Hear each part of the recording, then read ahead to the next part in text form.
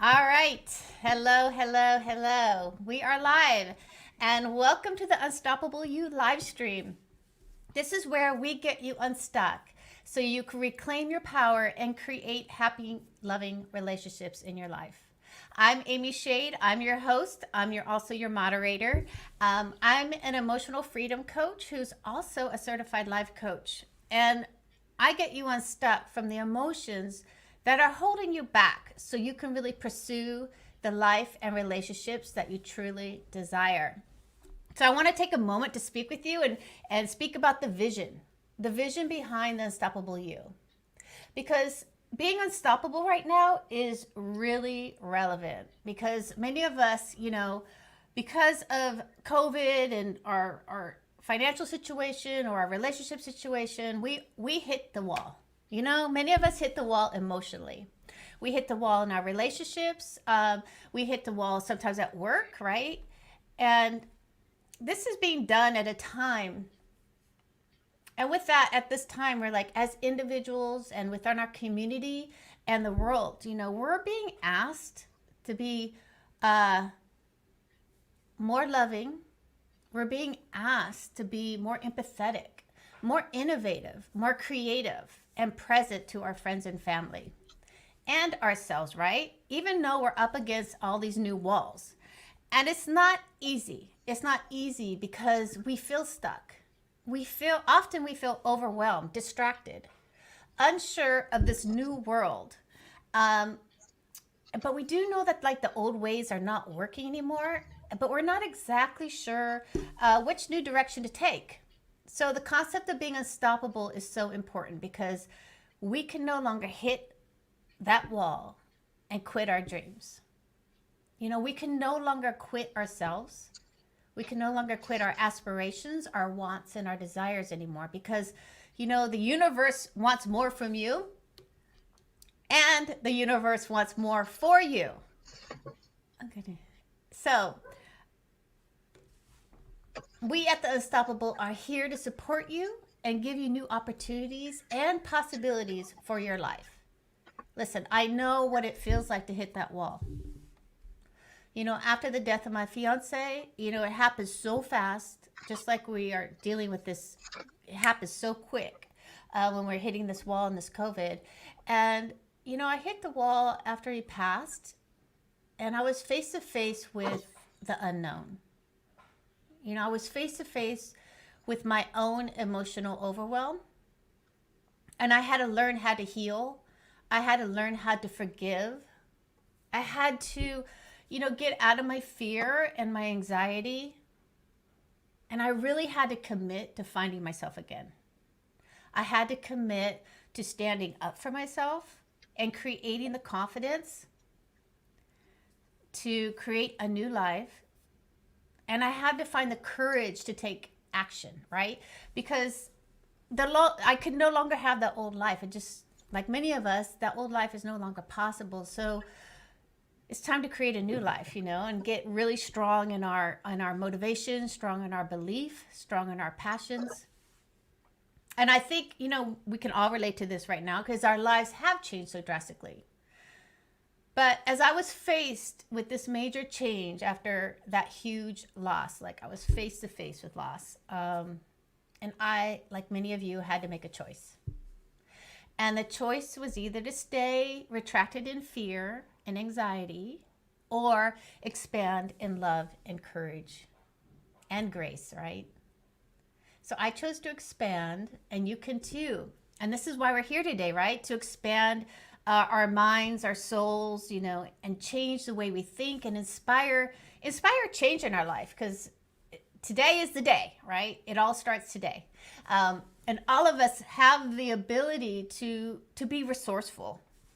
We have the ability to be committed for the change that we desire in our life, even in these uncertain times. And these times are definitely uncertain.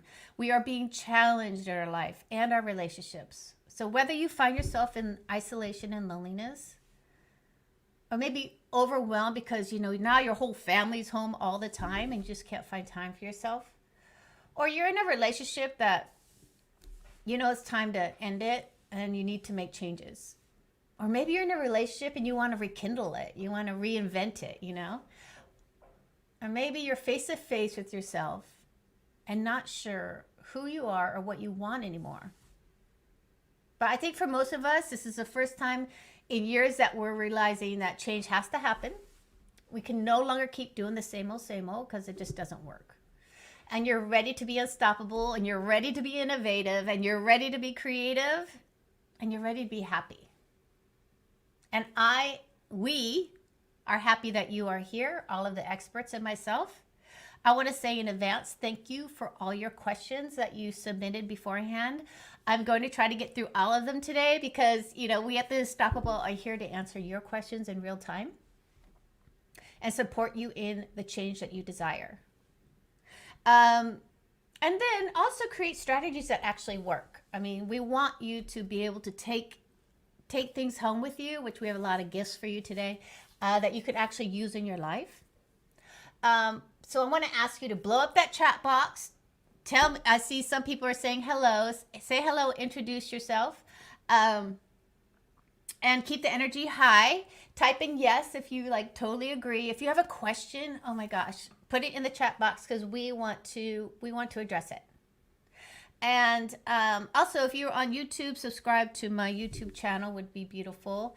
And I want to introduce you to our first round of experts today. So welcome, ladies. Let me get Lindsay in here. Lindsay. Good afternoon. Good afternoon. So I want to introduce you all. We have Lindsay Vertner. We just talked to her. She's a peak potential strategist and transformational speaker.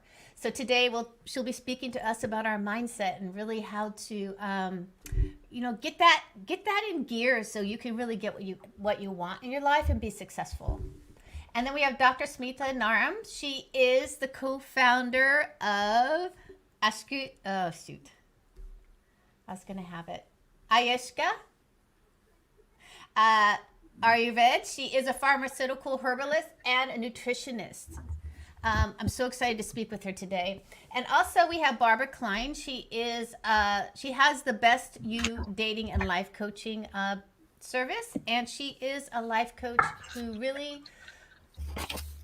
focuses on you and your self-love and your confidence.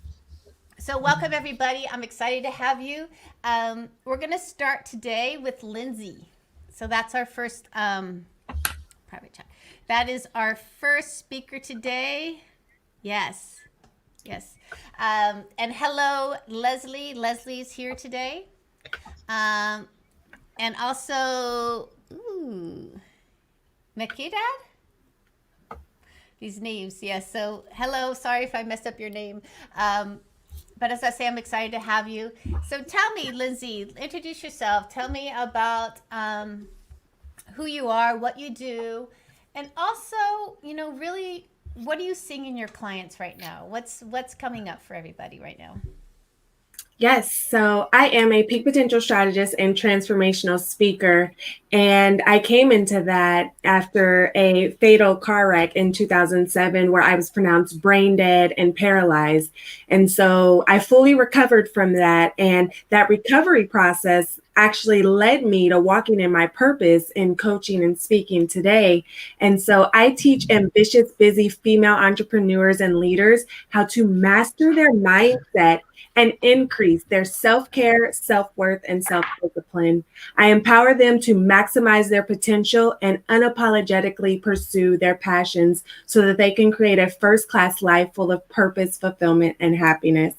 And what I'm seeing in a lot of clients today is just that feeling of uneasiness, the kind of they're excited about where they're going, and even through COVID, they have all the things, but for some reason they're still feeling unfulfilled, and imposter syndrome is creeping up in a lot of people, and that lack of confidence is creeping up in a lot of people.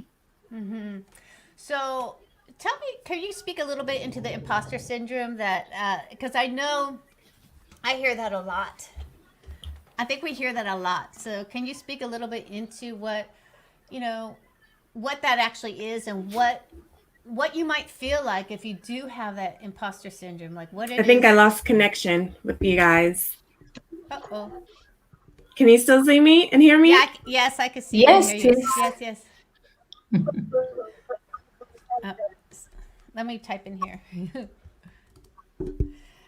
So can you hear me, Lindsay? No.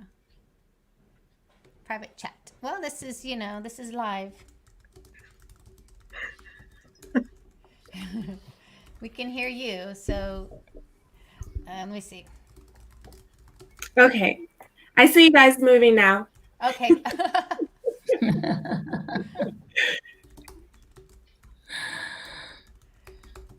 So if you could speak into the imposter syndrome, what is that like?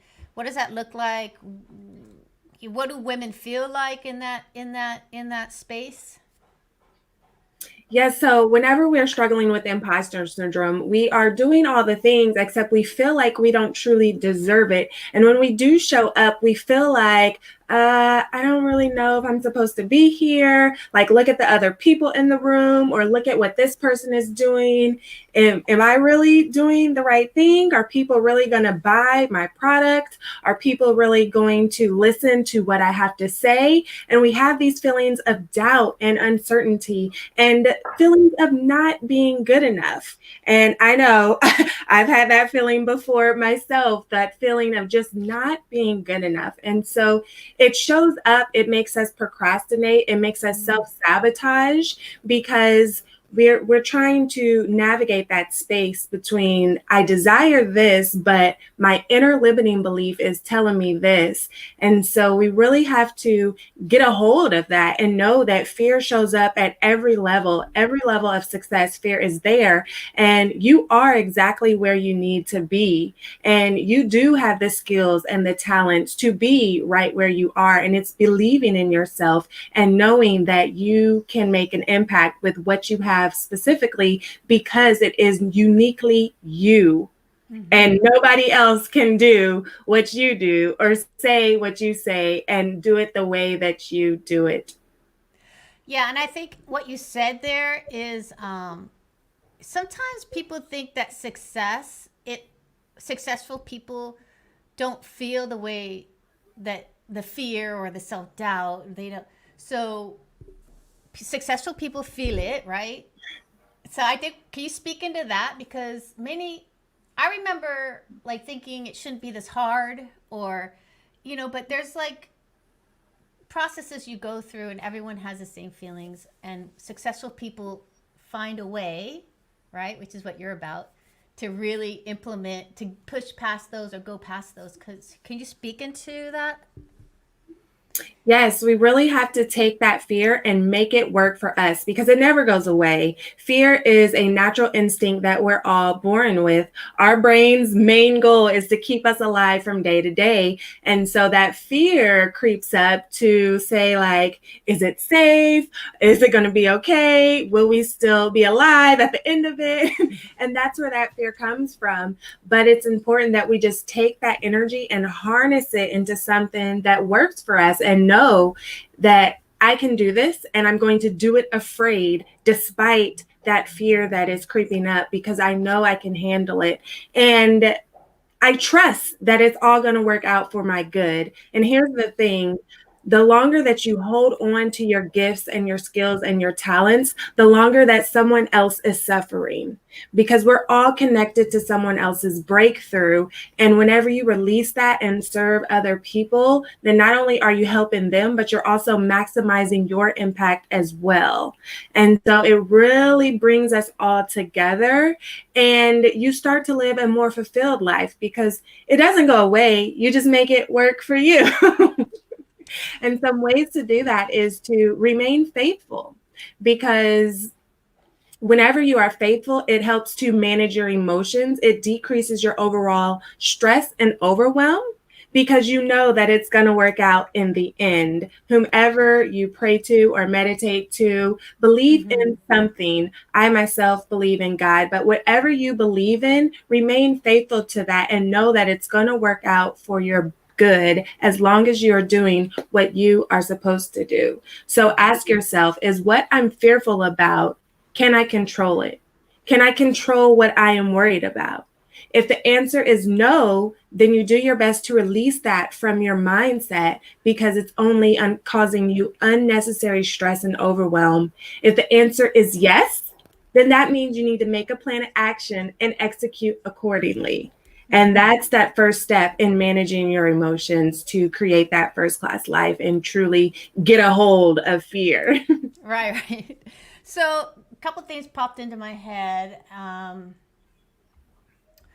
So I love that. This is what came up for me was perfection, because women are debilitated often by perfection. We have the perfection gene or something, like we're afraid of making mistakes. We're afraid of really showing, like you said, showing your gifts. When you withhold your gifts, you're withholding connection with people, right?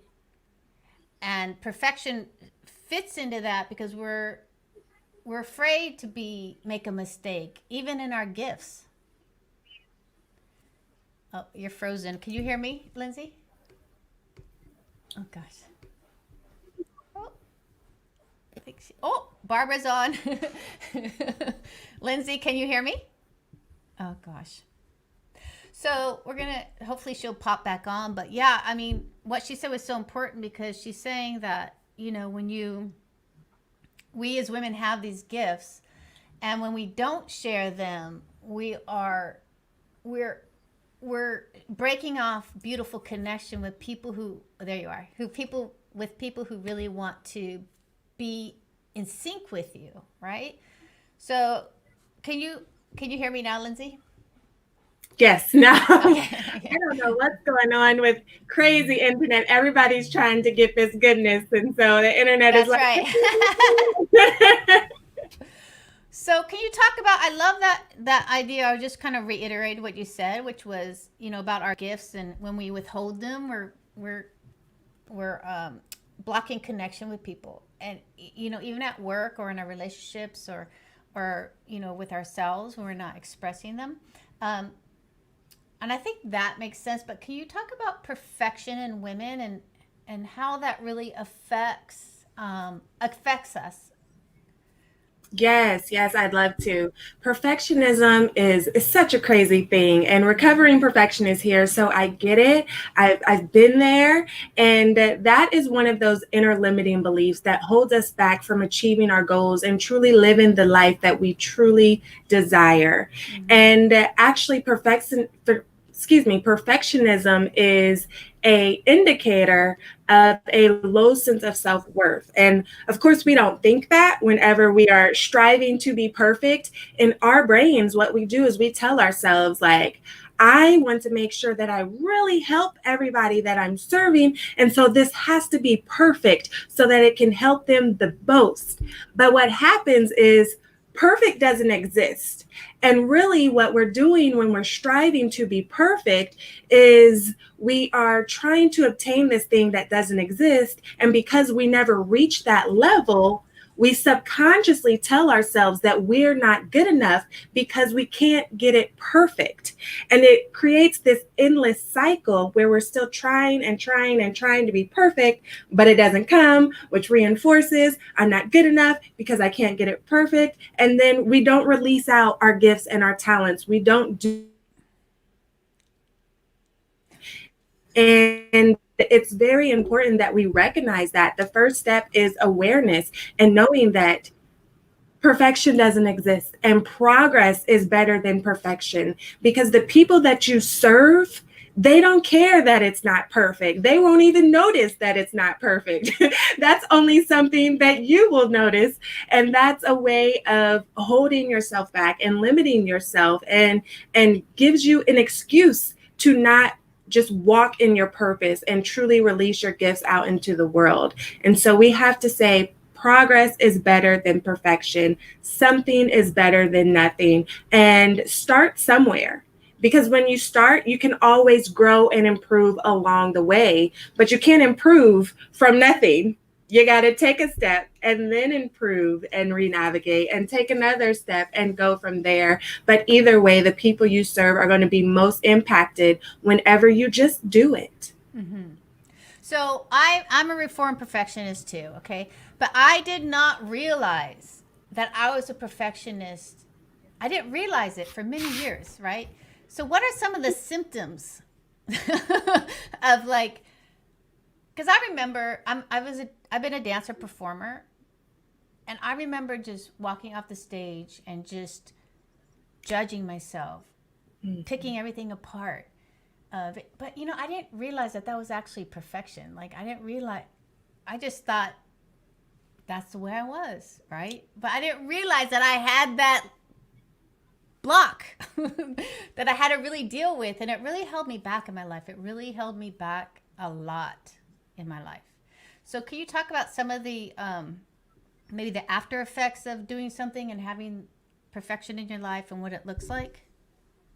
Yes, usually we can trace those limiting beliefs back to something in our childhood. And so I briefly mentioned that I was in a wreck in 2007. And what happened was I found myself waking up in a completely dark room. I had no clue where I was. I went to speak and I couldn't speak. I went to move and I couldn't move. And I started to panic, like, because what else do you do in a moment like that? I have no clue where I'm at. It's dark, can't see, can't move, can't talk. And so I panicked so much that I exhausted myself out into the point where I passed out. And the next day that I woke up, I thought to myself, like, man, that was a crazy, crazy nightmare. Only to slowly realize that I still didn't know where I was, still couldn't move, still couldn't see, and still couldn't talk. However, before I could panic again, a lady walks up to me and starts talking to me. And essentially, she's filling me in on what had occurred an entire week prior on May 13th, 2007. The car I was driving flipped multiple times like it was doing backflips before going off the opposite side of the highway and landing upside down. I was cut from the car and pronounced brain dead up on the scene. I was lifelined by helicopter to a trauma hospital where again I was pronounced brain dead up on arrival. But God had other plans for my life because despite being pronounced brain dead on multiple occasions, the surgeons proceeded to do emergency surgeries anyway.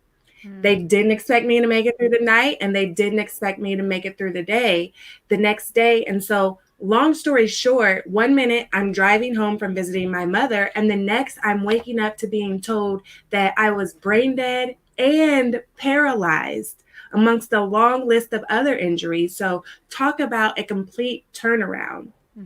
And that's where mastering your mindset is so important because I realized I had two choices. I could either be a victim to my circumstances or be a victor over my obstacles. And I chose the latter to truly create the first class life that I desired. And during that recovery process, that's when those feelings of not being good enough really started to boil over, and things that I thought I had healed from my past just came to a head. And I traced it back to my childhood, those feelings of not feeling good enough, that need to be perfect, that need for everyone to like me, started during my childhood with an absent father because I was telling my subconscious, if I'm perfect at this, then I'm good enough to be his daughter. If all these people like me, then I'm good enough to be his daughter, which only resulted in my people pleasing and my strive to be perfect. And although I had a good childhood, it was detrimental to my subconscious and it affected how I engaged and interacted as an adult. So that is a key step in just growing and overcoming perfectionism, is seeking some therapy if you need to, or hiring a coach, whatever is that outside help, so that you can begin to heal those past traumas and those past negative experiences that are subconsciously affecting your actions right now on today. Yeah, so that was a beautiful story, and that's amazing. And it just shows how I believe in the power of choice. I love the power of choice, and where that we can talk about that maybe in the round table. But I do have a question from the audience that I'd like to bring in for you. Teresa asks you how to obtain financial wealth and success. And I thought to myself, well, this would be a good mindset question for you. So how does one become financially and successful? Or because I believe it all starts with mindset. Lindsay, did you hear me? Oh, did you hear me, Lindsay? No, she didn't hear that. So, can you hear me now, Lindsay? Woo! How about now, Lindsay? Can you hear me? No, she's. So I'm gonna put in here. I'm gonna see if I can't private chat you. I think I missed the question. I heard Yes. you say, I believe it all starts with mindset and Yes. something Okay. about financial. Okay. You're back. You're back. So Teresa asks how to obtain financial wealth and success. Now that can be done in many genres, but it all starts with a mindset. Yes. So how she wants financial wealth and success, like where would she start? The first step is awareness and knowing that you do want more for yourself. And it does all start with your mindset, because everything in our personal and professional lives starts with our mind. Our minds are so very, very powerful. If you think about it, the device that you're watching this on started as a thought in someone's head, and then they took some action, and now here it is. Now you have a computer or a phone. Every single thing starts with the thought, including the life that you are living. And so when it comes to money, we have to identify what are those money beliefs that we've grown up with that we didn't even recognize. They might have been passed down from our family, passed down from society. And then as we grew on our own experiences only reinforced that mindset. And so you have to identify your personal money beliefs and what that looks like for you. And then you have to work to change them, because it's not enough to just say, oh, I want to be wealthy.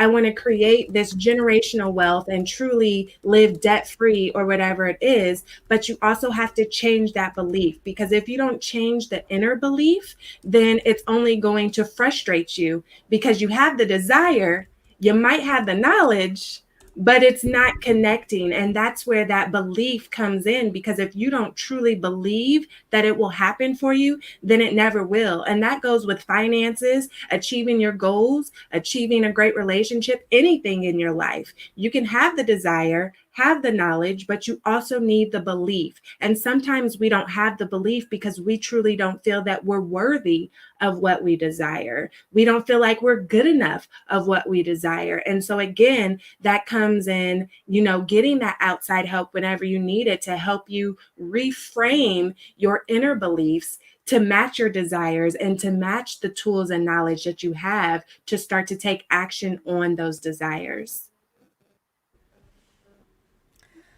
Yeah, and I think for many of us, we don't realize that we have limiting beliefs around money. Can you speak about that a little bit, like what those beliefs might be? Yes, so those beliefs may be, I have to work hard for the money I get. And so if you're not going, working hard 24/7, then you might get some income and feel like, oh, I don't really deserve it because I didn't work hard for it. Or you might spend your days just tirelessly working and working. Maybe you got 5 jobs and you don't really get to spend time with your family because you feel like you have to work this hard to get the money that you get. Or maybe you feel like easy come, easy go. So just as easy as you get money, you lose it in one way or another. So there are a lot of different money beliefs. I know a personal belief that I had to grow out of was that feast or famine, where there was a lot of money and then there was a scarcity. And it was just a continuous cycle that I had to recognize and then take the action towards breaking that cycle so that I could build the generational wealth and the financial legacy that I wanted for my family. So, One book that I recommend is called Abundance Code. And that really dives deep into the different levels of money myths that we have and hold about ourselves and starts to give you some tips on how to change those.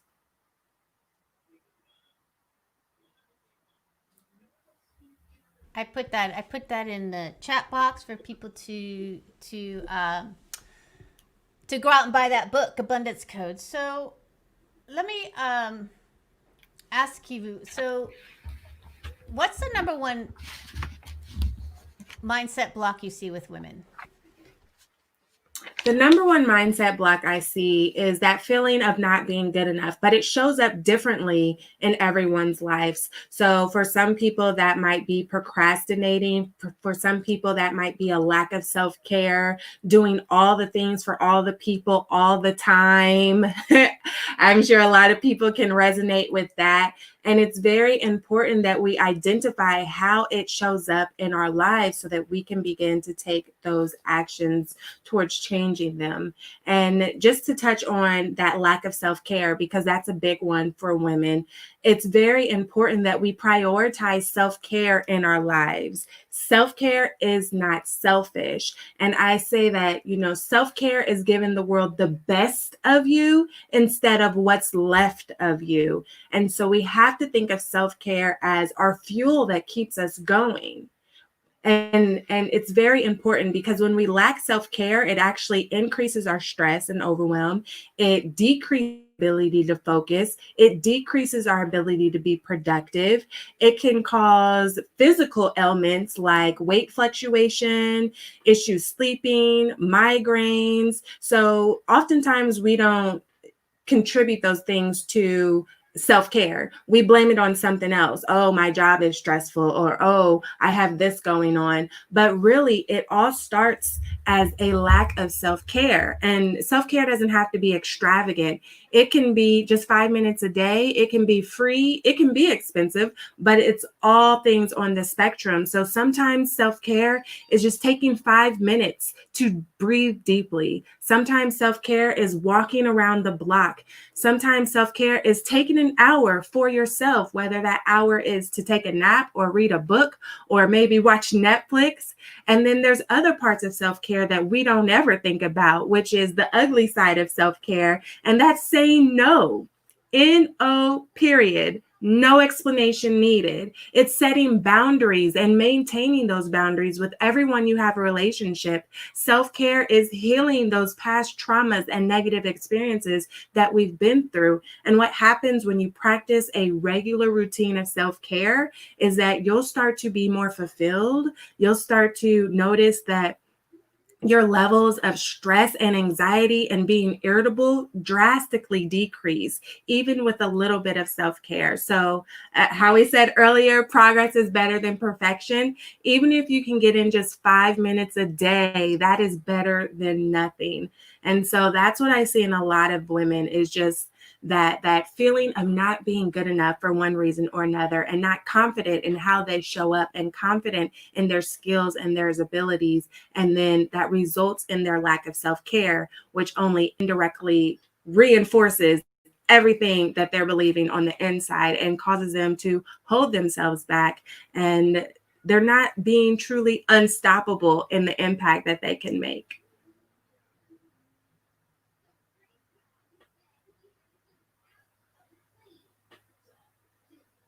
You're on mute.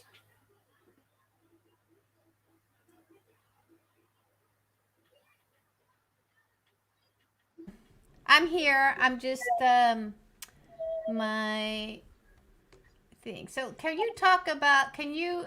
I know you have a gift for our audience, which could you speak about, and then I'll put it in the chat Yes, box. because I want you to take action today. I have an action plan guide that's going to help you effectively create a plan towards taking action towards your goals. Even if that goal is just to clean your house, or maybe you have a professional goal, maybe it's building your business or, getting a promotion, whatever that goal is for you, this is going to help you create a plan where you will take effective action and one that you'll actually stick to. sometimes we make goals and we make a plan, but then we don't stick to it because it doesn't really resonate with us. And so this is going to take you step by step in how to map out your goal and create an action plan in a way that is effective for you. And so it's called the Red Light, Green Light Action Plan Guide. And it gives you examples. It walks you through every single step of the way. And you can complete this guide for every goal that you have. And you can download it at bit.ly/take action download. And I know Amy's going to put that in the chat. And just get it. You'll love it.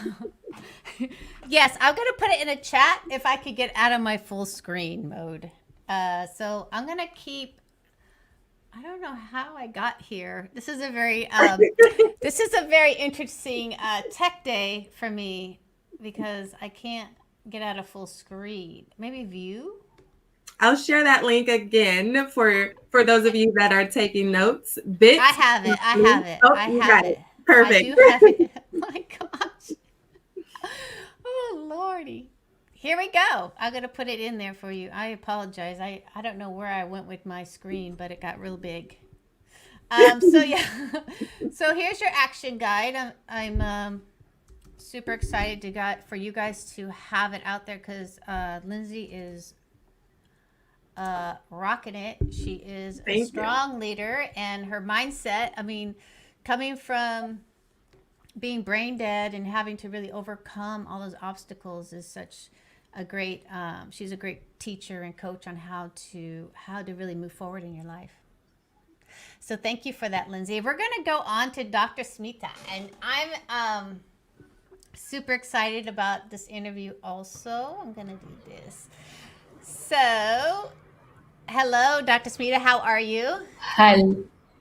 Hello. I'm very good and so happy to be here. Very excited. So introduce yourself and tell us about what you do.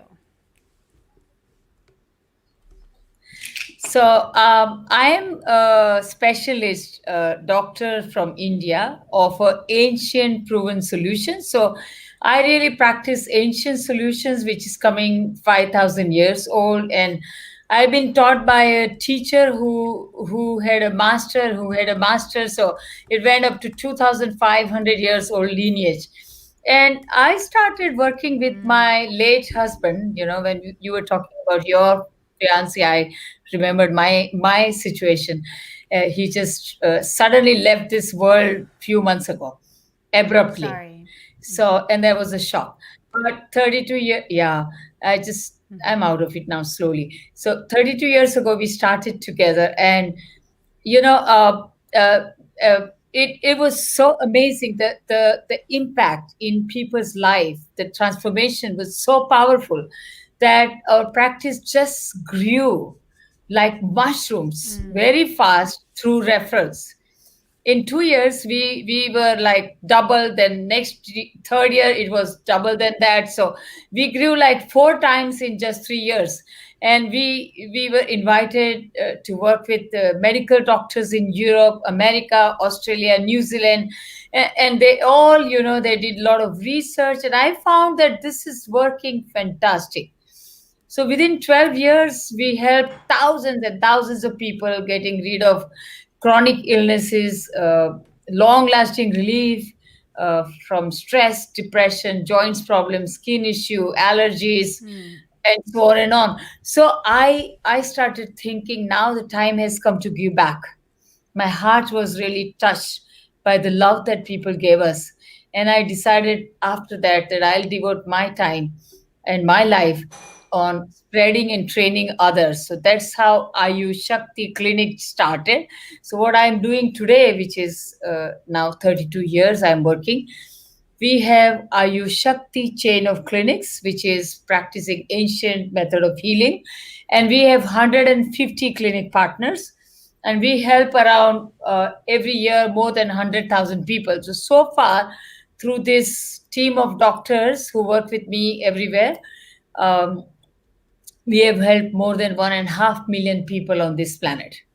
So, and I'm here just to share. So using that knowledge, if somebody can get some benefit, I'll be so happy because that's my purpose of life. Thank you for that. Can you speak into the Ayurvedic medicine? Like, what exactly is it? So basically, what we practice is coming from Ayurveda, but it's coming from a lineage which is like really practiced through a lot of proven techniques. So what we focus in a very simple language, three pillars. First one is related with balancing constantly who you are. So we think this body is a temple or church of your God, who is your soul in your heart. Okay, so this body is like a house of your soul, and so you have to keep this body like the house has to be always kept clean, and it should be strong. If your house is strong, anybody throwing stones on the house, it doesn't break. So exactly, we are exposed to toxins, infections, bacteria, viruses, poisons. And if your this body, this house is strong, it will fight it out and remain healthy all the time. In the same manner, in our house, when there is dirt, so these toxins we call it ama in Ayurveda, okay? But that's very technical. I don't want to speak a lot of Sanskrit words really. And then you have to keep your house clean. Why? Because if there's a dirt always attracts fungal, and it decays, putrefies, becomes smelly, blocks things. Same in our body, whenever there are toxins produced, and mostly it is produced because we are under stress, we don't have a right lifestyle, we don't eat right food, and then that we can't digest, and then it doesn't go in the body, but it becomes a toxic mucus, which is half digested, half processed. So wherever it goes, it creates blockages. And if it settles in a tissue, it changes structure of our system, and our own immune system thinks this is a foreign body and starts attacking it. And that's how the autoimmune situation is created. So detox, first remove toxins, keep your house clean, and nourish, keep your house strong.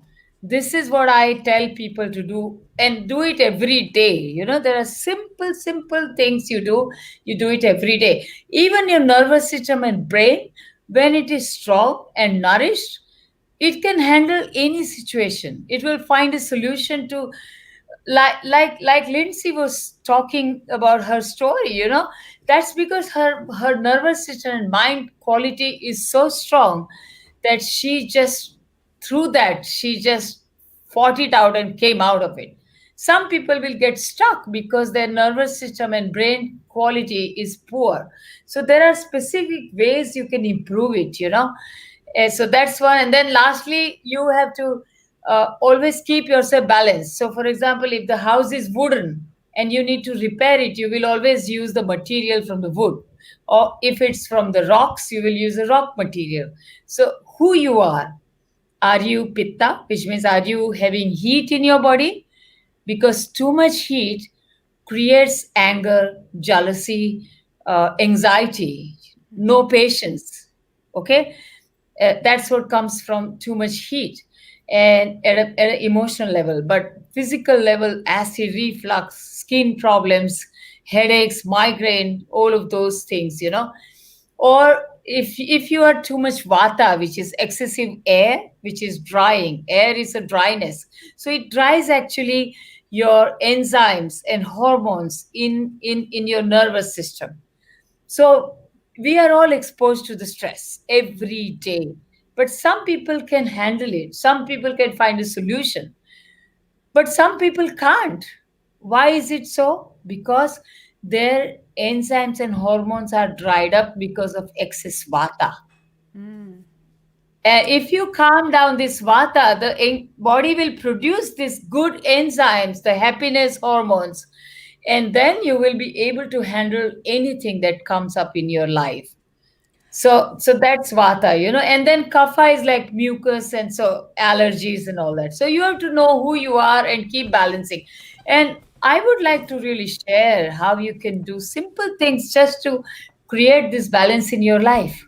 Mm. Few little things, So before we get to those, can I ask you, because I have a question on someone asked who was like, how to be less emotional. I react so quickly to the negative. So, and I want to talk Wow. about that the vata, the energy, like the energy part. Like, Yes. can you like Yes. what is that? Because I think we forget that we are energy Yeah, we are. We are kinetic, dynamic, static energy. and how that plays into our mental health and our physical health. Wonderful question. Really wonderful question. So let me focus here when it comes to relationship, emotional being, and everything, vata, because that plays a major role. And toxins. These two things are playing major role. I tell you how.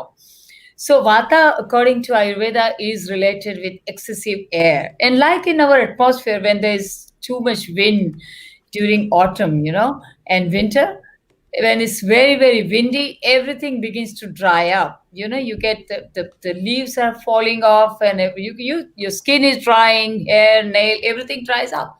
Exactly same when we eat something wrong, like extremely salad raw food, if you want to take raw food, you should maybe add a little bit of olive oil or something so it's lubricating, it doesn't produce gas. But some people can't handle even that because it produces gas. So be sensitive to the signals your body is giving.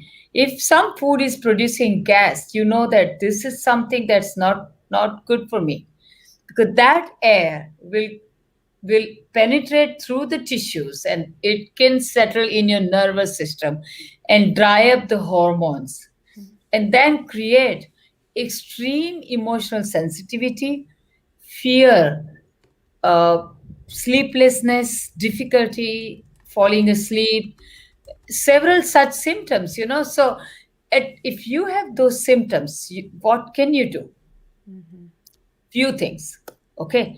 You can actually start eating warm, soupy, fresh food instead of canned and preserved food, because canned food are vata producing, excess air producing. Stay away from gluten and lactose because those are producing toxins, and we'll talk about what toxins are doing in our emotional system in just in a second. But to calm down this vata, two things can be very effective. Number one, at night, just drink a teaspoonful of castor oil. Okay, purified castor oil is extreme vata calming from nervous system. And I have seen people who can't sleep at night and their mind is running and busy, busy, busy constantly. Yeah, we all have that sometimes. If they just do this simple kitchen formula, very simple, just take half a cup almond milk, warm it up a little bit. I am not in favor of lactose and dairies because in my so many years of work, I've seen it's extremely inflammation causing.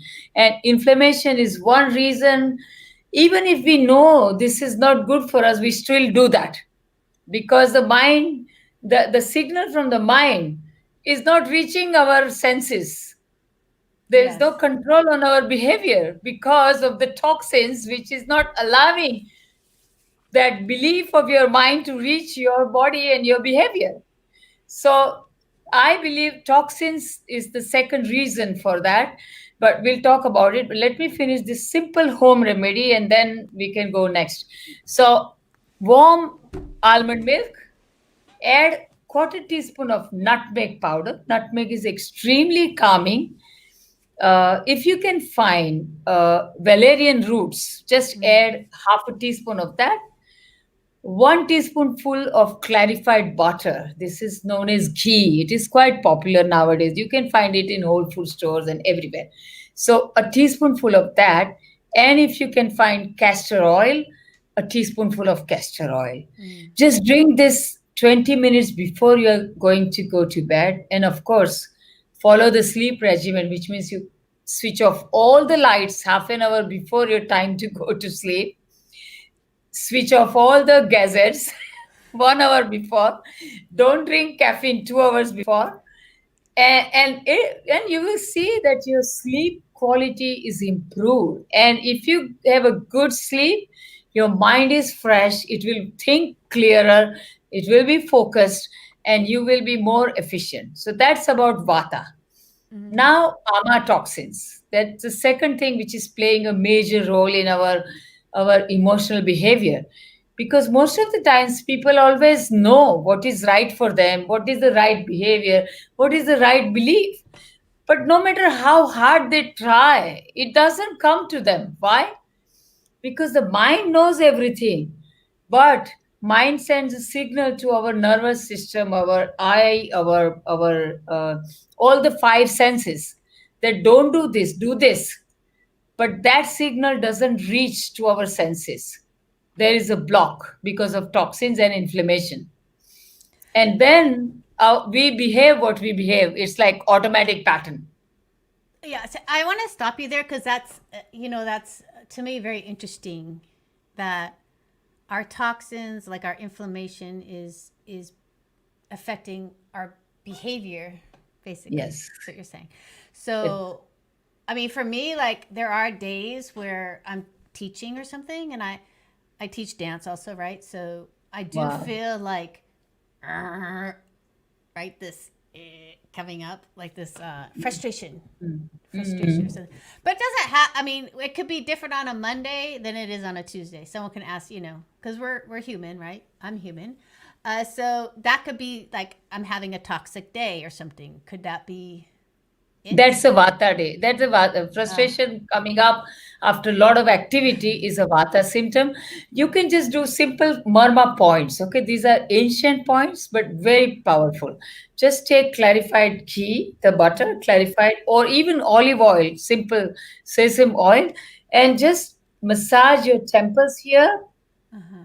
very gently, and put a drop in this notch in the throat here. Mm-hmm. Yeah, and just put a drop here in this center point in between your eyebrows. Mm-hmm. That's it. You will feel immediately centered and calm. It's a very simple technique, but very powerful. But that's still a vata symptom, when you do a lot of activity and then you feel all spacey, lightheaded, frustrated, too much, uh, like completely short circuit in your head. Mm-hmm. That's a vata symptom, really. And the best thing is instantly drink a teaspoon of ghee with or olive oil, any kind of oil, because oil is lubricating and reducing vata. So Mm. drink it with ginger, warm ginger tea, and you will feel instantly calm and clear. Mm. That's so interesting. I never really thought about drying up is affecting my is affecting if I'm frustrated or not. Yeah, because happiness hormones and the serotonin and the several huge number of hormones and enzymes which are creating constantly balance Mm-hmm. to calm down whatever we are impacted by stress, emotions, grief, etc. If those are not working very well, dried up because of vata, then our stress becomes more powerful than the life situation, than the healing power of the body. Mm. Because we do have healing power constantly. Yeah, I mean, our body is amazing. Oh yeah, Can, absolutely. We can are. you can you speak into just that? How beautiful our body is, at the potential we have, all of us Oh have. yes. It's so Oh yes. beautiful, right? It is. It is. It is so beautiful because I mean, it heals. It has capacity to heal. You just have to support it. I'll just give you one example. It's very for me. It was a life kind of opening example. I had this woman who was. I was working in Norway, and she just had a huge, huge, huge panic attack. Huge, and she was shaking with the panic attack, literally. And she told me the heartbeat was going fast and she was like shaking. So I told her, because I knew that our body heals us naturally, you just have to support. So I just put ghee in her navel, just pure ghee in the navel belly button region, and I just pressed it, and the belly button was drinking literally this ghee. It Oh my God. disappeared. It drank like 3 teaspoonful of this oil. That much dryness was there, and she just calmed down in 3 minutes just by doing that. But the body, as soon as the vata was down, the her own uh, system started working, Mm. and it just recovered from panic attack just in few minutes. So that's how we are. We just have to let us work.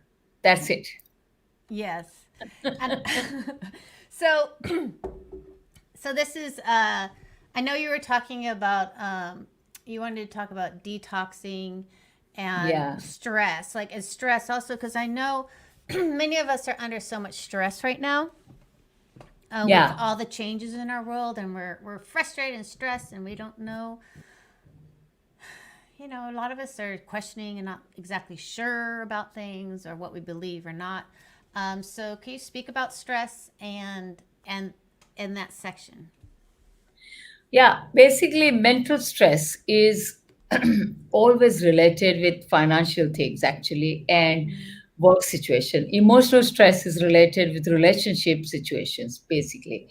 And And it is important that we keep our tissues nourished on a daily basis. That's very, very important. So I always tell people to drink. So detox and nourish is the key. Mm. So there are few signs of toxins in our body. If you have these signs, just do this simple detox, which I'm going to just share right now very quickly. So, one sign is that when you look at your tongue in the morning, it's coated thick white mucus. Even Mm. during the day, there's a white mucus on the tongue. That's a sign of toxins. Or when you eat your food, even little bit, lunchtime, and you need to drink coffee to stay alert. Otherwise you can't focus, you can't make decision. For 1 or 2 hours it's completely foggy. So that's a sign of toxin in your body. Or you feel exhausted so easily, or no matter how hard you are exercising, dieting, it's still your weight is not going down. That's another sign. Or your joints are aching, your mind is confused, foggy, can't make decision, it's not clear. You know that this action is the right action for me, but the mind is not deciding that yes, go for it. It's not deciding. Okay, you know it. Okay, this is the right thing for me, but you are not doing it. So that's a block. So these are physical blocks creating emotional and mental blocks.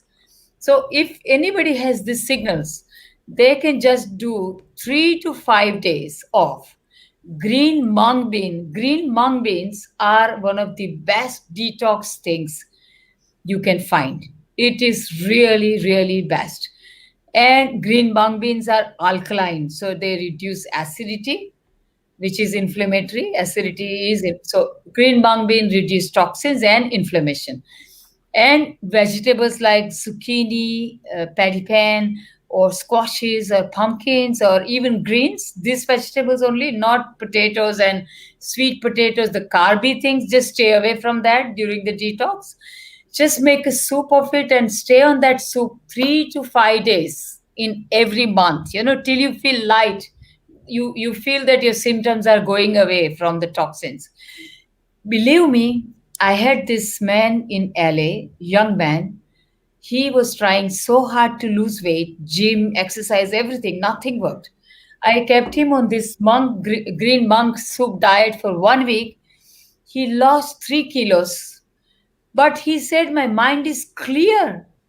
I am able to make decisions in my business. In this month, he said, I took the decisions which I was supposed to take 6 months ago, and I've earned now more money, and my losses are gone.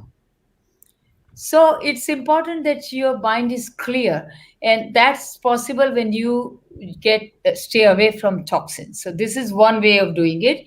Other thing, regularly, as I told you, never eat red meat, deep fried food, gluten, especially wheat Yeah. and dairy. This, if you stop completely and stay away from everything which is preserved and processed, trust me, you won't produce new toxins.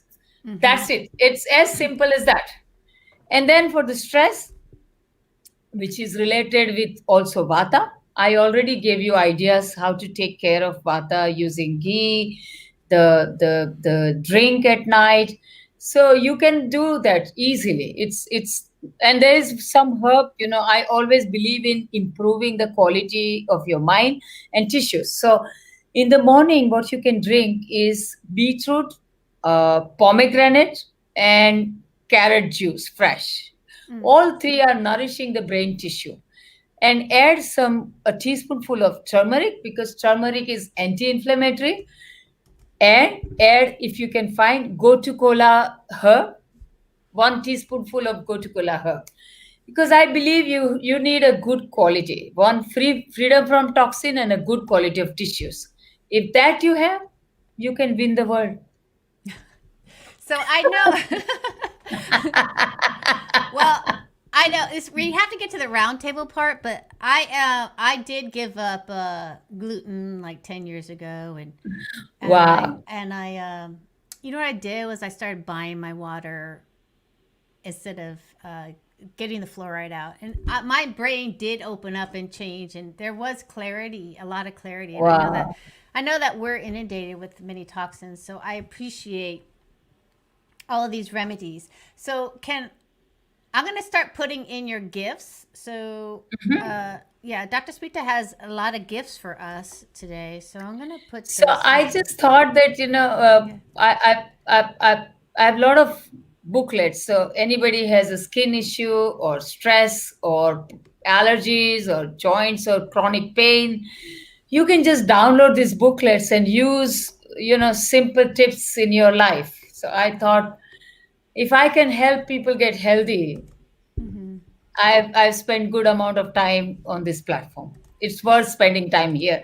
So you know what? If you use whatever wisdoms I've told you in your life, you are Mm-hmm. actually obliging me, Mm. because you are giving me opportunity to serve God that is in you. And Mm. that's what I want to say, nothing else. So just don't keep this knowledge like a book. Use it, try it, share it with your friends so that they can use it, and that will that will be your obligation to me. Yes. And I know that you, well, there's a lot. The healthy gut, the immunity, stress. Yeah. So skin, arthritis. If you or someone you know, right, are having these Yeah, yeah. issues, I think, just this type of thought going into our health is what we usually don't get in America too much, like United States, if you're in the United States, or I don't know about the other countries, but like, just having these simple remedies, or this idea of energy and negativity and being, I know even in medicine, you speak about the different seasons and just the whole holistic approach to medicine, which I think is really great. So Yes, these ones are actually made for American people, because we have 20 clinic partners in America, medical doctor, chiropractor physicians. So right. it's made for that. Yes. So it has everything that you can find it. Great. And that's, yeah, I know. I thank you so much for sharing all that with us. And I know you have also a phone consultation that people can Yeah. reach out to you and book a call with And I've you. given a special 75% off for phone consultation with any of Ayush Shakti doctors. Mm, So that's a special offer for only people who join this crowd. Yeah, yeah, it's thank only you. for that. Yeah. Yes. I didn't. Okay, I gotta work on my. We gotta work on my Vita drying out thing. I gotta work on that. Well, I'm always there if you need any Okay. support. You are like a family, and you put together such a great program, and you're working for people's life. Yeah. I have to support your life. You are like a family. Yes, thank you. I'll do it with love. Yes, I'll take it with love. I will take it with love. So, so this is the roundtable part and of this program, which is really I love this experience. I'm gonna unmute Barbara Klein and introduce her and have her speak about herself and what she does before we go into the roundtable. So, if you could take a moment with us, Barbara, and introduce yourself and tell us what you do and all that. Thank you so much. Thank you, Amy, for having me on this awesome program. So I am Barbara Klein, the Love Coach. I own The Best You Dating and Life Coaching, and I am a dating coach as well as a life coach. And I love helping singles who are feeling frustrated and lonely by teaching them how to discover their own self-worth so they can fall in love with someone that they are aligned with. And the life coaching aspect is so important in the dating realm, but it's so important in everybody's life.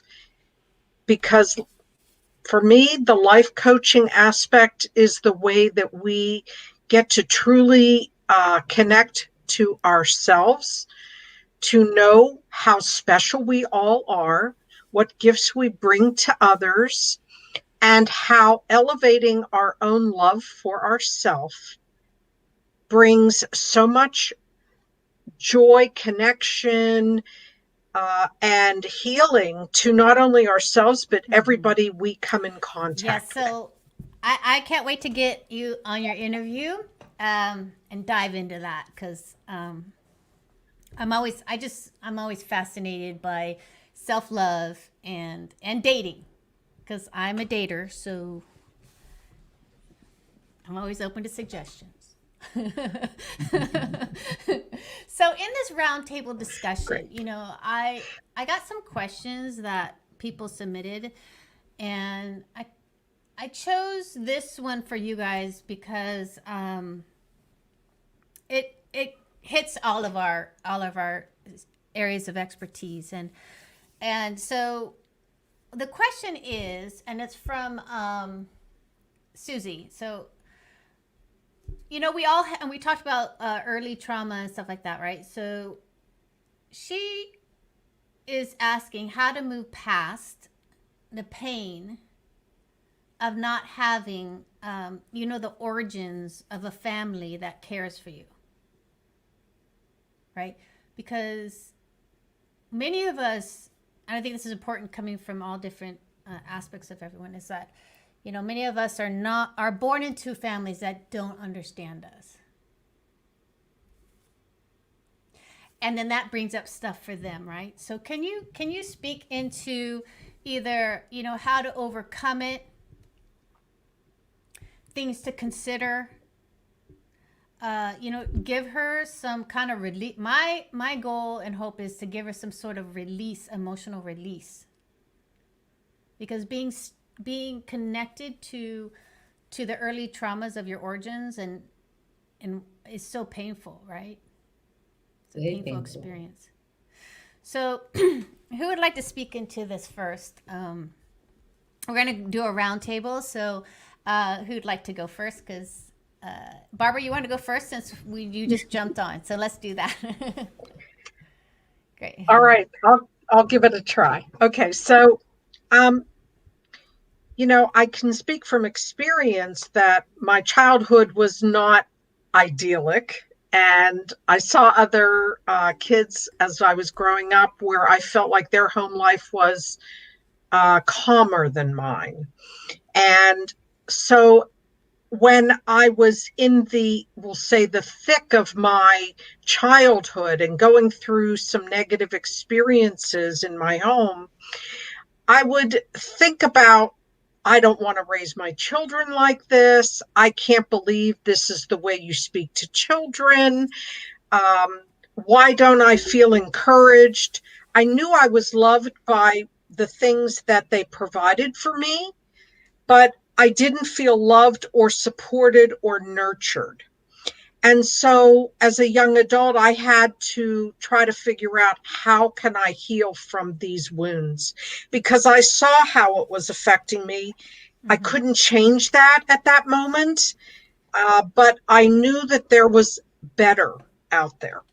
And so I really worked hard on myself. Yes, I put myself into therapy, had some very intensive circumstances that allowed me to really look at things differently.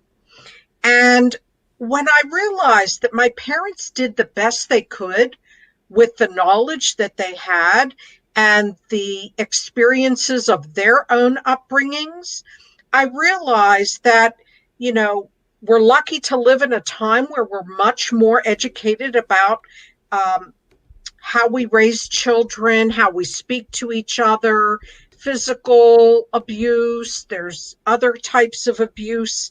I personally experienced emotional abuse. But so I realized that with knowing that my parents did the best they could, I was able to sit down and actually have that conversation with my parents. And it was a life-changing experience, not only for me, but for them, because they finally got to hear from an adult what growing up in their household was like. And the things that I asked for after we got through the healing part was, I asked for us to say, I love you, because I never heard that in my home. I never felt good hugs. And I said, I want hugs all the time. So we started doing that. And the way that transformed not only my relationship with my parents, but also the future that I had with my parents was unbelievable. So that happened somewhere in my mid-30s. At the age of 39, my husband suddenly passed away, and my parents were my rock. And my father and I truly connected so intensely during that period, becoming confidants with each other. My mother then a few years later passed away, and I was my father's rock, and I was his confidant. And then a few years later, he developed dementia, and he ended up moving into my home and being in my home for 6 years until he passed away. So we get to open up and talk to our parents about what we experienced. And if we speak from I statements, not you did this to me and you made me feel this way, but this is what I experienced and this is how I felt, it can be so healing and revolutionary. And I have 4 other siblings, and it changed their lives as well. So being able to move forward in my life in that way with my family, and being able to nurture my children in different ways than I was nurtured or lack thereof, being able to communicate with my husband and my other relationships that I've been in ways that I never saw my parents do. There are ways we can evolve as human beings in order to make our lives better, no matter what we've been through as a child. Beautiful. Who wants to jump on next? Okay. I'll share. I think one thing that's important is that we allow our pain permission to evolve. And that's very counterintuitive from what we're used to. But we have to give the pain that we are experiencing that intentional permission to evolve into something greater. I know I briefly mentioned about how I had an absent father. And so I'm very grateful that my mother was amazing. She showered me with love. She gave me all the support and encouragement. But still, because my father was absent, there was that subconscious belief of not feeling good enough. And so allowing myself as I got older to feel those emotions that I was feeling and being willing to communicate that to my father. I never even called him dad until I was an adult in college, but having that conversation, like Barbara was saying, was very crucial to the relationship that we have now, because we're in a much better place. And he's been an absolutely great grandfather since day one. And I'm glad that I took that time to begin to heal the relationship before I had children. And one way that you can begin to do that is by seeking therapy, because sometimes we can't allow our pain to evolve on our own, and we do need that outside help. And then being willing to forgive, even if our parents or our family never apologize. That's a big key right there, because they have their own reasons for why they behave the way that they behaved, and they have their own things to deal with. And knowing that their actions and their lack of nurturing had nothing to do with you and everything to do with them and the own things that they haven't healed maybe in their life. So being willing to forgive. And one way that you can do that is by writing a letter. And you may choose to send it to them, or you may not. I recall I wrote a letter, a very angry letter to my father when I was in high school, but I never sent it. I had full intentions on sending it, but I never actually sent it. And just that moment was cathartic in and of itself. And so just allowing yourself that release to do that. And then I think it also helps to understand that sometimes people can only support us for as high as they've taken themselves. And for some people, that's not very high. And, you know, they are doing what they can with what they know how to do and with what they've learned and what they've been given. And so sometimes people can't change because they aren't aware that there's another way, or they aren't aware of how it is impacting you or will impact you in the future. And so understanding that helps to take off some of that pressure. And then lastly, knowing that we can't choose our biological family, but we always have the option to go and create a new family that is supportive and encouraging and loves us for who we are. So as much as we want our bios to be great, when they're not willing to do the work on their part, you always have that other option to create the family that you truly desire as well, whether that's through friends or, you know, using Barbara to find your spouse and creating your own family. Yes, yes. Thank you, Lindsay. Dr. Smita, you got something for us? Oh, She's muted. yeah, you're still muted. Yeah. Let's see here. Unmute. There you go. Right. Okay. Right. Done. Okay. So it was great, wonderful question, and such wonderful sharing from Lindsay and Barbara. My God, thank you. So I just want to add a few things. You know, all of this childhood trauma and the feeling of lack of love, or those things, you know, creates us, according to ancient science, a severe impact on our immune system. So it shrinks our immune system, or it will trigger hyperactive immunity.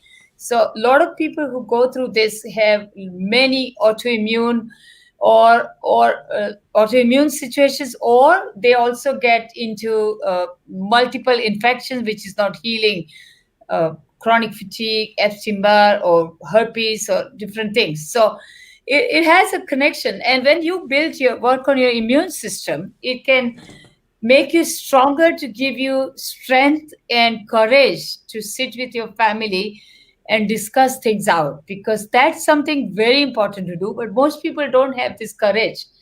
So I would just recommend only two things, actually.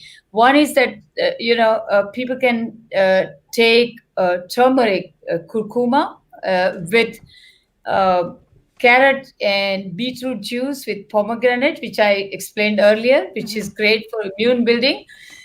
Just keep taking it regularly in a huge amount. Slowly, when you will feel stronger in your nervous system and immune system, you will be able to, somewhere deep down, you know that I need to talk it out, but you are not doing it. So you will find courage to do it. And the second thing, which I wanted to share with you, a very interesting experience.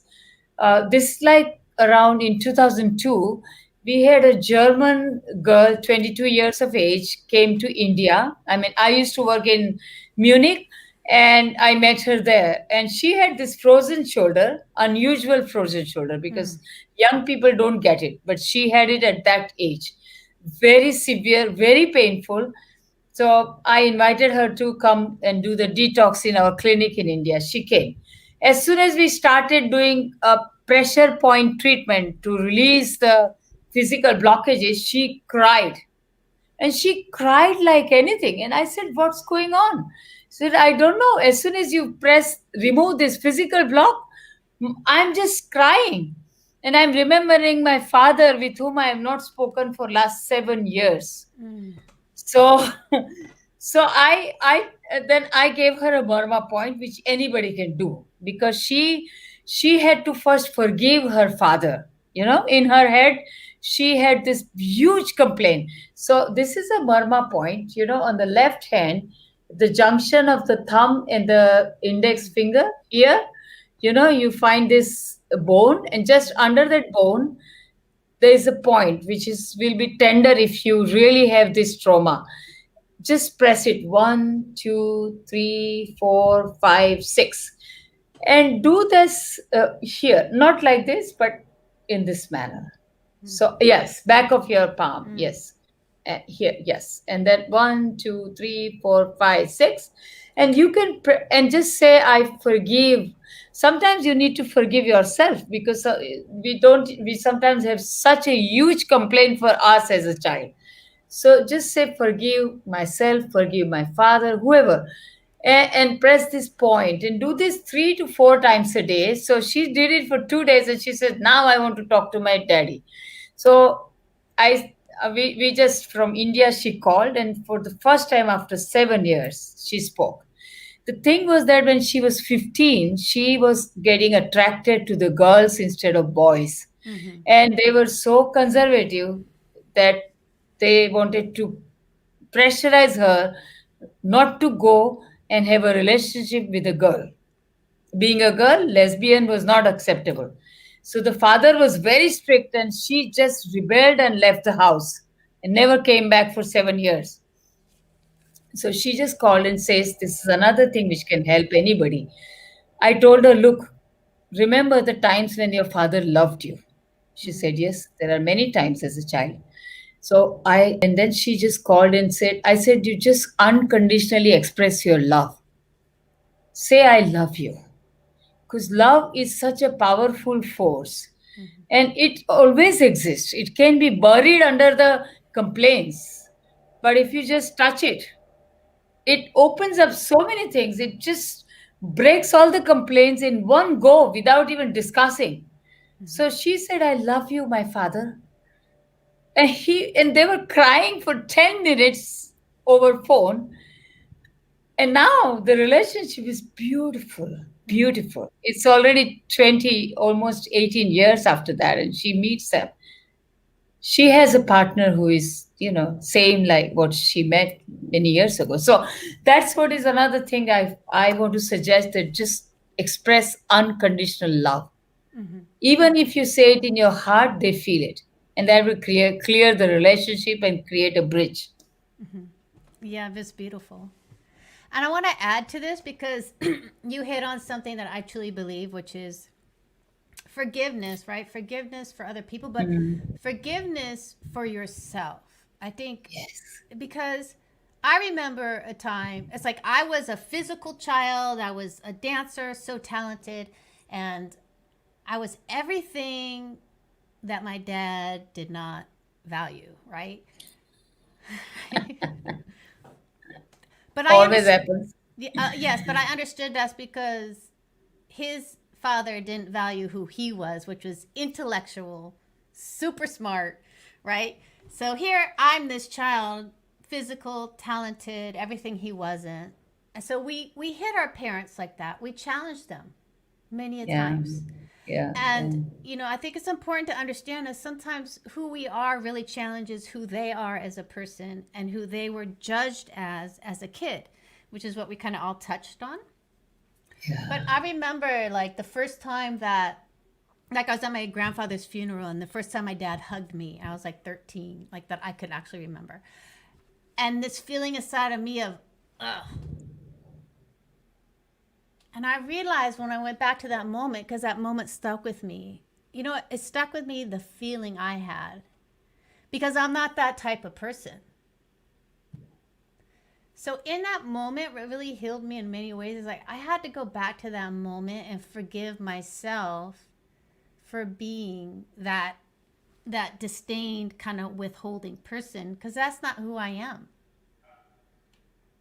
So forgiveness is so beautiful. Yeah, it could go both ways. When you go into like that moment of constraint is not who I am. Like who I am is free, loving, open. And what I was closed down, right? So going into the forgiveness of self it's a beautiful process of like, oh, I understand. That's not the person I really aspire to be, and it's not naturally who I am. So that was a big one for me with my healing with my father, was that understanding who he was, how I really challenged him, and how I had to forgive myself. You know, going in and just forgiving myself for that person I was being, because that's not who I am. So this was a beautiful talk, and I hope that this supported you, Susie, because we had so many different ways of coming at really understanding and moving forward in our life from an early trauma that is there and exists for us. It's real, you know. I think that's valuable too, that it is real. You have something to say, but now what are we going to do about it, right? Because that's always what it's about. That's how you become unstoppable, is you make choices outside of that your circumstance, right? Yes. So I know that I want to take a moment, because I know that Dr. Smita is in India, and it's 12 a.m. there right now. Yeah. So I thank you, because I know that, you know, you're up late with us today, and I'd like to also, if you're in the audience, give your love to Dr. Smita and thank her, because I just think that I'm so happy to be here. every new perspective of healing and coming into however you can get it, I'm all for. If you use it in your life, you will oblige me. Simple Yes. tips. I think it helps based on my such a huge experience. All right, so Dr. Smita, thank you so much again for being with us. Thank you. And taking the time. I know it's 12 a.m. there, so we're going. So, Thanks for inviting me, and I wish you all good luck for next speakers, and everybody should enjoy, have fun, learn, and go forward in your life. That's my desire. That's my wish. Thank you. Oh, you got a heart. You got some love here. You got some Facebook love from Diana. Thank you, Diana. Oh wow! Thank you, Diana, and lots of love to Lindsay and Barbara. You were awesome. Thank you for being there. I enjoyed your talk. I hope we can see again. I enjoyed yours as well. Thank you so much for all the Thank you. information. Take care. All right. Bye-bye. Bye-bye. Okay, so now we have Barbara. We're up with Barbara, and so tell me, Barbara, tell us, about yourself and your practice, and what you're seeing women go through right now, and then we'll move on from there. Okay, so throughout my life, to sort of give a little synopsis about my past, growing up in a home that I sort of described, but my father was a domineering, controlling person. And so that set me up for gravitating towards domineering, controlling men. And so I met my husband when I was 12 years old, but we didn't start dating till I was 15. And so he was my high school sweetheart, and we got married. And the reason why he and I connected as well as we did was because not only did I come from a dysfunctional family, but he came from one that was way worse than mine. So I didn't feel loved. He didn't feel loved, but we loved each other. So that unconditional love brought us together. Mm. So through our dysfunctional life, we created a marriage together. And we're married for 20 years until he passed. And we have two beautiful daughters from that marriage. Mm. And we both went on a journey of self-discovery, trying to figure out who we really are, trying to heal our wounds, etc. Mhm. And unfortunately, 7 years before he passed away, we just found out that he had bipolar disorder. So it took him a couple years to get stable on medication, but it sort of answered a lot of questions for the experiences that we were having in our marriage. So just to make a long story short, we weren't he had medical problems. He had this bipolar disorder. He ended up getting diagnosed with sleep apnea, and he also had a severe back injury, which basically he needed to stay in bed because no doctor would do surgery on him because he was extremely obese. Mm. And they were concerned about how that would affect his back if he had surgery on his back. So he basically was suffering the last year and a half of his life, and just suddenly died due to having the sleep apnea, taking medication that was sedating him. And so that was the experience we went through. So, so here I was also morbidly obese at the time. And what was going on in my mind not only was trying to help my children deal with the grief process, but also dealing with my own grief process and wondering who's going to love me now the way I looked. Well, I did go through some experiences with that. Mm-hmm. And after about 6 months, I ended up asking a friend of my late husband's to come and look at some work that needed done, both in my home and in my business. Mm-hmm. And the conversations when he would call me about the work ended up becoming more personal. So we became good friends. I really didn't know him. I knew about him, but I didn't really know him. I was busy running my own business. So when my husband was at home, friends would come over. I was not there. So we ended up creating a friendship and then eventually got into a long-term relationship. But what I also saw was that he was also domineering, controlling. So, but I was just happy that somebody loved me at the time. So as I continued to evolve and I lost weight and I did a whole bunch of things to continue to improve my life, after 14 years, I realized that relationship was no longer serving me. And so we broke up. And so I went on a journey of discovering who Barbara was and is, because I really didn't know. When I got married at 18, I moved from my parents' home into my marriage home. Then when my husband died, my children were there. And then being in this long-term relationship, after a few years, we did start living together. And then my dad joined us. And then I got rid of my relationship. My dad was still there, but he had caregivers at that time.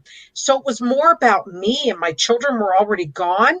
And I really had to focus on who I was, creating friendship with women that I didn't really have, because those relationships that I was in were isolating. It was all about them, not about me.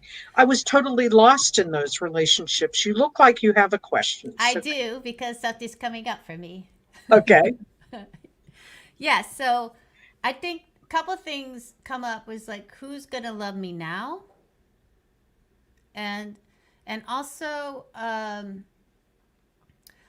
do have a question from someone who says, Rosa asked how to restart your life when you feel like you've lost golden opportunities and you haven't done the most rational choices. So, like, you had to start over, and then you started over, and you chose the same dominant, same kind of man, and so, how do you restart? Can you give us some, like, what did you do? How do you?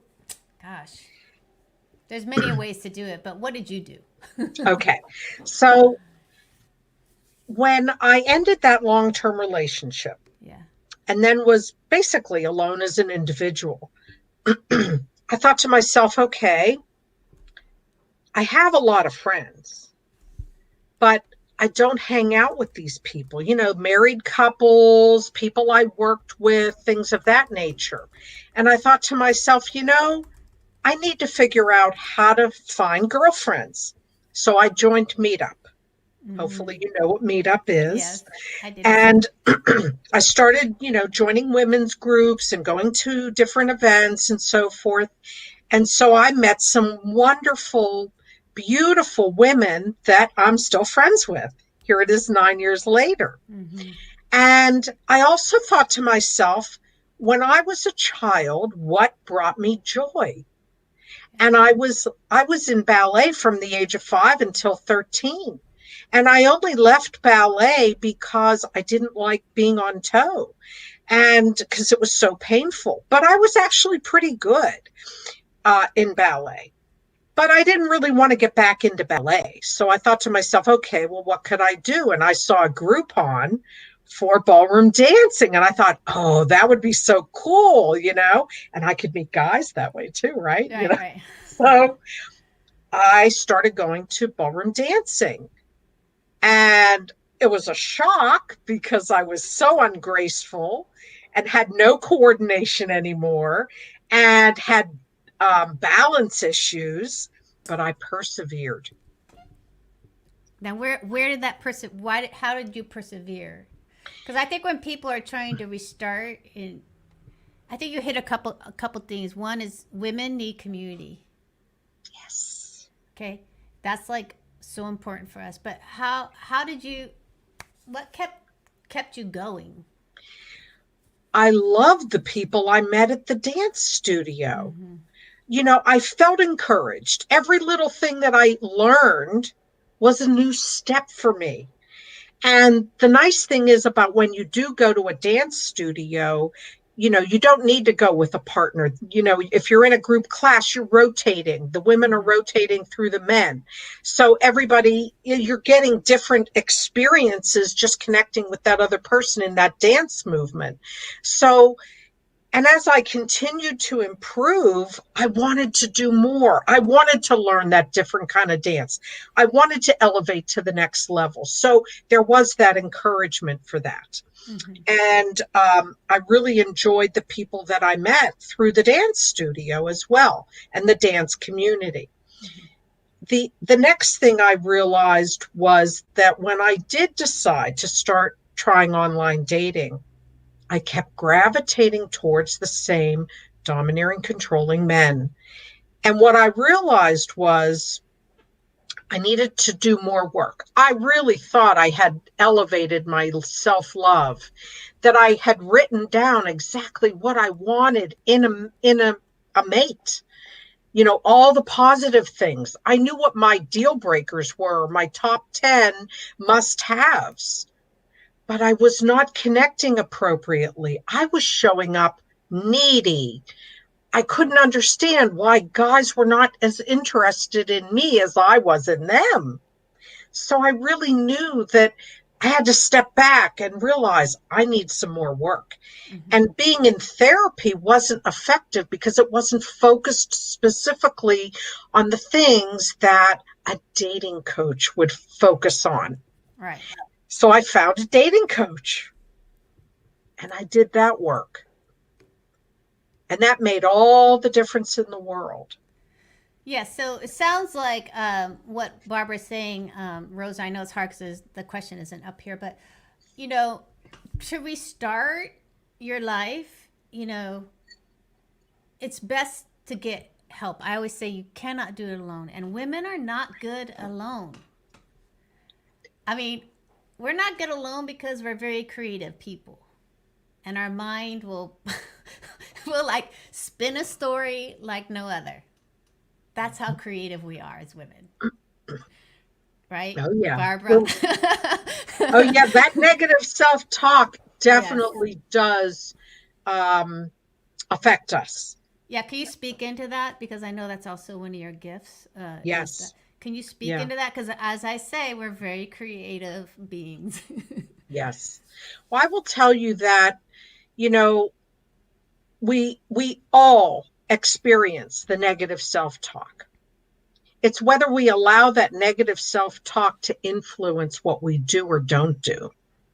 So knowing that we've done the work for self-care and self-love, if you've done those things, the negative self-talk, although it's still there, we're able to say, I hear you, but I'm not listening to you. I'm moving forward. We're able to say, I hear you. Now it's time to be quiet because I'm still moving forward. So there are things that we get to experience in our lives on a daily basis that help us overcome that negative self-talk. And I do give a guide as my part of my free gift that talks about the steps we can take in order to help quiet or be able to ignore or move forward in spite of our negative self-talk. Mm-hmm. And I know I talk with everyone before this broadcast. Like I have a speaker call so I could connect with them. And I really got inspired by Barbara when she was speaking about our gifts. Can you speak into that? Like just how, like, when you're really connected to the person you are and the gifts that we can give and offer, and it doesn't have to be complex, right? But when you're speaking about very passionately about women and our gifts, can you share that inspiration with us and that vision again? Absolutely. With the audience. I heard it already, Yes. which is why I want to give it to others. So, you know, we all have our own uniqueness that makes us special. And when we interact with another person, be it family, friend, in a relationship, our children, our parents, whoever it might be, we walk into that engagement with our gifts. Mm. And it's so important to recognize what those gifts are. Now, some people really have a hard time understanding what their gifts are. But I will tell you that my core values are joy and bonding. And for me, to bring joy to other people is part of what I believe I am here on this earth to do. Mm-hmm. And my connection and bonding with people, being open and intimate and trusting, is all part of how I love to share my personal gifts with people. So it really is helpful to look in the mirror and say, what gifts do I bring? You can ask your family, what makes me special? Mm-hmm. You can ask your friends, what makes me special? When I talk to my friends about, you know, why am I having so much trouble getting into a relationship and so forth, they said, you know, you are such a happy, positive person that, you know, just the right person has to see that in you. And I have a lot of people that I've met over the years of being single that are still in my life, even though these are gentlemen that I'm not dating or only went out with once or twice. So the fact that I can bring happiness and joy and not allow the fact that we may not be in a relationship together, but know that as a friend, I value them immensely, I think is a wonderful gift that I possess. So we get to figure out what gifts we have. And that's one of the things that I ask my clients when we work together. Mm-hmm. What makes you special? Yes, and I will have to say that this is so important. Like you can say that, or it goes down to like your values, your core values, who you are. Because when you understand those, you can express those instead of the negativity or what's not good or what's not working, right? Because a choice, again, I want to talk about this on another panel, but the choice, the power of choice, you're going to choose, right? Your gift of joy and bonding, or are you going to choose the negativity, right? And if you express yourself who you really are, then that's when you are living full out, right? Yeah, absolutely. You know, I was blessed to have this happy, positive attitude because no matter how many times I've experienced bleakness and despair in my life, I've been able to figure out ways to move forward in positive ways and be able to feel lightened and, like the weight off my shoulders kind of feeling when I'm able to move forward, even in the darkest of times.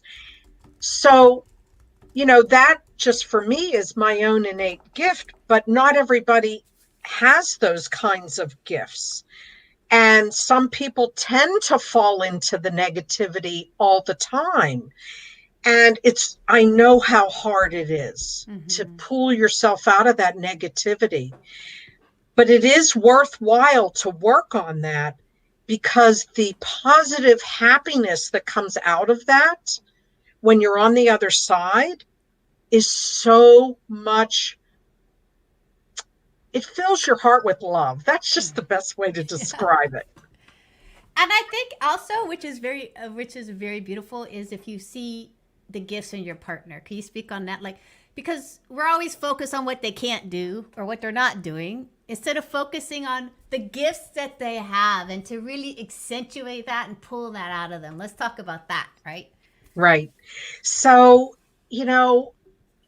one of the things I learned was, from the past experiences, I knew what I wanted in a future person in my life because I knew what I didn't want.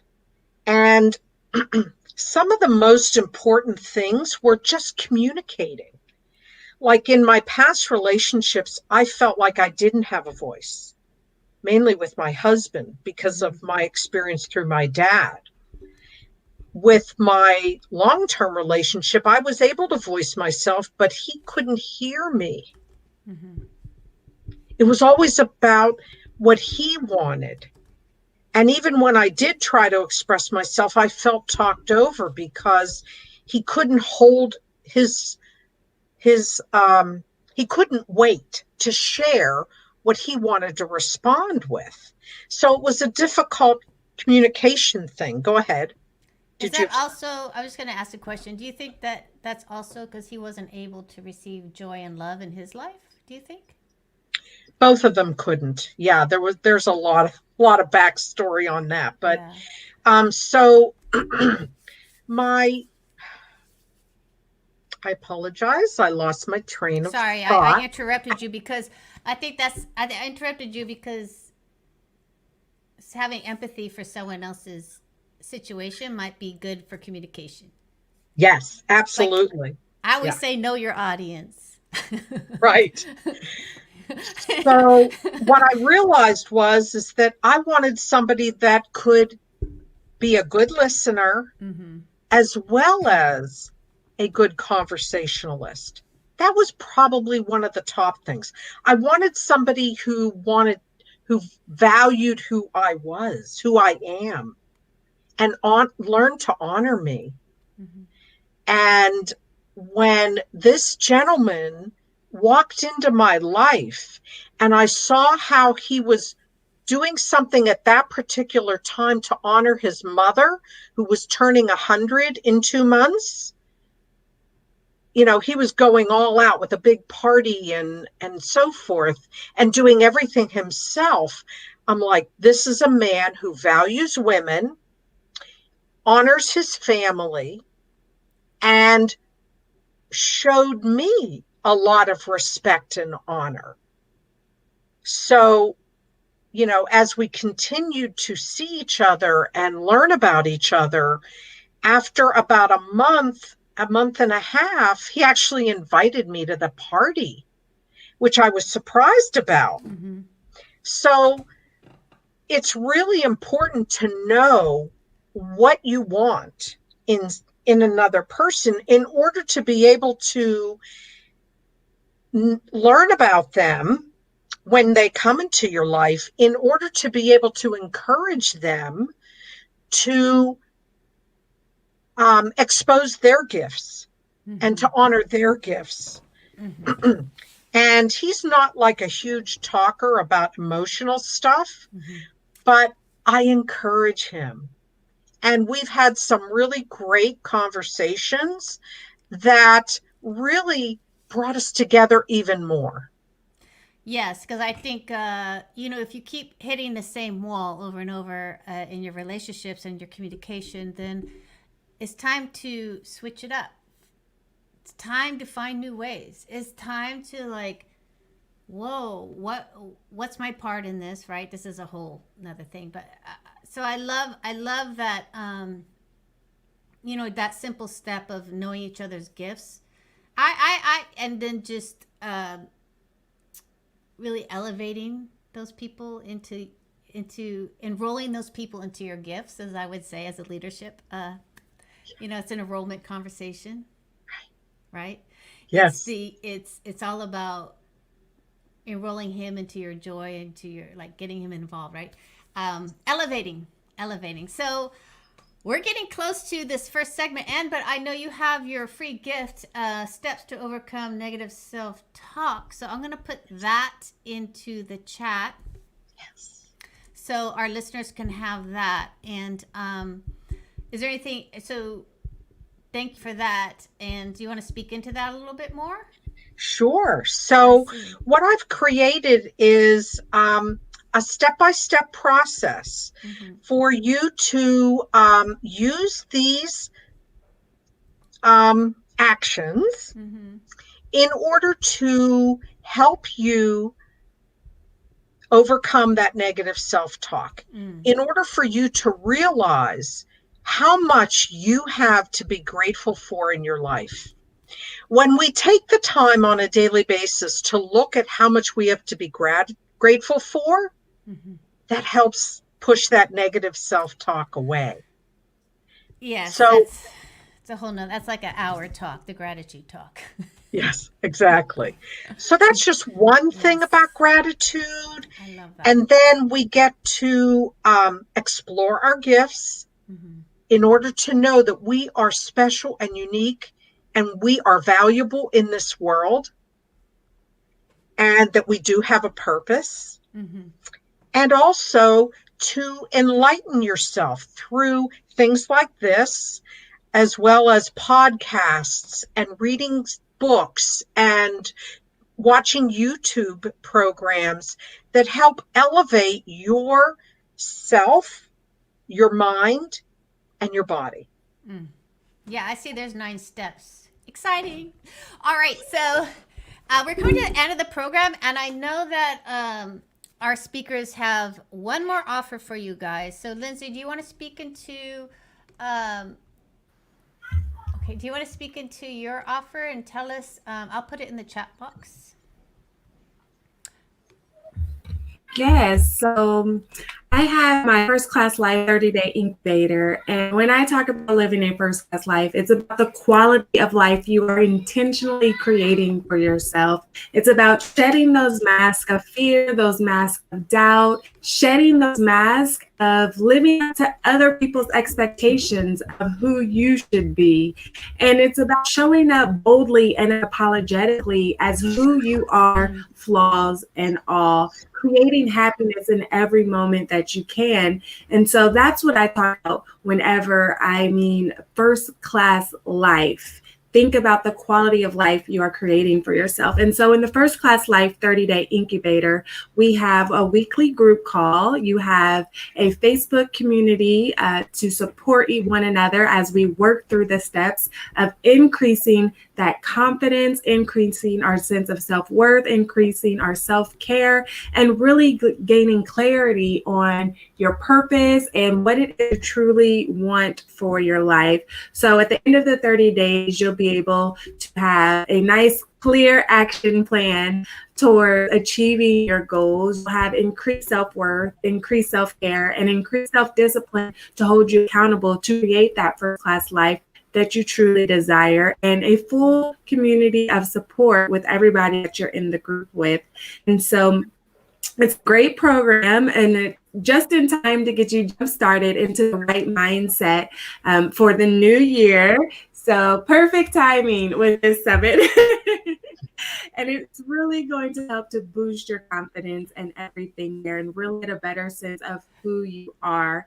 And so you put the link in there, sign up for the First Class Life 30-day incubator. I would love to have you and help you grow on your process and your journey and just, gain that next level of elevation Lindsay, in your life. I just love that there's community in it because, oh man, we can't do it alone, guys. We just can't.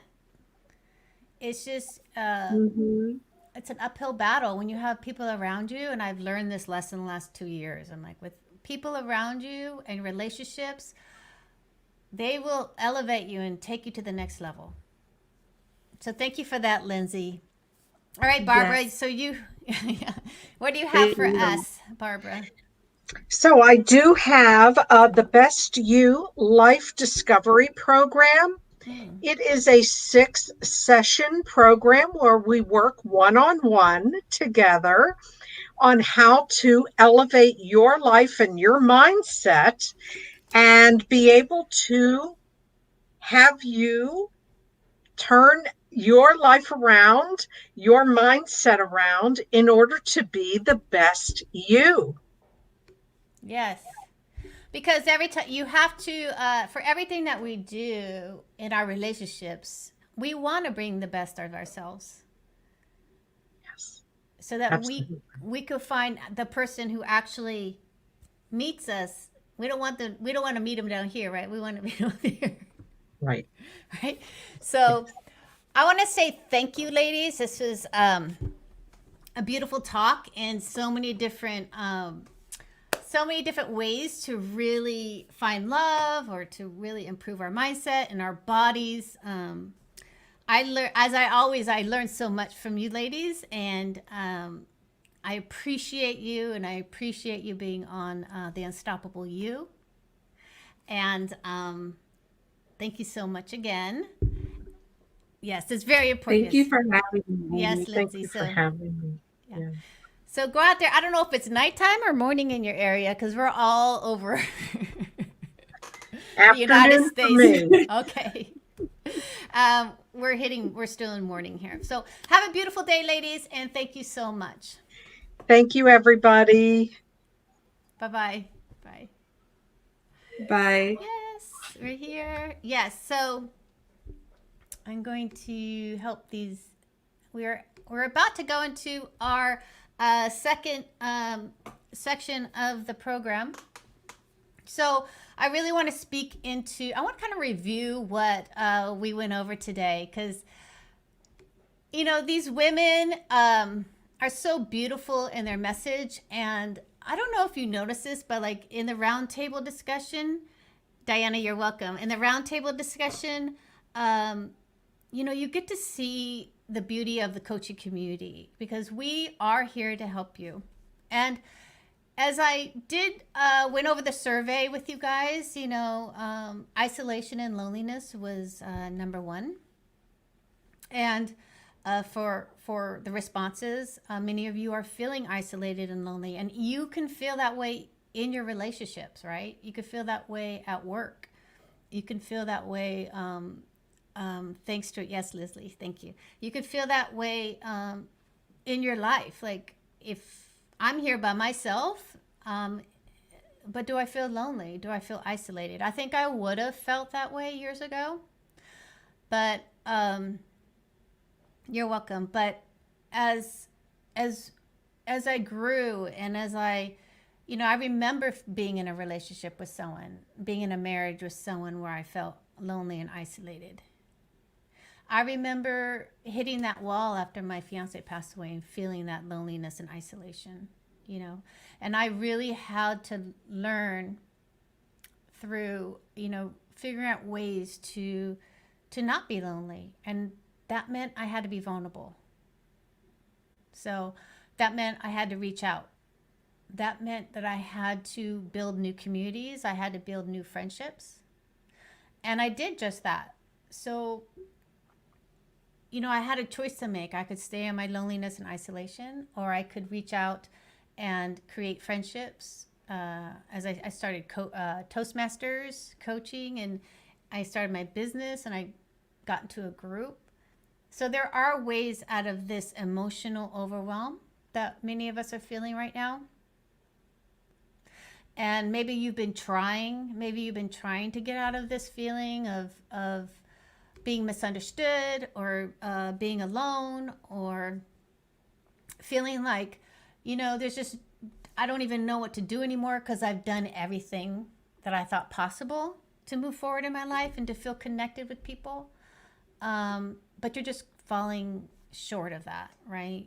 As you start out, like I used to be a great starter and a horrible finisher, right? So the starter in me would be like, yeah, I'm gonna reach out and find that my self-love. I'm gonna reach out and get help. I'm going to find ways to really wake up motivated every day, and then fail, and then fall short, right?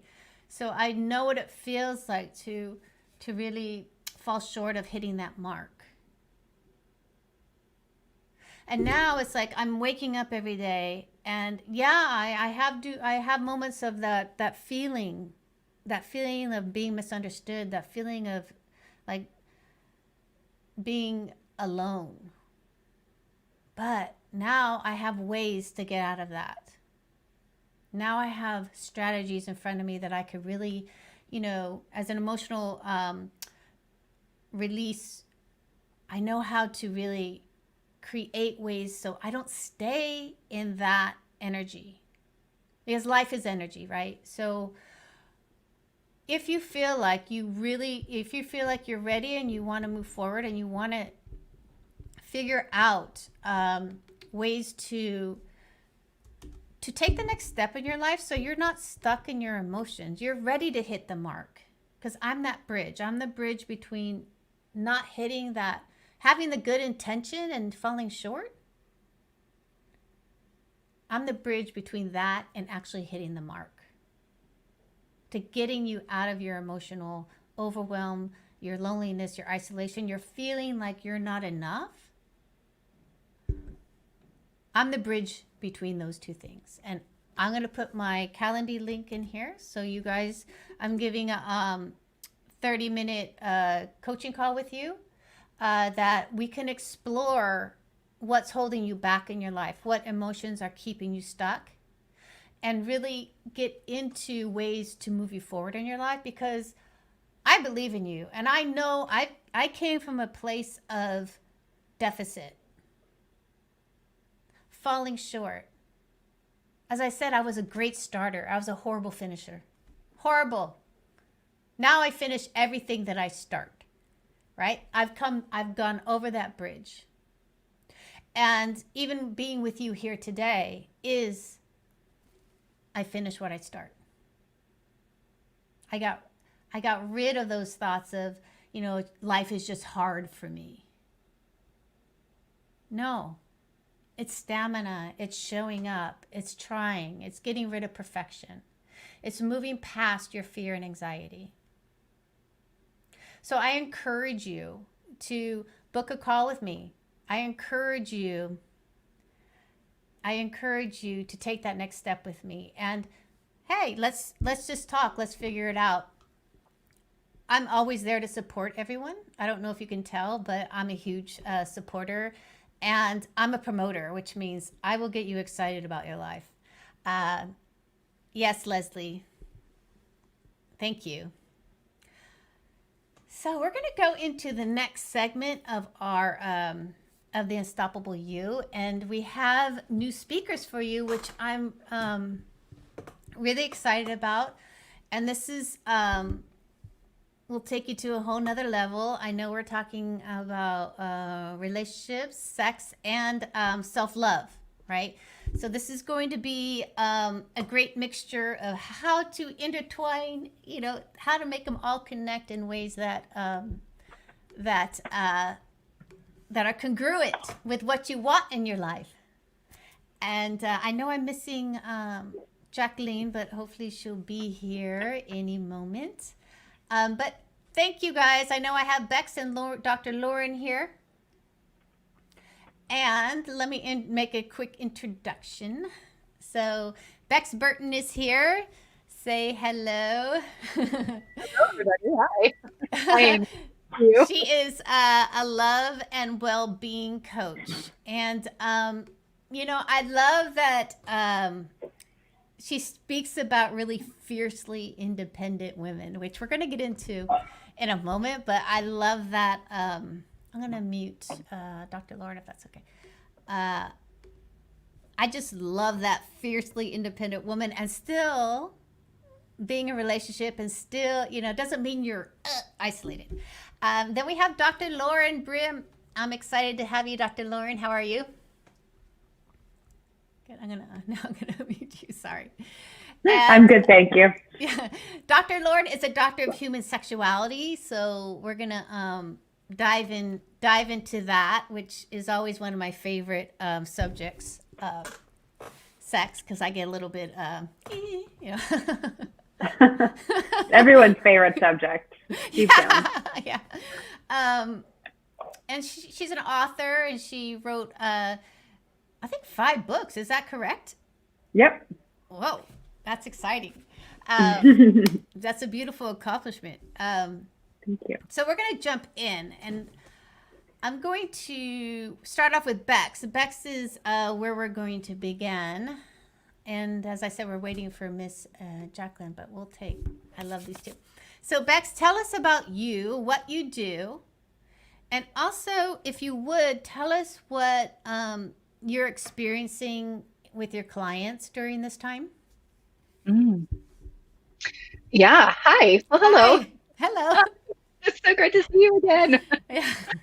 Oh, it's so wonderful to be here. Thank you to everybody who's taking this time for themselves to, drop in and connect and, invest in our own growth and development and showing up in our relationships even better and more present than ever before. So just a quick honoring of everybody here in attendance. And of course, I have a little hot cold thing, and I also recently had eye surgery. So I may be putting drops in my eyes while I chat with you. But to answer your question, my name is Bex Burton. I am a love and well-being coach, and I help fiercely independent women attract and keep lasting, loving relationships.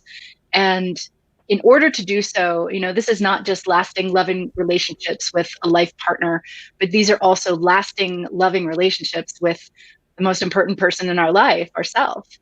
Because if we don't have that lasting, loving relationship with ourselves, any other relationship, whether they be a romantic partner, boyfriend, girlfriend, marriage, or even professional partnerships, family relationships, we're all going to experience high levels of discomfort, dis-ease in all of our relationships if we're not able to create this lasting, loving connection with ourselves. And I love, Amy, what you were talking about earlier about, sort of battling the isolation and the loneliness. And, this is something that I see a lot in the fiercely independent women that I work with. I think that we are conditioned, for lack of a better word, to be fiercely independent, many of us. And society really responds to our fierce independence and our accomplishments. We're celebrated for, creating so much for ourselves as individuals. But the truth is, and we all have probably been there at some time or another, that only gets us so far. After a while, there's a point where we're sitting in our fancy house or our penthouse flat, or we're driving our fancy car, but we really have nowhere to go or nobody that we're really meeting up with that we're really excited about.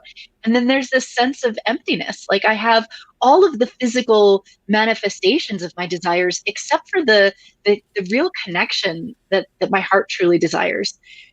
And so the pitfall of being a fiercely independent woman is this outcome of loneliness and isolation, and that can spiral into other things like anxiety, depression, burnout, and other manifestations of those ways of being. Mm-hmm. Yeah, it's interesting. What's coming up for me is that when you, how many women I talk to or hear, they're like, I'm an A personality. Great. So, but it's like, can you talk about the labeling of that, and then how to release that labeling? Even like, yeah, fiercely independent doesn't mean you need to be alone. Correct. Right? Or that you have to do it this way, or you're like, so can you talk about that and like how to release that? Like, I when someone says they're an A personality, I always say, like, why are you putting yourself in a box? Mm-hmm. Yeah. Like a type A personality. Mm-hmm. Yeah. Well, again, that's something that is widely celebrated in our society, widely rewarded. If we're a type A person, that means that we're able to take care of ourselves, that we're able to meet our own needs, these are loose, obviously, they're yeah. not finite, but I think that those of us who identify as type A personality, we might like to believe these things, that we have it all under control, we can take care of ourselves, we can meet our own needs. But not only that, we're doers, we're achievers, we get things done, we follow through, like you were talking about earlier, you finish things, you have something that you take from soup to nuts. And so that creates the sense of accomplishment, of doing. And to your point, Amy, like, why put yourself in a box? What that does is it limits ourselves to being producers, to being creators. Not that there's anything wrong with that. Please hear me on that, because I think in order to live a grounded, happy, whole life, we have to find both. I think that we have to find the balance between the doing, the achieving, as well as the being, the stillness, the listening, the self-intimacy, the connection with our own inner landscape.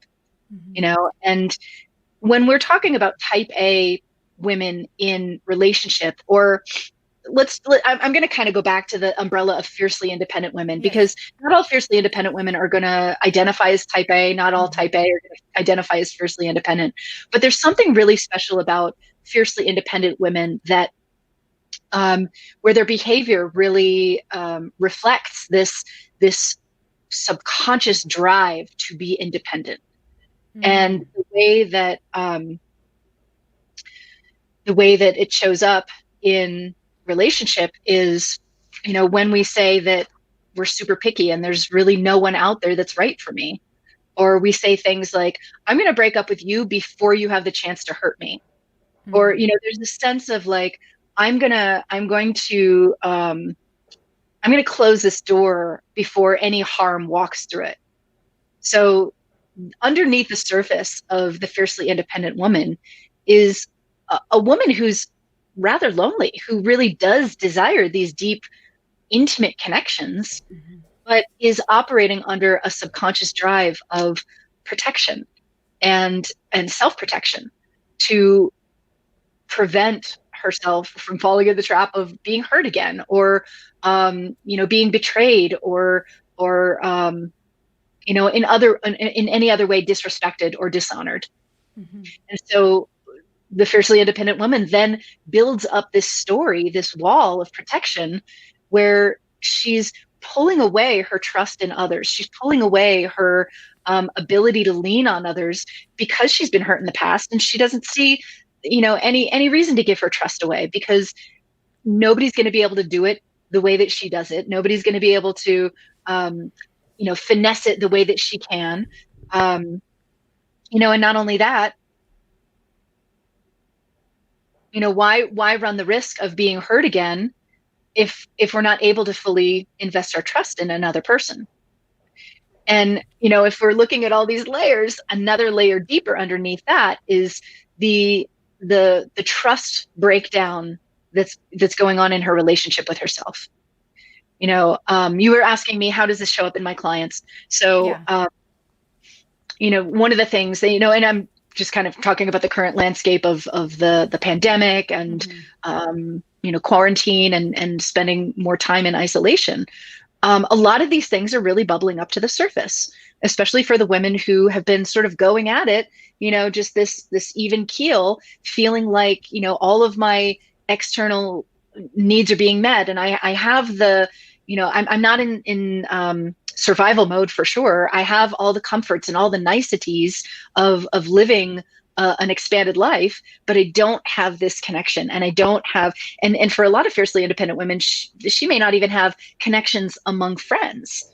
She may really have pushed away so many connections and relationships out of fear or protection of herself, that what's left are, surface level relationships, friendships, or even acquaintances. And she's left wondering, like, what's going on? What is it about me that people aren't coming towards me? Or why don't people love me for who I am? Or why don't people connect with me for who I am? Not really understanding that there's a dynamic there where maybe these people have been trying, but there's been, this wall that she's operating from within that are keeping people out. Mm-hmm. Yeah, I know that wall. Yeah. I think a lot of us have experience with that wall, for sure. Me too. Yeah. You know that wall. And then, I know when I'm in the wall at this point in my life, right? So, and sometimes it's there because it should be. But yeah, getting out of that, personally getting out of that wall meant that I had to be vulnerable. Can you speak about that? Can you, like, how, because I think if you get in the physicalness of your body and you're like, oh, there it is, it starts popping up, right? So then, like, what's scary about getting that out? What's, for me, it's vulnerability, but for what are you seeing? Yeah. Well, I think vulnerability is exactly it. And there's varying degrees of where the vulnerability is showing up. But if we're, if we're peeling back these layers and looking at where the root of this protective wall is coming from, I'm just going to do it myself. I can't trust others. And then again, going a level deeper, I don't really feel comfortable trusting myself, because in the past I've made choices that didn't pan out, that, met my expectations. I made choices in boyfriends. I made choices in job situations where I was hurt, or I was rejected, or I was betrayed, I was abandoned, whatever happened. And now we're creating this story around what happens when I trust others. So to your point, in getting to the vulnerability, I think before we even step into the playground of being vulnerable with others, we have to step into the playground of being vulnerable with ourselves. Mm-hmm. And that really does mean slowing things down and saying no to things on your calendar, like giving yourself time off, giving yourself I call it white space in your calendar, where you're not just back to back to back to back all day, but you have a moment to breathe. You have a moment to shift from one meeting experience of your day, to the next meeting, and you're not just rushing through the day, because what happens when we're going back to back to back, or we're rushing through the day, we're not giving ourselves any time to slow down, we're not catching up with ourselves, we're not catching up with our own experience, what's happening throughout the day, what feelings are coming up. Mm-hmm. So that's one thing, is slowing things down. And another thing in service of getting vulnerable with ourselves is assigning ourselves time to reflect and time to check in. And, that can look like so many things. That could look like seated closed eye meditation. It could look like a walk around your block. It could look like cuddle time with your furry animal. There's so many access points to, getting this reflective time in. But what we're doing in this reflective time is creating a foundation of self-intimacy. And, self-intimacy, there could be so many different ways of doing that. But what I'm really getting at with self-intimacy is just being a witness to our own personal experience, paying attention to our own inner landscape. Like, what is going, like, what are our triggers all about? Because we all have them, and it's very possible that at certain point of your workday or even in your relationship, there's a moment where you're just taken aback and you're triggered. So what's that all about?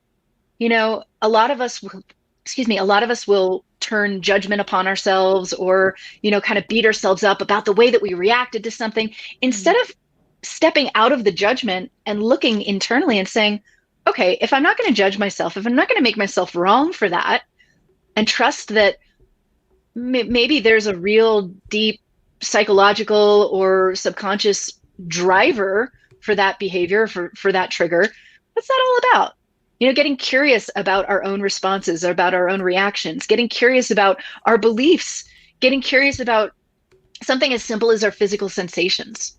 I remember a couple of years ago, I was in a coaching program, and I was practicing this experience of creating self-intimacy, of really paying attention to the inner landscape.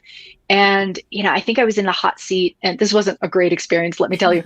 I was in the hot seat, and the coach said something to me, and all of a sudden my whole body was like just dialed up in heat. And I felt this stinging sensation behind my eyes, around my sinuses.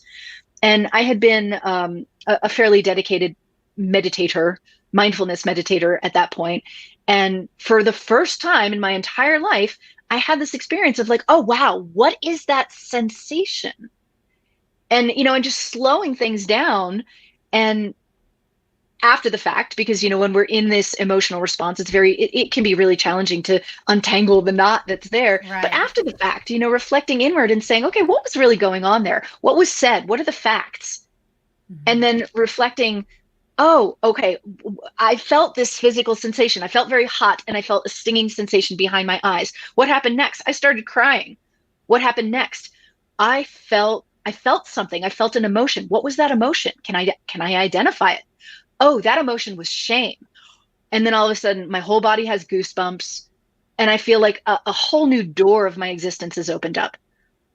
Because recognizing that pattern, and again, you got to just slow it way, way down and reflect backwards after the fact and look in hindsight. It's like, oh, well, these are my markers for shame. I know that my body gets really hot. I know that there's a stinging sensation. I might cry. And then if I'm experiencing shame, if I can call it out, then I can do the work. Then I can look inward and say, okay, well, what was said? What caused that shame? Was there some subconscious trigger? Was there a belief that I hold about myself that was amplified or ignited by the comment of the coach? Mm-hmm. So it's honestly like this process of self-intimacy, this process of getting vulnerable with ourselves, in my opinion, is like playing detective. And one of the first steps is, yes, we have to begin to release the judgment. And boy, those type A, those fiercely independent women, we love judgment. We love to make things wrong. We love to make things bad, especially ourselves, because we hold ourselves to this outrageous standard. And the sooner that we can look at that standard and say, girl, come on, you're not Taylor Swift, you're not Beyonce, you're like, just bring it down a couple of notches. And self-intimacy, again, self-vulnerability is building this sense of grace, this sense of self-compassion, this sense of self-forgiveness. Because if we're not able to do that within ourselves, those judgments, those ways of being, those criticisms, that's all going to ripple out into every relationship that we have. Mm-hmm. And so Yeah, go ahead. Sorry. Yeah. So yeah, you got to get yourself right first, right? Or in the process of it. But I'm gonna say this name is hard for me.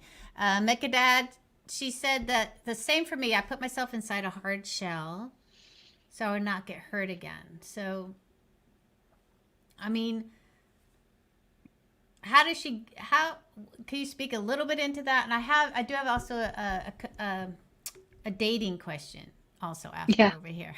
Sure, absolutely. Yeah, that's Mikdad. Mikdad? Mikdad. I love it. MEQDADS, the hard shell, so I won't be hurt again.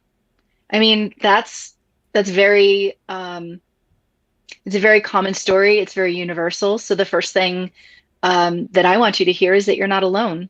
You know, there are a lot of women that have taken these steps to protect themselves.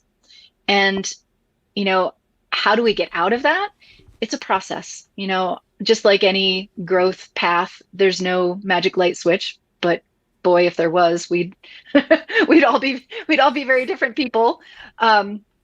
You know, but there is no magic light switch, but and it is a process. And I think that one of the things about being in process is really focusing on the process instead of the outcome or the ultimate goal. So the ultimate goal might be, I want to be in a loving, mutual, amazing partnership with my beloved.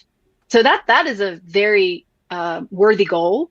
But at the same time, if we hold that as our standard, then every single day that we're not meeting that goal, we set ourselves up to be a failure, or we set ourselves up to see ourselves as a failure because that goal is not met. So how do we get out of this hard shell that we've put ourselves in? Baby steps, very small baby steps, focusing on the process. So the process would be, okay, I want to be able to trust others. I want to be able to trust myself. And we're going to put trusting others on a shelf for a moment and focus on trusting ourselves. And then peeling those back into baby steps. I do takeout one night a week, and I am going to practice trusting my first instinct on what I want to order. Practicing self-trust in very nominal ways that have very little consequences would be a very first step in trusting yourself. Another very small step that we all can begin to rebuild self-trust is through self-commitment, through non-negotiables. You know, one of the things that I have all of my clients do, no matter what point in the journey they are, is to commit to a practice of what I call sacred solo time. Sacred solo time is a 10-minute non-negotiable commitment to ourself. And, you know, it could be daily, sure. I am a very perfectionist in recovery, so I like to offer that generosity to my clients. Yes. So if we can't make every day, can we hit 4 days out of the week? That's the majority. And if we can hit 4 days out of the week, then we're feeling good about ourselves. But the key here is that it's a non-negotiable. So even if it's 10 o'clock at night and you haven't had your sacred solo time, you set the timer, and sacred solo time could be anything. It could be that seated meditation. It could be cuddles with your cat. It could be dancing to your favorite music in the living room. It could be literally anything that is not consuming content. Music is okay. And what happens is that if we say, okay, this is a non-negotiable practice, I'm committing to gift myself these 10 minutes of white space in my calendar 4 days a week. After a while, the more you hit those 4 days a week, you're starting to build this confidence that you do what you say you're going to do. You are building this follow through. And that confidence then soon develops into self-trust. And again, you know, the ability to trust others, the ability to allow people in, the ability to ask for help and believe that we can actually be served by that request starts with trusting ourselves. So again, it's a process. It does take time and repetition and practice, but it's completely possible. Yeah, and I think that is key. Like, people think, I didn't do it, I'm a failure. It's like, no, you have to, the practice of it is where the sacredness of it is. That's when you start really dialing in on like you said, your confidence. And sometimes we forget that because, as you said, the goal is so over here. I'm over here, but it's over here. Yeah. It's so up here that we're not focusing on that. You need to have these small steps to really build that foundation so you can get that. Yeah. And I would even argue that failing is part of the process. I believe that. If you're hitting your sacred solo time 4 days every week, and then like a couple of weeks later, you're like, great, I'm ready for 7, and you're going through that with no problems, where's the growth there? I mean, that's great. You're building confidence, you're building the self-trust, but it's the moment that you slip and you witness yourself slip and say, I want something different for myself. I'm making a different choice. That's okay. And what I choose to do for myself tomorrow is different. Like, it's that moment that creates the pattern of resilience, essentially. It's the stretch, right? Yeah. So if things are easy, you're not stretching, right? So if you're not that you want to make it too hard. Right. You don't. Exactly. But if you don't, that's why we don't dive into the deep end of the pool with 60 minutes for 7 days a week. Yes, there should be a level of being uncomfortable and doing it anyway. Yeah. Right. Yeah. So I have a question. I've actually, couple of things. I know we're kind of, so maybe we'll bring this up on the thing. But okay, so what to look out for the initial stages of dating? So when you first meet someone, like what should you be looking out for? That that this might be good or that it might not be good. Right? Yeah. That's a great question. Through the lens of the fiercely independent woman, and I will always go back to the initial signs and symbols being from within. Mm-hmm. How am I feeling in the presence of this person? What are the emotions that I'm experiencing? And really like taking time to actually name those emotions with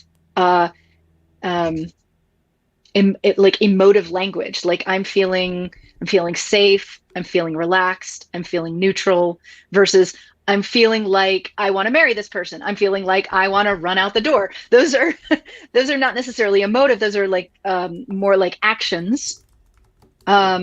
So coming back to your question, what are the signs that this could be a good thing? What are the signs that this is possibly not a great thing? And again, I will always come back to the self. And even before we even go out on this date or before we even meet this person, it's important to be clear with what we desire. Independent of any man in consideration, of any man or woman in consideration, what is it that we desire? What is it that we desire to experience in partnership, in our love life, in relationship? Because that's going to be different for everybody. Mm-hmm. Most of the women that I speak with, they want a mutually exclusive, integrated life partnership where she and their partner are, their lives are integrated. There's a discussion of a co-created future together. And so if this woman is going out on a date or, fielding suitors or candidates, I like to call them, candidates, then we're really looking out for how is this candidate describing their life? How is this person or candidate describing what they see for themselves in the future? How is this candidate describing their past relationships? Mm-hmm. Are they bringing emotional charge to relationships that are no longer in existence? What is the general vibe or feeling of the person in the present moment? Are you picking up on anxious vibes? Are you picking up on grudges that are being held, like constriction?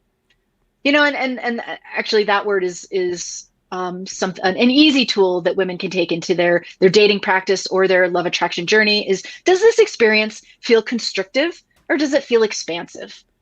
It's a little tricky because sometimes our subconscious gets in the way and says, this feels constrictive. But really what's happening is our subconscious is getting in the way. And that's, oftentimes, and you were alluding to this at the beginning, that's when a professional, an outside support person can really help us see what is true constriction versus what is the constriction that our mind is placing on the path to keep us safe from imaginary obstacles.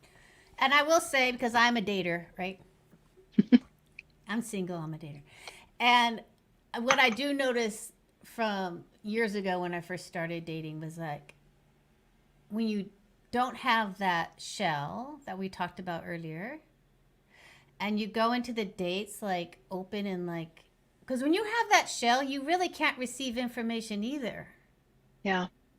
So when you go there and you're like showing up as yourself in your true like energy, and I call it warrioring up. I warrior up before I go on a date.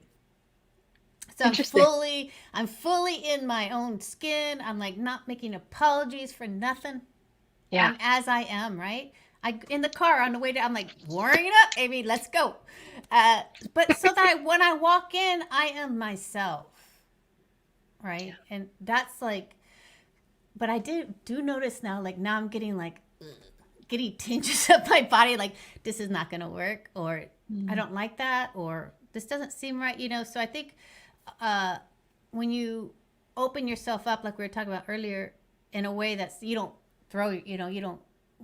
make yourself vulnerable to pain, but you're more in trust with yourself, then you could receive what's good and what's bad, what you think is going to fit into your dating life. Yeah. Yeah, absolutely. Yeah, you made an excellent point there, Amy, about, if we have this wall that we've built to keep the pain out, unfortunately, the wall is also keeping us in and protected from receiving good and receiving love and receiving help and other connection that maybe our heart really actually does desire. So it is a fine line. And I love what you're talking about warrioring up, and it's almost like putting the war paint on, right. And like wearing my Wonder Woman shackles today, or buckles. Yeah, and the truth is that, look, whenever we put ourselves out there is some risk. And so I don't want to in any way suggest that doing this inner work and this self-intimacy and creating vulnerability within ourselves is going to prevent us from being hurt or betrayed or otherwise denied or rejected in some way in the future. But what it will do is it will help us get out of the thought spiral that it's all our fault, or we're unlovable, or we're doing it wrong, or whatever the belief is that our subconscious, our clever brain is tricking us into believing. When we have the wherewithal and the ability to create this connection with self, a lot of that other stuff is like diffused a bit, like the volume of that turns down a little bit. And even if not, we're able to kind of get outside of it and look back in and say, oh, isn't that interesting? That's exactly where my wounded voice is telling me that I'm doing it wrong. Or that's where the 5-year-old, my inner child, is screaming at me to run away because she's afraid of fill in the blank. So I guess what I'm getting at is that that sense of threat, for some people, it may be a sense of threat. For other people, it may be just a sense of like a fear of rejection, or it's for a lot of us, it's just not going to go away. And that's okay. The work really becomes, what do we do about it? How do we relate with it? How do we make peace with it and continue to take steps forward towards our desires? Yeah. You don't want to go into judgment. I do the fun thing of warring up. So there's creative, fun ways to really take yourself out of that judgment, or just having fun with the process of dating. I don't mind dating. I think I have fun with it. So, but I know that Bex, you have a free gift for our audience. So I'm going to put it in the chat box. And can you tell us about it? It's the Yeah, sure. It's right there. Feminine. Yeah. Instant feminine energy tool. Yeah. Yes. So, feminine energy is a hotly debated topic. And I personally have my own love-hate relationship with feminine energy specifically, because I don't necessarily believe that our energy is gendered. And at the same time, both men and women have feminine energy. Both men and women have masculine energy. Mm-hmm. So, if we're getting tripped up on the genderization of it, let's consider feminine energy being our receptive mode, or being yin, or stillness, or our being sense versus our doing sense. Yes. And if we are women, especially fiercely independent women, type A women, accomplishers, doers, achievers, then we are very versed in our doing energy, our masculine energy. And what supports us in relationship, and not just romantic relationship, but all of our relationships, including the relationship with ourselves, is this feminine energy. And everything that I've been talking about, the self-reflection, the non-judgment, the self-intimacy, and the self-curiosity, the playing the detective around our own reactions, all of that I consider part of facets of your feminine energy, facets of your being energy. And the more we're able to shift away from our doing energy, and in the unskillful doing, which is worrying, overthinking, future pacing, that is, I'm calling that unskillful doing energy. It doesn't get us anywhere. The more we can tap into and shift into this feminine energy, the being energy, the more we can diffuse a lot of that spinning that our brain does. Mm-hmm. So what I'm offering in the free gift is a very accessible, portable, 6-step process to help us get out of our head and into our heart, into that feminine energy. Yeah, I love that. The feminine energy is very creative. Yes. I love that. All right. So thank you, Bex. We're going to interview with Dr. Lauren Brim now. Excuse me. Cool. So hello. So tell us about you and what you do, and what you're seeing with your clients right now, with the pandemic and everything, the situation we're in. Yeah, sure. So one aspect of my work is the sexual coaching that I do, and I've been doing it for a number of years now and watch it transform as I do my internal work. I started out with women.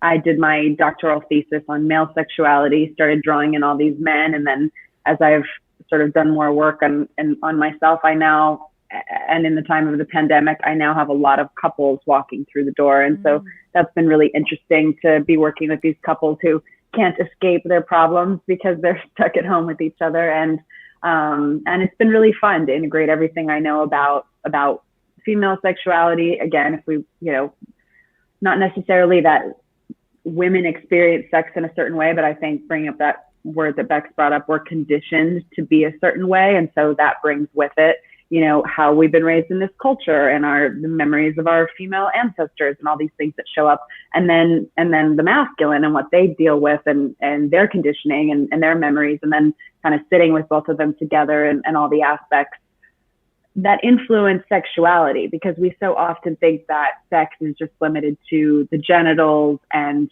sexual desire, and sex is so much bigger than that. It has to do with our relationship with our bodies, ourself, our attachment with our parents, validation, having the free space to just ask questions and get information, our communication skills with our partners, our ability to feel both pleasure and pain, which I was thinking a lot about as Bex was talking, like that there's no avoiding pain in life, I'm actually almost 37 weeks pregnant. So I'm very aware of I'm going to be in labor soon. And I remember with my daughter, it's like there's no avoiding pain in life. Like relationships are, things are gonna hurt, and that's a part of going out and having things too, and having babies and having intimate relationships and all of that. So yeah, so my work these days is mostly with people. I'm not writing anything new right now. I'm just being with people, and and it's a great time with the pandemic to go inwards and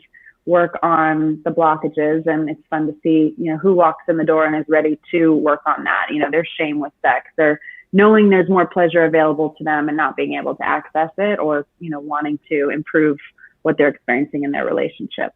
Mm-hmm. And I love, if you could speak more into, I love that, because I think that we do think sex is just genitals, getting it done, getting the orgasm, but I love that, it's so much bigger than that. Can you speak more into that? Because I think sometimes our focus is so narrow that it's not healthy. Mm-hmm. Yeah, so with both men and women, with men, we really see how, men come in with erectile dysfunction. That's their biggest issue, their biggest complaint. I can't get hard, or I can't stay hard, or I ejaculate too quickly, or I can't ejaculate. And, we've created this pill for men where they can get an erection and sort of, fake their sexuality and their presence with sex in a way, but it only lasts so long. So for a man to really be in his aroused state and present with his sexuality and to experience that full movement of blood into, not just the penis, but the full body, it requires him to feel good about himself, to feel comfortable with women, to feel comfortable in all these different arenas. And so then with a woman, it could be, again, comfort with her body, noticing what thoughts come up. I think with men, because they've had this pill, they've been able to sort of hide behind that, whereas women haven't had that. And so men are like, oh, it's a blood flow issue. It's like, no, but what's underneath the flow of blood in the body? It's the mind. The mind is always influencing the body, the mind and the spirit. And so with women, we sort of can't escape that. We have to really look at what's going on in our minds. And it's always fun to get a man who's also willing to look at, well, what's going on with him, and often, so many of the stories are unconscious. They do go way back, and some might even show up during that kind of quiet time that Bex was talking about, where, you just have to validate what's coming up. Like, I just feel like at some point someone said, someone made fun of my genitals, or someone made fun of my body, or, this is the sort of experience I'm having in my body, and validating that, and whatever stories come up, so that you can release them and get back to a place of pleasure. But everything in the body is controlled by the mind. And as we free up all those restrictions, we do get, lots of pleasure. And again, they're not all about sex. They're about, are we good enough? Are we worthy of love? Our actual physical body, and did we have a attached figure that said, you're so beautiful, and I love who you are, and oh, you put makeup on and you're so gorgeous, or were we just, shamed and kind of ridiculed, or had jealous parents? There's all these different dynamics that affect our relationship. And then, there's the day-to-day living too. I work with couples that have new babies a lot, and it's so interesting how much, like, the workload in the home might affect how much sex is happening, or conversations about the future. I can't tell you how many women have said, like, if he would just, change a diaper, I would probably have sex with him, but I'm going to just hold on to that, oh, I just had a baby, that's why I'm not having sex with you story, when it's very untrue. The reason she's not having sex is not because she doesn't feel sexual, it's because she's angry. And so, there's so many layers to get at, and it's very individual, but you see that sex is definitely bigger than just the genitals and blood flow. Mm-hmm. Yeah, it's an interesting point with the Viagra thing and pill. It's like, or whatever. Or Cialis or whatever. Yeah, mm-hmm. yeah. that if you really think about, well, that is a quick fix for men, in a way that the exploration of what's happening it's easier than for maybe women who are like, do you think that women are more emotionally connected to their sexuality than men, or do you think that men just haven't been able to learn to express emotionally through their sex. Like, what do you think? Well, yeah, I mean, I think we have this narrative that men are more sexual and women are more sensual, and women want really emotional, loving sex, Yeah. and men, just want to stick it in and get off. And I do a lot of re-educating people. Bex is laughing. I do a lot of re-educating with people about this narrative that this is actually very untrue. That men, if a man had to choose between his erection and his orgasm and a woman's orgasm, he would choose the woman's orgasm because Yes. it makes him feel so powerful and so good to have a woman like moaning and experiencing all this pleasure. Yet women have been given this narrative of like, you have to please the man and putting their pleasure on the back burner and not feeling like they can communicate and be like, oh, that's working or that's not working, or I'm actually, my mind now went off on this and I'm thinking about that and I need to talk about this before I can get back to the orgasmic pleasure or whatever. And men have this too, sometimes just stopping when the erection goes away and having a 5 to 10 minute conversation, and then you're just cuddling and petting and then the erection comes back. So I actually do a lot of educating that we're actually extremely similar. We want the same things. We want to be seen. We want to be loved. We want our sexuality to be embraced. We want to feel sexy. We want to feel beautiful.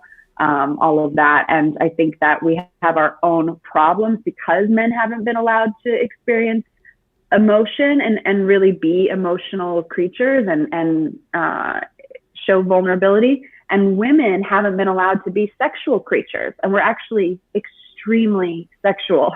Studies have shown where our brains light up with sexuality, like with really all kinds of images and all kinds of things, maybe even more than men. And I always say, even on average, we have slightly more of the tissue called the cavernosa tissue that engorges with blood in the pelvis than men do.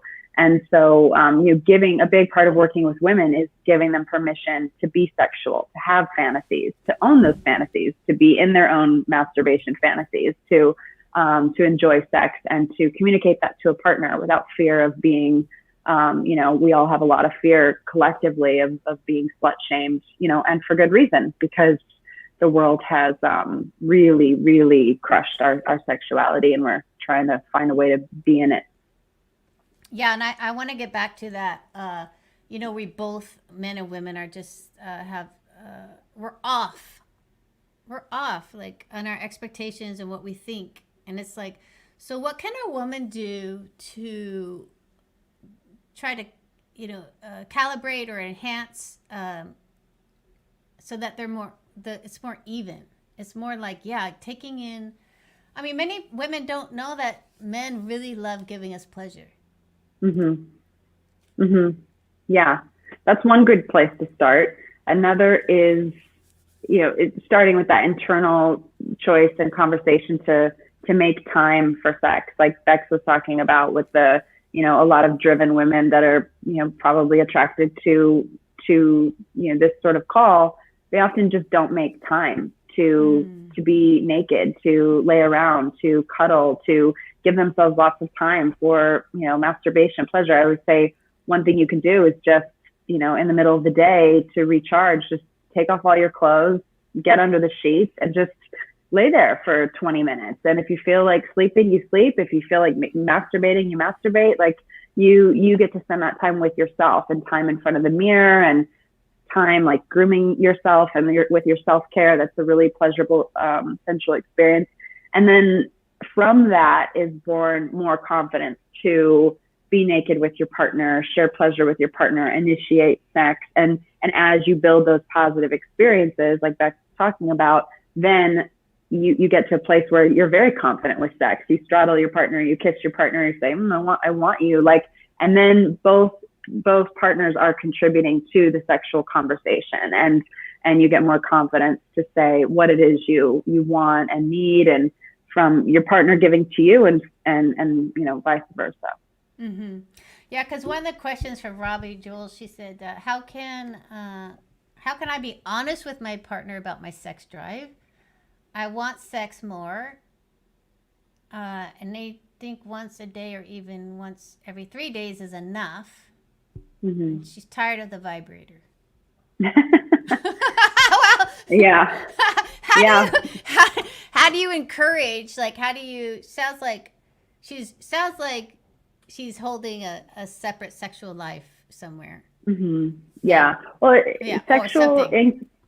sexual incompatibility in partnership is tough. It's like any value system that's off with money or how you raise the kids or whatever it is, where you want to live. So sexuality is something that has to be negotiated, and it's really convenient when the two partners just want it the same amount. Awesome.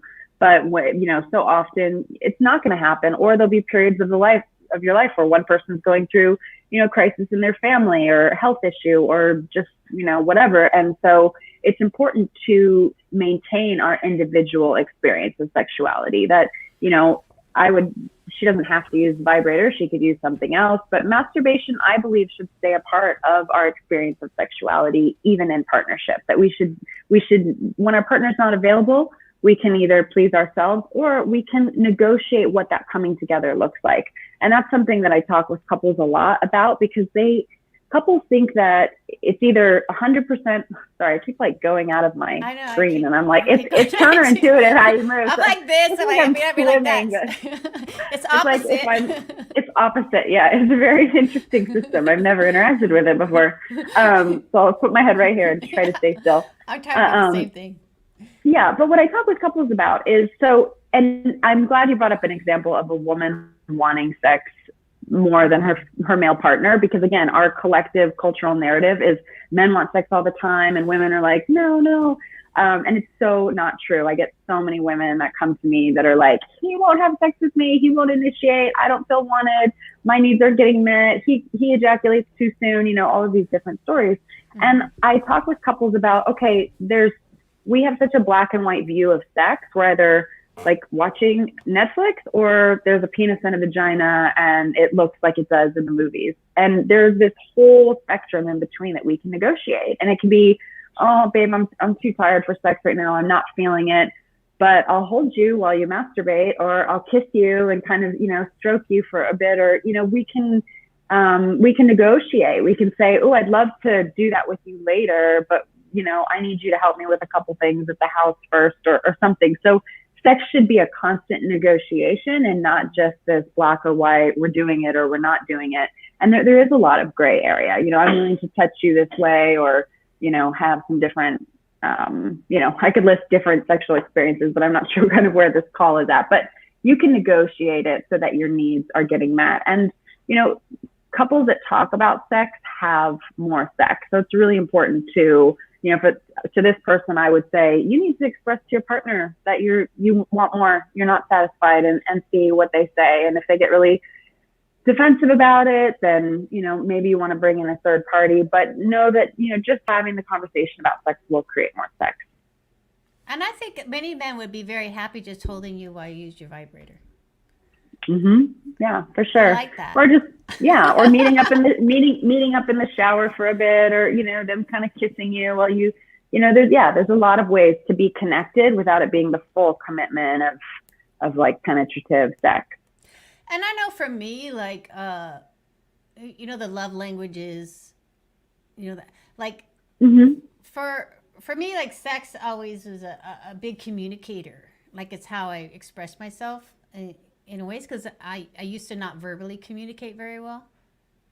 Mm-hmm. So that was how I really communicated before I really got my voice. So I was probably trying to communicate a lot. So they were like, you communicate too much. But maybe that's also like this, when you use your voice, you and ask for what you want. Because, I did use that as a form of communication. Mm-hmm. Yeah, and some people are good at that, at just using touch and using their hand, their mouth, their body to communicate that they need something, that they need to be touched, or that they love the other person, or that they're, feeling good and connected. But I find that, a lot of people, they struggle with that, and they struggle to say really simple phrases like, I want you, or I want to get naked with you, or, I want to spend more time naked with you. Can we make this happen more? Because I feel like we're just so busy all the time, and I want to prioritize that. Mm-hmm. So, and the shift, where's the shift? Like, where is, where are the beautiful outcomes? Where are the things that like when you do express, can you give us some stories so that we can have some inspiration? Some story. Yes, I love stories. These are my favorite. All my books are all full of stories. Mine and other people's. What you want stories of people? Give me something more specific, like finding their voice or having more sex in a relationship, or what? Yeah, I think. Well, you can put in the chat box also. Anyone have a question? But I think you know, from my personal experience, having my voice was a struggle. Mm-hmm. You know, that was hard for me, which was why I used my body and not my voice. So, can you give us some examples in your practice, like what changes when you switch up the narrative of whatever that looks like in your relationship? Mm-hmm. Well, one of the stories that's coming to mind is I had a female client who wanted intimacy much more than her partner, and didn't, again, society and her way she parented and everything had shut down her ability to say what she wanted. So she told me that what she would do is her husband would be downstairs watching TV in the evenings, and she would go upstairs and put on lingerie and just sort of walk around, like hoping he would initiate sex as she, walked around. And I'm like, you're such a powerful woman, such a good communicator, and yet just initiating was just so, challenging for her. And I'm thinking of another example of a client who said the same thing, like, my husband's on the computer and I'm waiting for him to initiate. And meanwhile, all these feelings are coming up of like anger and resentment and rejection and sadness. And I'm like, why don't you just walk over there and start taking his clothes off or kissing him? But I sometimes hear the same thing from men.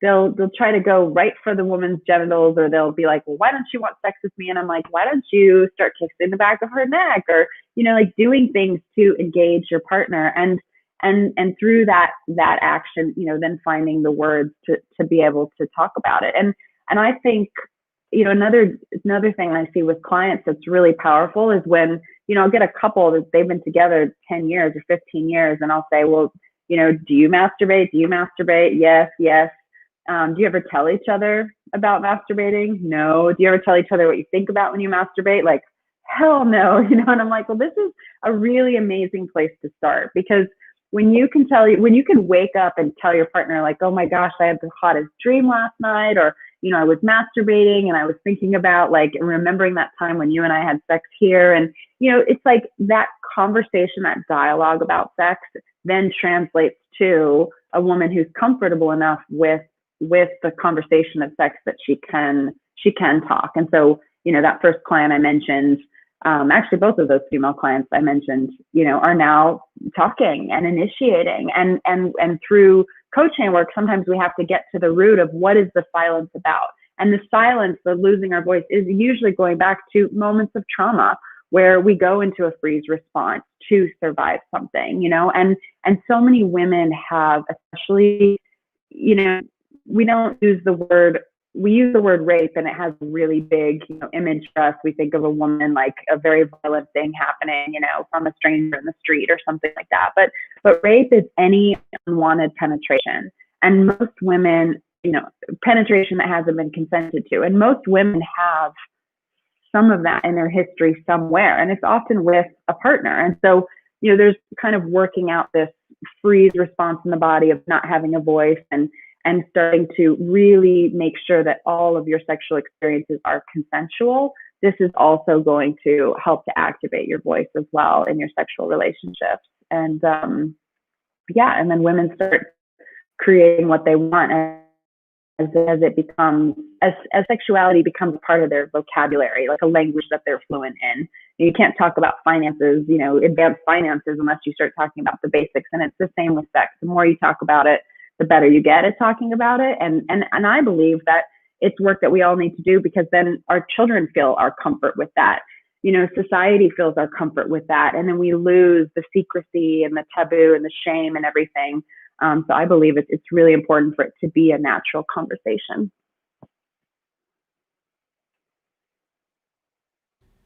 Yeah, and when you were talking about it in that way, the things that came up to mind was like it could be more playful, it could be more fun, like creating this bubble of. I was just thinking about this last night, like making things sacred in a way that's like important, like in a way that's like has weight but fun, like making it sacred, making it something that's just as important as everything else. Because sometimes we don't really talk about sex that much. We just do it. we yeah, We just do it. right, because it's been made from, you know, the Victorian era before us into a very shameful thing you shouldn't be doing, but, you know, and then, oh, well, people do it because we have to procreate, and men do it because they're like dirty animals. And I mean, there's just all these narratives that have made it so wrong instead of it just being instead of it just being about connection and expression of our most basic self, which, you know, sexuality is what created us. So of course it's animating our life, that desire for connection and expression of that creative energy. Yeah. I like that. Whenever I could think about something like, you know, just because sometimes we just forget that that's part. I don't know. I mean, is it just me? And I Is it just think me? I think if it's too anything, you know, like with anything in life, we don't want it to be an extreme. So like sometimes with the Tantra people, sex can be too, you know, too sacred, or sex can be, too playful and not like heart centered. Yes. And I talk with clients about expanding your sexual palette. So if you are kind of stuck in one spot, you know, sex is really fun when you can be playful 1 minute, kinky the next, and then just feeling that deep heart connection of like being so in love that, you know, that's where your orgasm is coming from. And, you know, being able to experience the full, I think we all want to have really full lives in every arena, you know, and we want that with our sexuality too. So, you know, giving people permission to experience whatever comes up with sex, if it's silliness, if it's, you know, really, you know, dirty intensity, like whatever it is, it's like, it's a part of you and it's welcome in the space, and you can be you in that creative, intimate space. Yeah. Well, that's always the goal, right? Is to really be who Exactly. you are. Yeah. Full Okay, authenticity. so yes, I see that we have a free downloadable how to just a little course, how to please. It's a little play on a question that would come in a lot from women, which was, well, how do I, you know, I want to please a man more. And I always tell them, well, the way you please a man is by pleasing yourself. That's like the fun, you know, game of it, is that what really pleases them is us being in our bodies, having pleasure, enjoying ourselves. We don't have to freeze and shut down and try to figure out what the other person wants. We just discover what we want and bring our true selves to the intimacy, to the bedroom, and that's what. So anyway, this course goes over just some kind of specifics and how you can do that more. I love that. Thank you. Yeah. Thank you. Sure.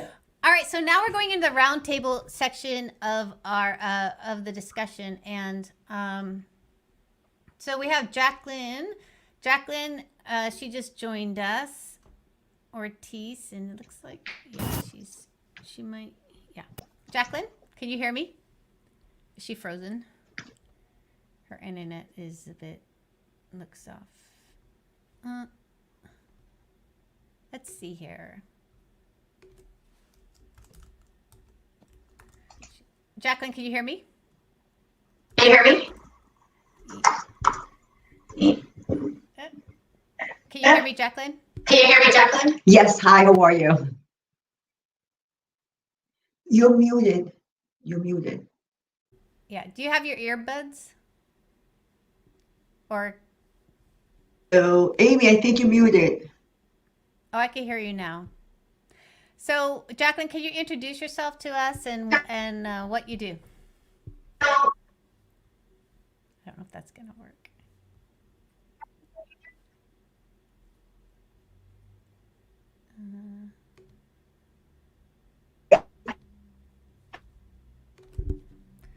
Let's see. She might have to turn off her.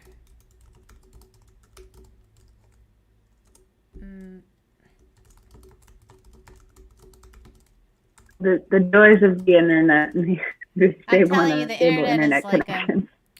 You might have to turn off video. She might have to turn off her video. Today, I don't know, this whole week's been a bit wonky with the internet, actually. With the internet? Like with a lot of people No. that I've been speaking with, it's been a bit of a problem. Hmm. So, it looks like she's frozen.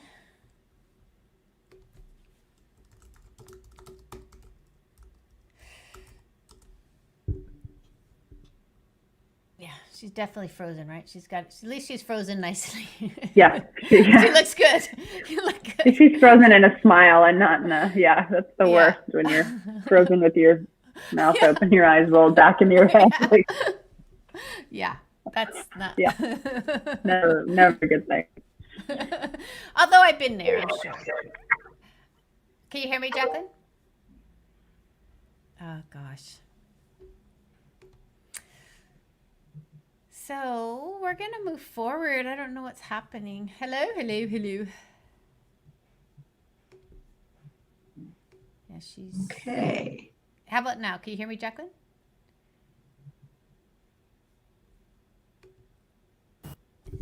Yeah. I don't think I can do turn off video.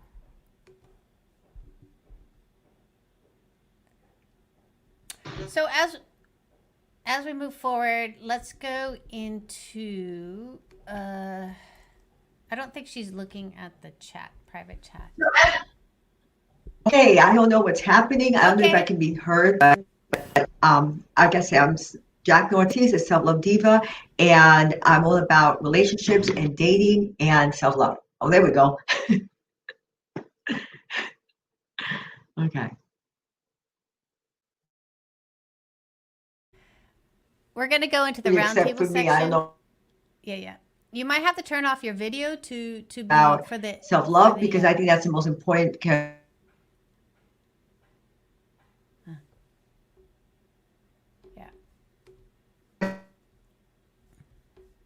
8-10 hours.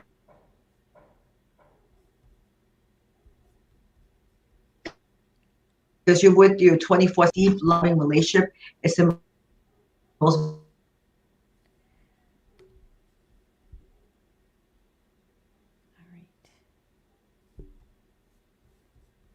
right. last. Okay.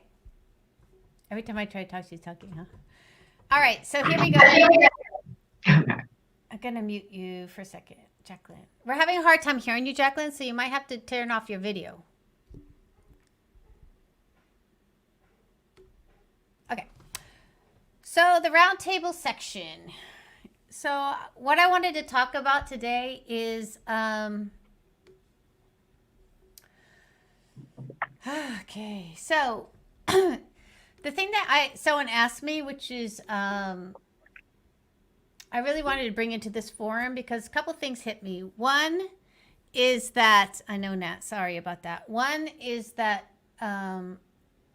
best avenues for over 60 years of age, so finding love, and I would also probably, you can put sex into that also, right? Because in the roundtable discussion, I really want to talk about this question, but what was interesting to me is that the age 60. So whenever someone talks about age to me is like, what comes up for you guys? I'm just wondering, because can we speak into why is it different for her over 60 than someone who's not over 60? Is there a difference? Where does age play into this? Can we speak into age? Because many women have an age narrative going on in their mind. So the best avenues for over 60 seeking finding love and getting love. That would also be sex also. But so if you could, who wants to speak into that? Like, where are we with our age and moving forward in our life and our love life or our self-love or loving ourselves, or who wants to speak into that? Okay. I mean, I can I can set us up. One of the very first things, and Amy, you just mentioned this. I think that, in the process of attracting love, again, coming back to our relationship with ourselves, what are these stories that we are telling ourselves about our age? Are these stories our own? Is there any truth or validity to them? Or are they inherited stories? Are they stories that we're conditioned to believing? So, I mean, that would be one very ground level place that a woman in her 60s could begin. Like, what is she believing about her age? Any limitations that she's believing about this? Because more often than not, those are self-imposed or imposed from external sources that don't actually have a true bearing on the potential of attracting what she desires. So, I mean, that would be one thing. And then just one other thing, jumping back to the conversation that we were having in the interview portion around like having I call it a full 360-degree picture of desire. Again, independent of any candidate on the table or any man who's paying you attention right now, independent of any of that, what is it that you really want? What kind of relationship do you really desire to call in to create with a partner? Some women out there just want to have a friends with benefits situation. They're at a point in their life where they're very happy with how they live their life, and they really don't want to integrate their lives fully with a partner. They don't want to get married again. They don't, but they want companionship. They may want sex a couple of times a week. So again, it's really important for a woman to understand what would make her happy, what kind of relationship that she's ultimately seeking, because from there she can really determine where any of these candidates fit that vision versus trying to squeeze her vision onto a person, a candidate that she might really like, or, but isn't really aligned with that ultimate vision. I completely agree. I think that it's so narrow, the image and of what the relationship's supposed to look like, and for a woman that might be like remarrying a man the same age, and they're gonna retire together, and it's like no, there's this huge expansive universe that we live in now, and it could be friends with benefits and being like, I don't wanna, some women feel like if they live with the man, they go back into taking care of him and not being focused on them, or they like the newfound freedom or whatnot. And then, we've got all these narratives about sexuality after 60. And this is something I dispel a lot in my Sex After Menopause course, that, if sex is only for procreation, then after menopause, I guess you shouldn't be having it anymore. Yet what the research shows is that we have better sex. Our genitals have grown to their fullest expansion. Our clitoris is growing from puberty. By menopause, it's 7 times size where it was when we were, 13 years old and entered puberty. And most of that is internal tissue, which is why our vaginal orgasms get more and more complex and interesting. Research from Masters and Johnson's in the 70s shows that there's no reduction of lubrication with age. Well, there's only reduction of lubrication if you don't use it, you lose it. Same is true for men and women. So sexuality should be more rich and intense and interesting. It's being provided with stories, I think, and that we share in situations like this, or luckily, I think the media is changing a lot and starting to show us the sexual woman in her 60s, 70s, 80s. But having new narratives about sexuality and relationships are important for the woman, so she can break out of that and ask the question that Beck said, like, what do I want? And then, having the courage, being unstoppable and going out and pursuing that. And I would also like to add, destroying this narrative that, no one wants you over a certain age. I mean, so often I see women who are sort of like disturbed almost by the fact that men in their 20s, 30s, 40s, and 50s want to be with them. And they're like, what's wrong with him? I'm like, what's wrong with this story that we have that, like, so we've got to break those stories down.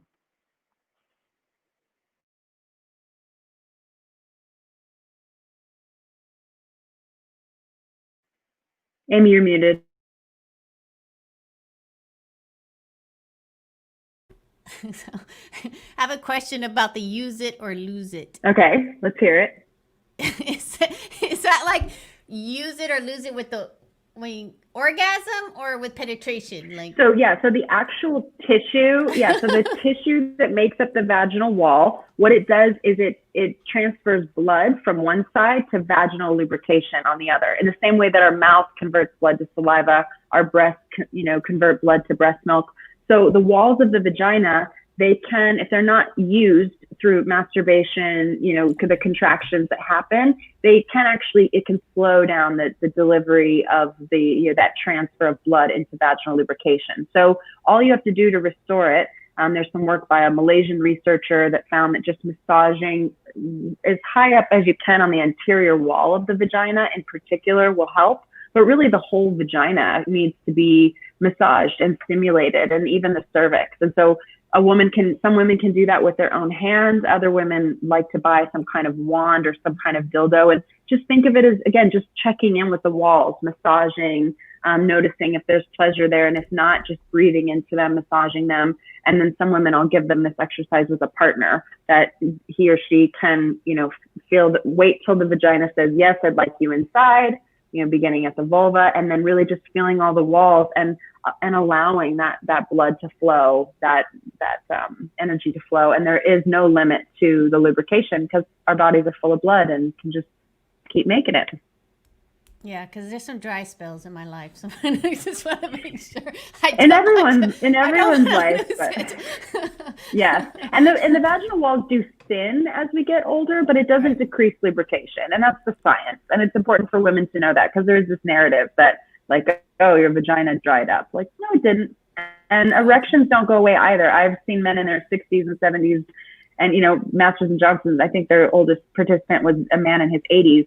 And they sometimes have better, healthier erections than some 20 and 30-year-old men because of what's going on in their mind and their spirit around sex. And that's really exciting too, to know that, our bodies are amazing. There's still time. Yeah, to keep exploring and having fun. Yeah. Okay, let's check in with Jacqueline and let's see. Hopefully, we could mute her. Let's see. Jacqueline, can you hear me? Yes, I can hear you. Great. So we're talking about being. Did you hear the question? No, you keep getting cut out, so I didn't hear the question. Okay, so we're talking about best avenues for over 60 to seeking like self-love or finding love, and where does age actually fit into that? Does it actually fit into that narrative? And Gotcha. Age to me is just a number, because there are different types of ages. There's a biological age, there's a spiritual age, and there's an emotional age. I mean, some people could be 30s and they could be like they're in their 80s. Then you have people in their 60s and 70s who, because of the way they take care of themselves, they are biologically way younger. If they don't smoke, do drinks, things like that. So biologically, they could be even younger than their chronological age. So it's all a mindset, like Dr. Lauren was saying. It is all about mindset. It really is. Especially, and when she was talking about energy, it is energetically that you can affect your chakras, you can affect blood going everywhere in your body. So absolutely, age is just a number. And the important thing is to learn to love yourself, have the confidence within to actually, when you're with a partner, to really let yourself enjoy yourself, or whether even if you're by yourself, like Dr. Lauren said, with a dildo, a vibrator, your fingers, whatever it is, it's all about, the brain is the largest sex organ. So you use that or you lose it, like she says, because basically by going into your mind and your brain and just stimulating it from that point, right from there, the energy and the blood will flow right.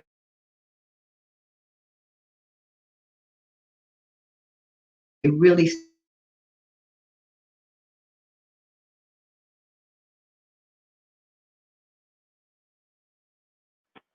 Nope, you're still muted, Amy.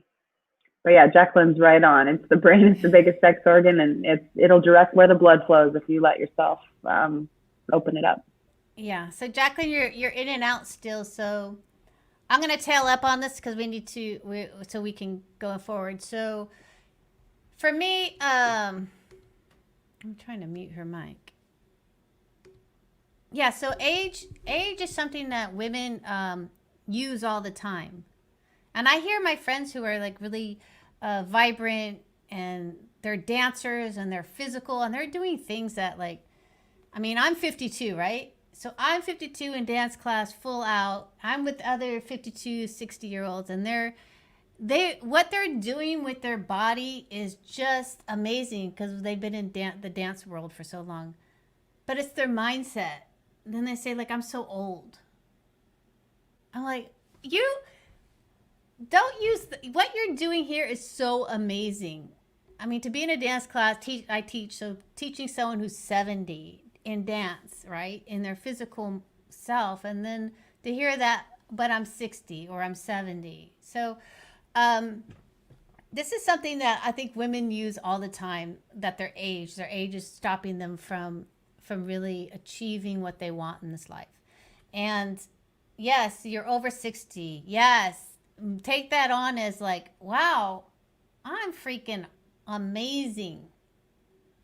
At 60-year old, I get to explore love. I get to explore my life. I get to explore my self-love. Because I just think that when you put that mindset of age in front of you, it's, number one, it's super easy to do, because I think that's what we've been trained to say as women many a times, because it starts young. I mean, how many 28-year-olds are like, I'm so old? And you're like, oh, okay. Like, oh my gosh, where did this narrative come from as women? So I think embrace your age. I always embrace my age. I don't have a problem with my age. And I think at 60, when you're here in places like The Unstoppable You, and you're listening to Dr. Lauren and Bex and myself, then already you're in this whole nother level that many people don't even go to. Right? So embrace that. Embrace the fact that you are a curious woman, and that you're ready for your next thing in your life. So I think Jacqueline is having a hard time here. So what we're going to do now, because we're coming close to the end of this. So what I'm going to do is, this might help if I have Dr. Lauren and Bex. If you can, Bex, I'm going to put in your other offer right now. So if you can speak into that, and then maybe with Jacqueline and I just on the platform, it might be easier with her with the internet. Yeah. Yeah, sure. Trying to think. Yeah, and just kind of piggybacking on that last conversation about age, I think that when we use age as an excuse, or we hide behind it and say, I can't do that because, this is another form of self-rejection, another form of where we're turning our back on what is and the present moment. And, and I think that, there's something that happens to us as we age, in particular in women, is that we hold this nostalgia for who we once were, what our bodies were once capable of. And that could be a very, very challenging thing to break, to continue to look back instead of be looking at what is and celebrating what is. So, I wanted to add one more piece of this conversation about the age and what is possible for me at this age, and what are the things that I'm overlooking, and one of the things that my clients and my mature clients, we look at where we're saying, or where we're inserting age as an excuse or something, and we'll say something like, well, I'm actually so wise, or I'm so mature, I'm so experienced, instead of I'm so old. But just as a switch out. But to answer your question, Amy, thank you for bringing that up. Yes, I do have a feminine energy resource bundle for the women in the audience. It is a collection of, it's a basket of goodies. It's a collection of not only interviews with love experts about feminine energy, about being in the present moment, about creating self-intimacy, about, why we react the way that we react, and creating those walls around ourselves and preventing people in. It's a collection of movement videos, You know, you were talking about dance, and I am a dancer, and I use movement in the work that I do with my clients primarily to get us out of our heads and into our bodies, into the present moment. So there's a collection of movement videos in this bundle. There's also a collection of worksheets and tools that I use with my clients to help them in that self-intimacy process, in that self-reflection process. You know, you have a conflict with your partner, something was said, you have a big blowout, and there's tools in this bundle to help you like look back and reflect on what exactly happened, what buttons of yours were being pushed, and how we might show up differently in the future. So it's a feminine energy resource pack, and that is available, I imagine, in the link that you just dropped in the comments. So yeah, perfect. Thank you.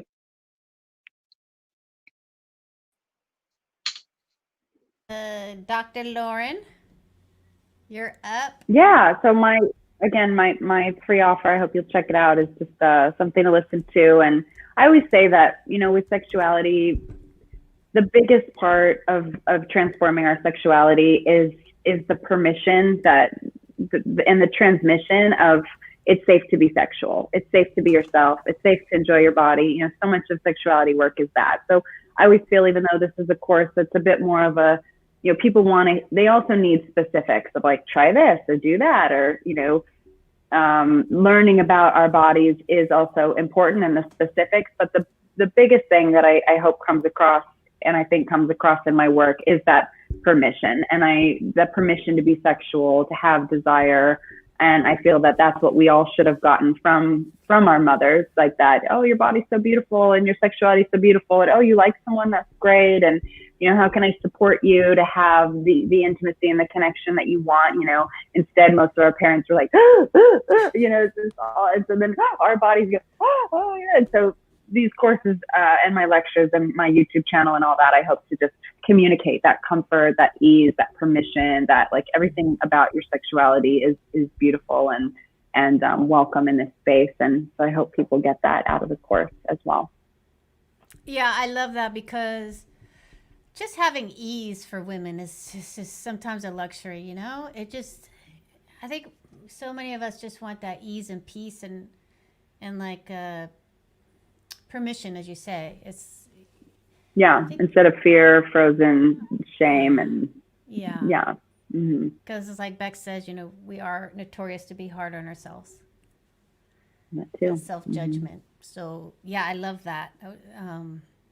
So their links are in the chat box, and I'm going to go ahead and for you guys say thank you, because hopefully Jacqueline will come on and the internet will be better with just the two of us. Good luck. Yeah. Oh gosh. If not, you guys I get to do a solo solo performance. I can break out some tondus or something for you. Tell some good sex stories.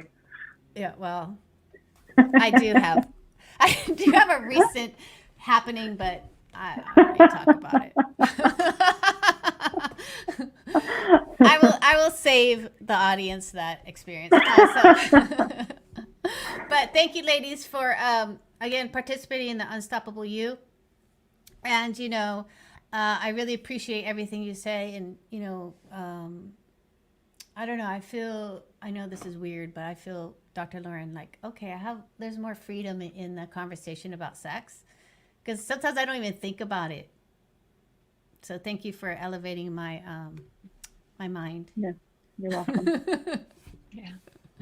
All right, you guys, have a beautiful day or evening. Okay. All right, thanks. Thanks, Amy. Great to meet you back. Bye, guys. Thank you. Bye. Bye. All right. Let's see. Let's try Jacqueline. Stream. Okay. All right. Can you hear me? Yes, you keep getting cut out, but I can hear. Okay, seems like I have an echo. So why don't you tell me, you know, what kind of coach you are, like what do you do, and what do you see with your clients? I'm going to mute myself. So tell us who you are, Jacqueline, if you can.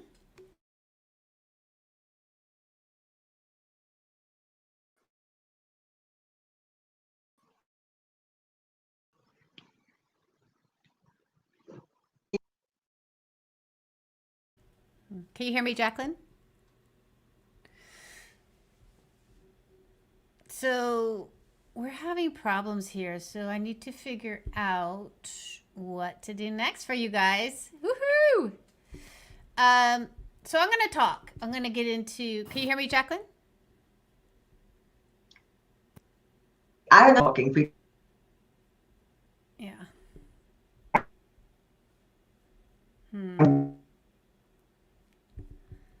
So it looks like we might have to ask her to come back on a different day. I talk a lot. But anyway, I think she wanted me to introduce myself every single relationship. And because like I said before, you can go to work and come home or whatever, and that's okay. But when you're actually at the point that you cannot get away from yourself, you're with you 24/7, 365 days a year. So that is the most important bio relationship is with yourself. That's why were you able to hear that, Amy? Okay, good. Okay, I'll keep going. Anyway, so what I am the founder of the high vibe reimprinting method, which is actually a method that I do is to help women really fall in love with themselves or to attract love from another significant other. And how I do that is I regress them to go back in time. So when they're younger, because what happens is if I always have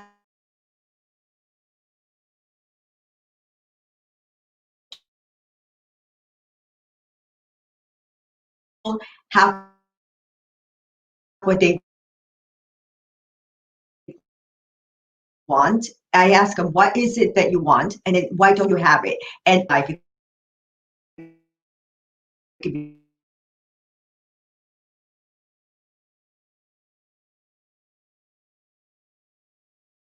area you have a block in, that is what you need to overcome. So the first 0 to 7, I regress them. And then what I do is I tap into what it is that they're feeling and where the belief came from.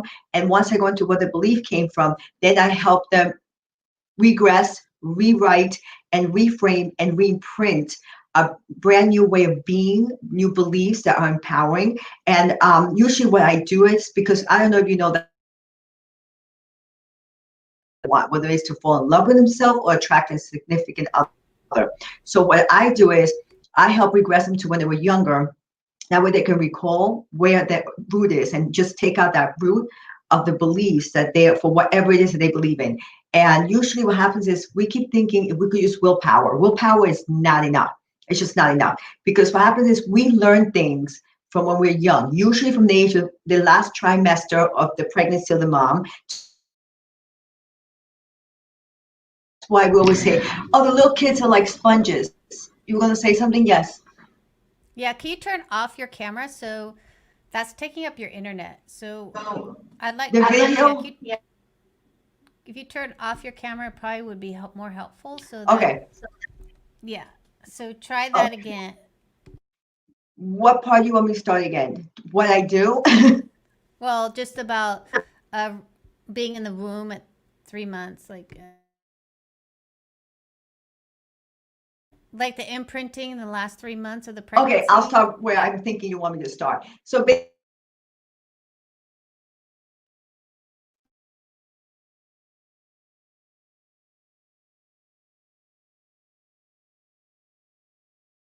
working 95% behind our back, behind the programming. It's 95% of everything we do. Okay, Jacqueline? Jacqueline? Sorry, I think we have to reschedule. Based on Jacqueline? Programming from what we need to do. It works for a little bit, but then we revert back to our programming. So what I need to do is, so I'm going to a renowned psychiatrist, psychologist, physician, he's a doctor, international best-selling. Jacqueline? To learn something is to relearn it and reprogram the mind. The two best ways is hypnosis and habituation. Okay, people that come to me and they want to fall in love with themselves. Mm-hmm. So Jacqueline? Help them regress to. Oh gosh. What it is. All right, so let me private message her. She can't hear me. My hand is over here. Jacqueline? Yeah. All right. So we're going to have Jacqueline on a different day because I cannot. Social media, there's so much competing and comparing. And what we need to do is focus on ourselves and really go within. We're going to. Jacqueline? Yes. Yeah, we're going to have to reschedule this interview because we cannot hear anything. Really, I've been trying to keep talking. I know, it's like we can't, you keep going in and out. We don't know what you're saying. So because of the internet, I don't know. Before with other experts too, is it just me? It's just you. So I don't know what's happening on your end, but we're missing everything. We're missing all your great expertise. So can we reschedule your talk to a different live stream, and then I can just go on with the audience here?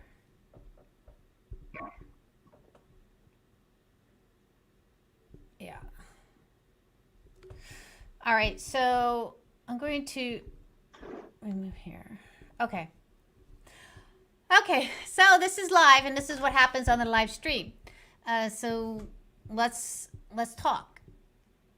Let's go over what was said. I know that let's review everything because the speakers that are coming so far are really talking about, and in coaching we're talking about almost the same thing, and the same thing is the base, and the base is always you, right? And this is the exciting part of really improving your life and really finding new ways of being, is that you really get to form a relationship with yourself. And sometimes we think, that might be hard or a struggle, but I invite you to really change that mindset into, this could be a creative time for me. This could be a time of exploration for me. And I know all the speakers gave you downloadable gifts, and there's still more to come. But to really commit to exploring who you are. So because we all get into these behaviors and emotions that are, so basically you get in a fight with your husband, this happens, this happens, this happens, this happens. You get in a fight with your child, this happens, this happens, this happens. Like, it's almost like clockwork, our emotional responses. And I call it your MO. So your MO is, how do you respond to things in your life? So for me, if a block happened for me, if I had a failure in my day, my MO would be to give up. That would be my initial response. So me knowing that is the first step to really making a change in our lives. So what's your MO? Is your MO to shut down? Is your MO to get angry? Is your MO to walk away? So once you understand what are your patterns of behavior in what you do in your life, and then once you understand those and you're like, oh yeah, this is exactly what I do. I snap back, I get angry, I shut down, and then I, watch TV. There's a certain, formula to our emotional patterns and responses. So it's like clockwork for many of us. Now the shift is this. Who do you want to be? Now, we spoke a little bit earlier about the doing. Women are great doers. We'll make our to-do list so long, and then we'll do all these things. But who do we want to be? Our being is what really shifts us into change, right? So my emotional response is here, and it's like a known thing. But who do I want to be? My vision for myself is that I'm smart, I'm resourceful, I finish what I start, I'm capable, right? So even though I might be responding over here a certain way, my vision is over here. Or maybe we can go up here. The vision is here, right? So and you heard it through the speakers, being. Who are you being? So who do you want to be? That's first and foremost. Do you want to be capable? Do you want to be a passionate leader? Do you want to be an empathetic mother? Do you want to be a loving wife? Who do you want to be? That's like your vision. That's who you want to be. So in many of our talks, it's the mind shift of going into something different. And usually the different is the vision. And the vision is always bigger than yourself. The vision is always, it's not based in reality. I always tell my clients, do not base your vision in reality. Because we are living our reality every day in the doing. Right? We pick the kids up from school, we make the lunch, we do this, then we pay the bills, and then we do this and do this and do this. We have tons of things that we do. So we want to get out of that reality because we're already in it. We want to go to our vision, something bigger than who you are now. So this is what I do have some questions. I do have like, some people said that when you guys wrote in, like you're ready for happiness. Okay.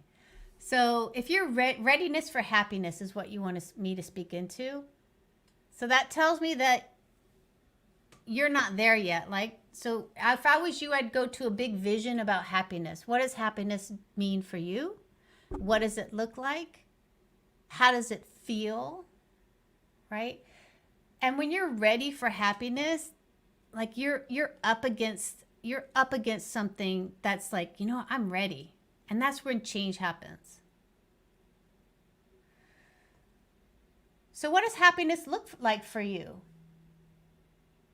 Make that a big vision. Because if we're sitting here not happy, like if I get in a fight with my partner, I'm not happy. Right? But what's the big vision? The big vision for me is that I want love, and I want congruent thoughts, and I want like intimacy, and I want love. So I don't want to stay in this MO very long. I want to go to my vision. So I challenge you to this week. I'm putting this in this because you and I are here together alone. So I challenge you this week to really map your MOs. What are your pattern responses? What are your go-to behaviors? What are your go-to feelings? I mean, our emotions and our feelings will keep us stuck because we're so entrenched in them, right? So what are those? Write those down. Write it down. And then from there, it's like, what do you want your response to be? Like someone said, I don't want to feel so hurt. I don't want to feel like, I just remember myself feeling totally dejected by very simple things. Like I took it on so personally. And, we don't want to carry that burden anymore. So if you don't want to feel that way, what do you want to feel? Well, I want to feel strong. I want to feel empowered. I want to feel like I belong here. So this week, write down your go-to responses, and then write down your vision. Like, who do you really want to be? Then the key is that empty space. This is where you are, and this is who you want to be. The key is this empty space. The empty space is where you find ways to be better and do better.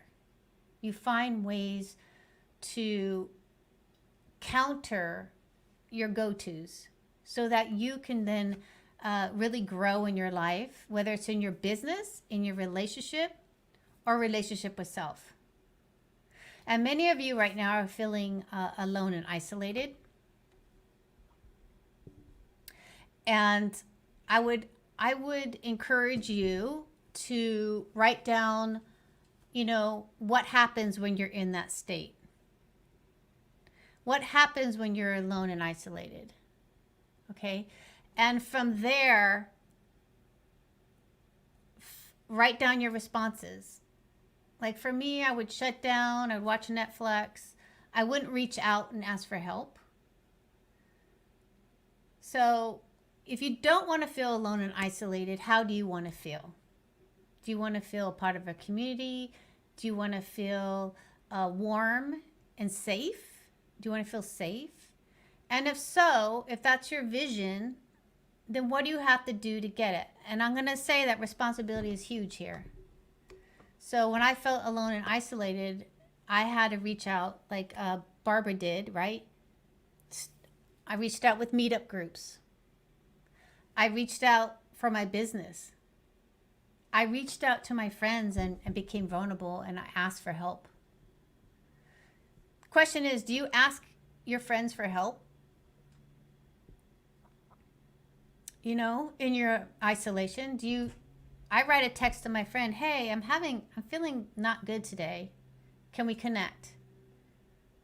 Can we connect over Zoom, or can I go over there and we can work outside, right?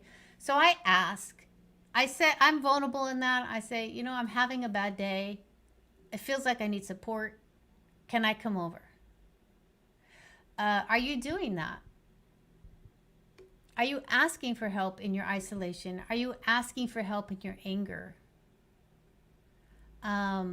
So I know this was a little bit of an impromptu thing with you, but as a coach and an emotional freedom coach, it's like I understand what it feels like to have your emotions take over your life, your emotions stopping you from your life, whether it's your love life or your self-love even. I mean, what's stopping you from taking those steps to really building that trust, like we said with Bex? Like, it's a slow process of being accountable to yourself, following through, so you start developing your own trust.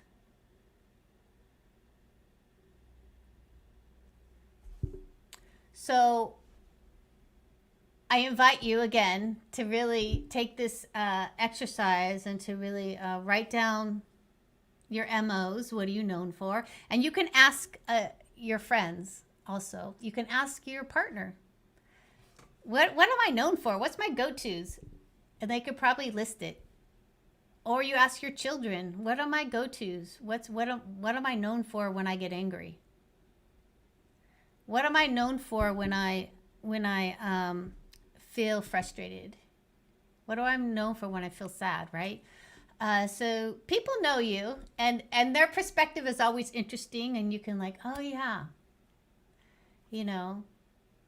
and then create that vision about who you really want to be instead of doing those patterns, and then start practicing and building ways outside of those go-to MOs that we have, because we all have them.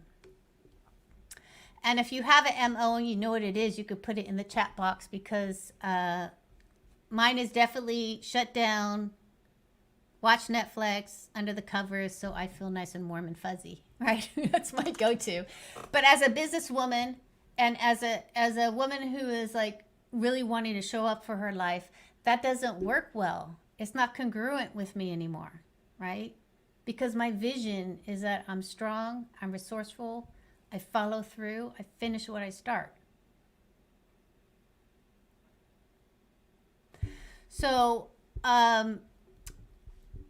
yes, so I'm gonna answer another question of one of the speaker that you guys put in for one of the speakers, because we had that debacle with Jacqueline. We're gonna have to invite her back.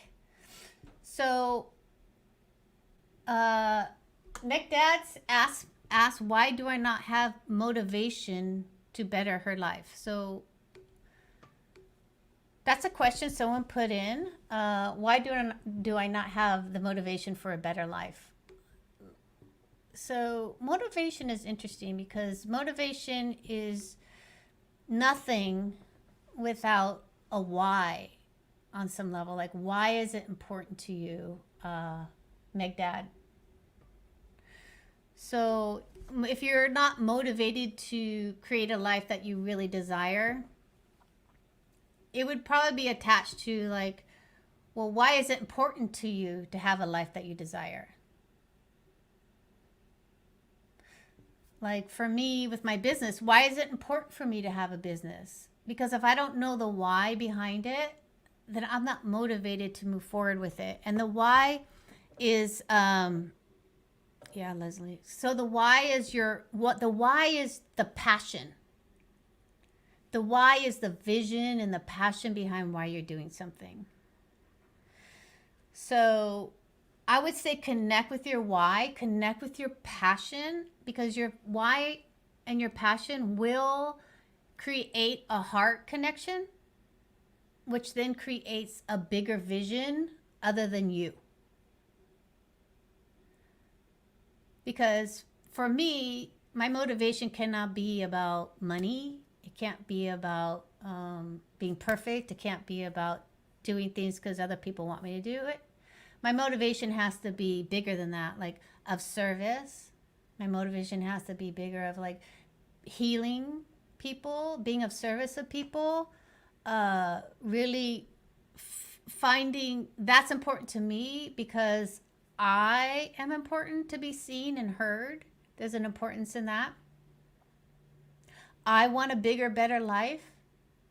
I want to have certain things in my life. So the why, if you connect why to your motivation, it will definitely help you. That's like the first step. So why? Why do you want to be motivated? What do you want? Why do you want it? So Leslie says that her MO is definitely anger with myself and others. So many of us, that's our MO. Like that's our first response is like get angry, boom. Thank you, Leslie. Yeah, and so I would encourage you, Leslie, to if that's your first response, that's your MO, you know what that is. What do you want your response to be? You have to create that vision about what do you actually want.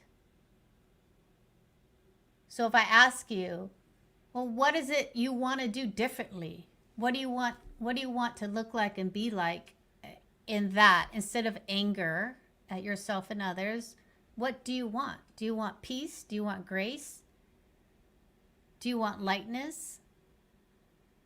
Like create that feeling that you want, because that anger and that with yourself and others is so strong, right? And it's like, and you're connected to it and you know it.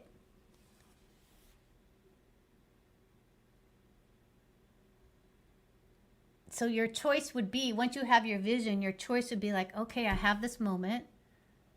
My choice is, do I want to go to anger or do I want to go to my vision?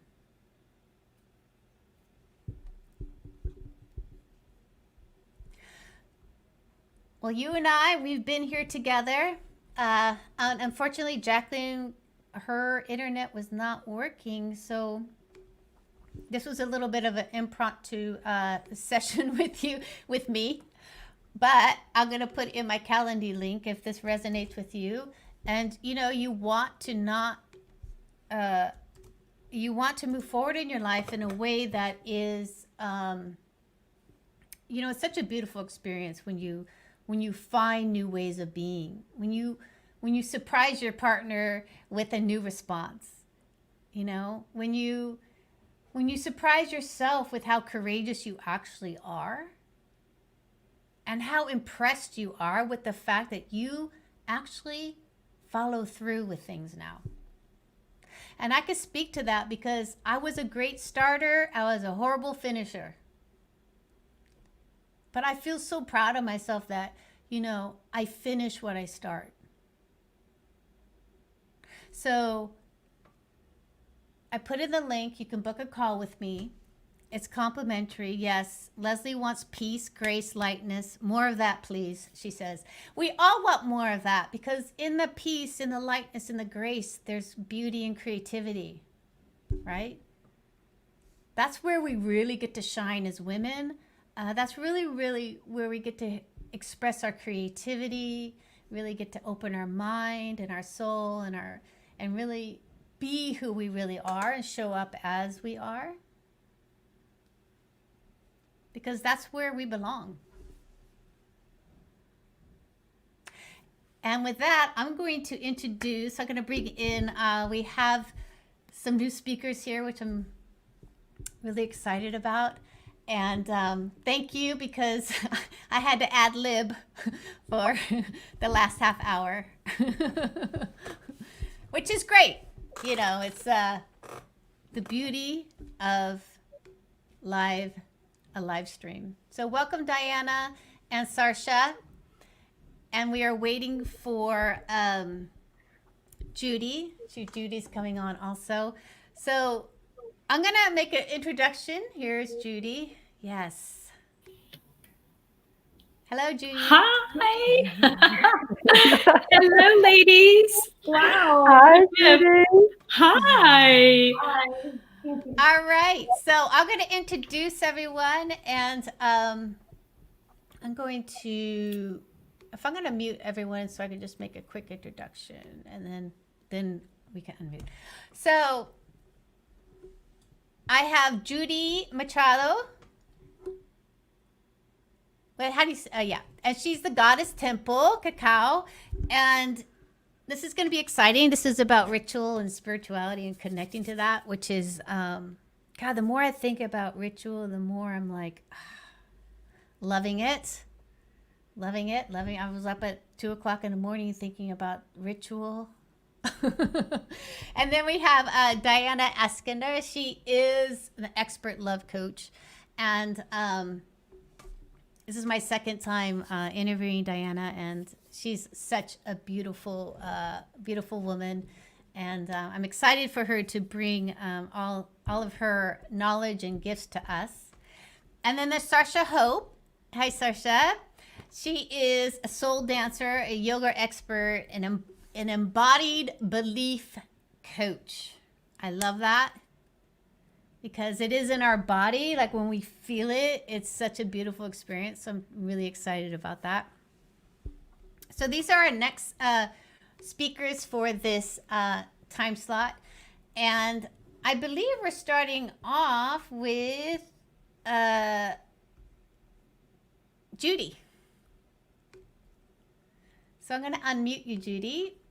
So welcome, Judy. And so tell us about you and what you do and what you're seeing out in the world right now with the women that you serve, or the people that you serve. Amy, you've unmuted me rather than Judy. Oh, shoot. Oh, because you both have brown hair. What a beautiful compliment. I look like Diana. Thank you. This is so beautiful. Thank you. First of all, I just want to say thank you so much, Amy, for creating this beautiful space, for doing this every month, for bringing beautiful people together to not just share some of our gifts and our medicines, but also to have others to hear and to create this space together. I'm so grateful. Thank you, Amy. Thank you. Thank you. Yes, so I'm super excited and honored to be here to share the story of cacao. Cacao is an incredible plant medicine that is here to help to awaken all of us. And it's just such a beautiful story, and what an honor to be here to share all of it, because we really are living in unprecedented times. We've never seen anything like this. The whole earth really is shifting from 3D to 5D, same with humanity. The old systems are crumbling. There's a beautiful opportunity for us to create a whole new world. There's the fastest shift in and rise in the collective consciousness happening right now. And there are some beautiful medicines that we can use to support us in this, I guess we can call it a metamorphosis of what's happening with all of us, right? With Earth and with all of us. And with extreme change comes, this uncomfortableness and some fear. And, I use the word metamorphosis sort of like the butterfly, right? The caterpillar transforming into the butterfly, and as a caterpillar, it only in its wildest dreams can it really believe that it could one day be as beautiful as a butterfly. And what it has to do to become that butterfly is it literally has to almost get to a place of death, which is where it goes into this little cocoon and it turns into mush, and it's so dark and it's so alone and it's so afraid and it has no idea what's happening. It's never experienced anything like this.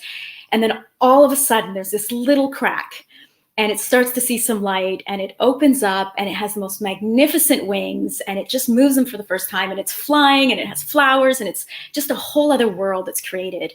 And the story of cacao is just so, so beautiful.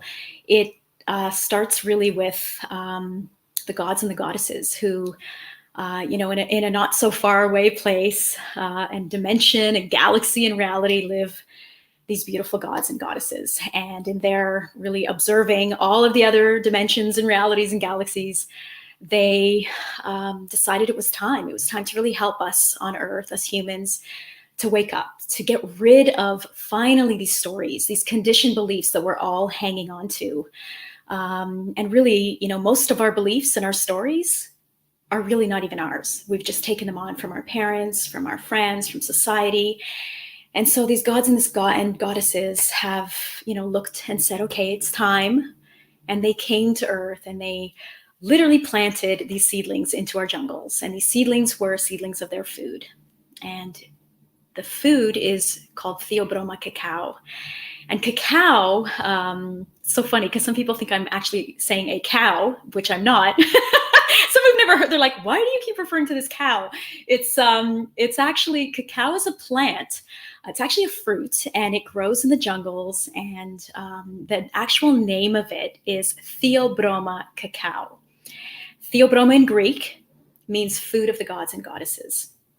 And cacao is actually the main ingredient to make chocolate, the world's favorite food, which we all love so much. And yet this is the only food on the entire planet that has the name Theobroma cacao, food of the gods and goddesses. So what makes this food so special that it is food of the gods and goddesses? And why should we even care? What is this going to do for us? What is this possibly going to do for us? Why is this food of the gods and goddesses? And it's really all starts with really just a basic understanding of plants. Plants are either medicinal or they're teacher plants. And there are plants here on Earth who are here to help us, to be our teachers and to take us into journeys beyond the veil. And the veil really is, how far we can see beyond our current level of consciousness. We're all living in different levels of consciousness, and we can only see as far as that level of consciousness.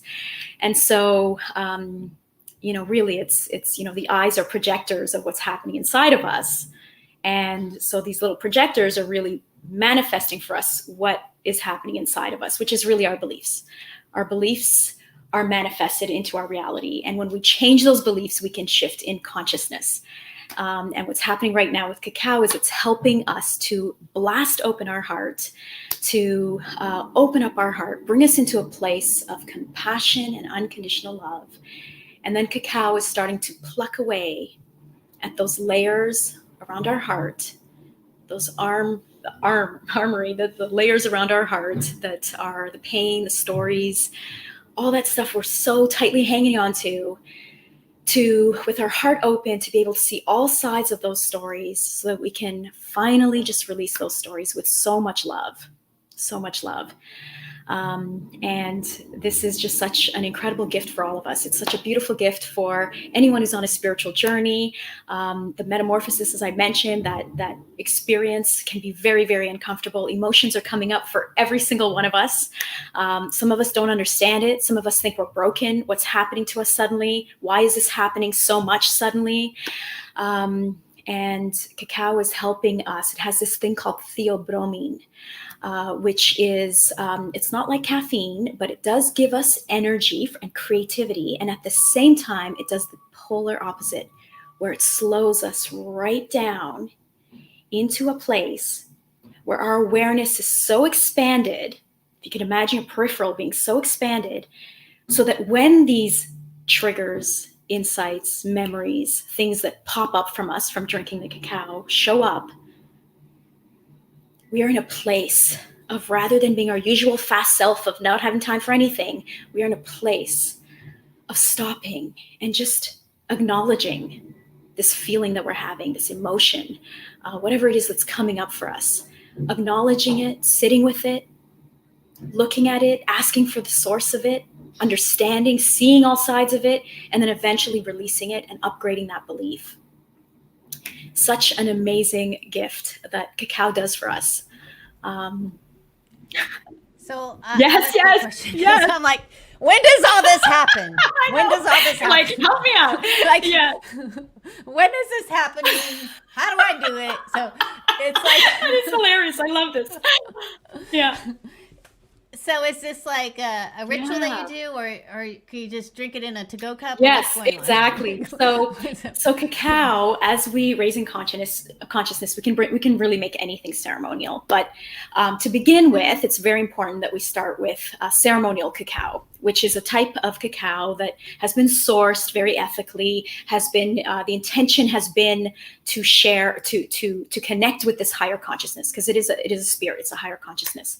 The indigenous have known about this for thousands of years and have been sitting in beautiful circle with their communities for thousands of years to connect with this higher consciousness. So what it is the powder and or the paste, which is really, the cacao looks like a coffee bean. So it's like a seed, and it's been ground or it's just taken into pieces, and you mix it with water. So with ceremonial cacao, you mix with water and then you heat it nice and gently and slowly. And it all starts with the brewing process, the making of it. And then you literally put it in a cup. It's that simple. You put it in a cup.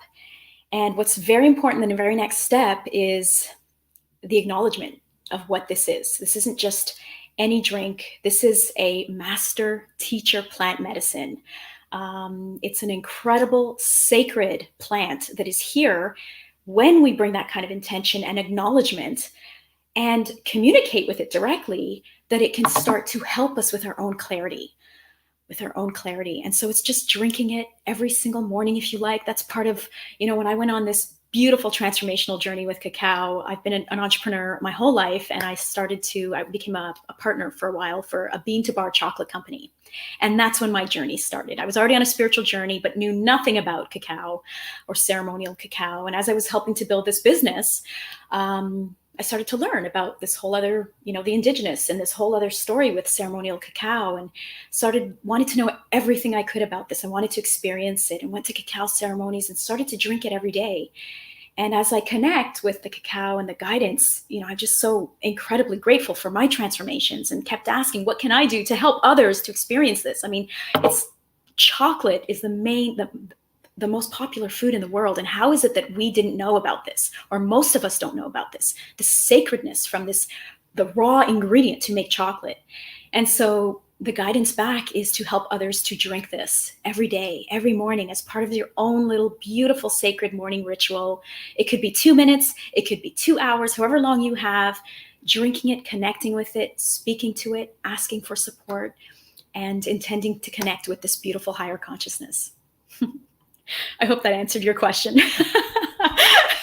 There's so much more to it. And really, you have to experience. I always say it's like meditation. For those who have meditated and have experienced the magic that comes with meditation in terms of the calmness, the clarity, the insights, it's hard to explain until someone experiences it.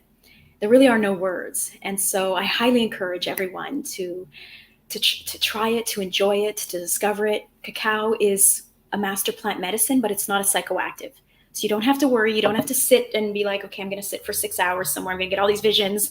It is meant to support you in your everyday life. So you can literally drink some and then go about your day, drive, drink, work. Sorry, not drink, no alcohol with it, of course. I meant drink more cacao. Work, do your projects, go about your day. It's intended to support you in your everyday life, which makes it such an even more beautiful gift, I believe, because it is not a psychoactive.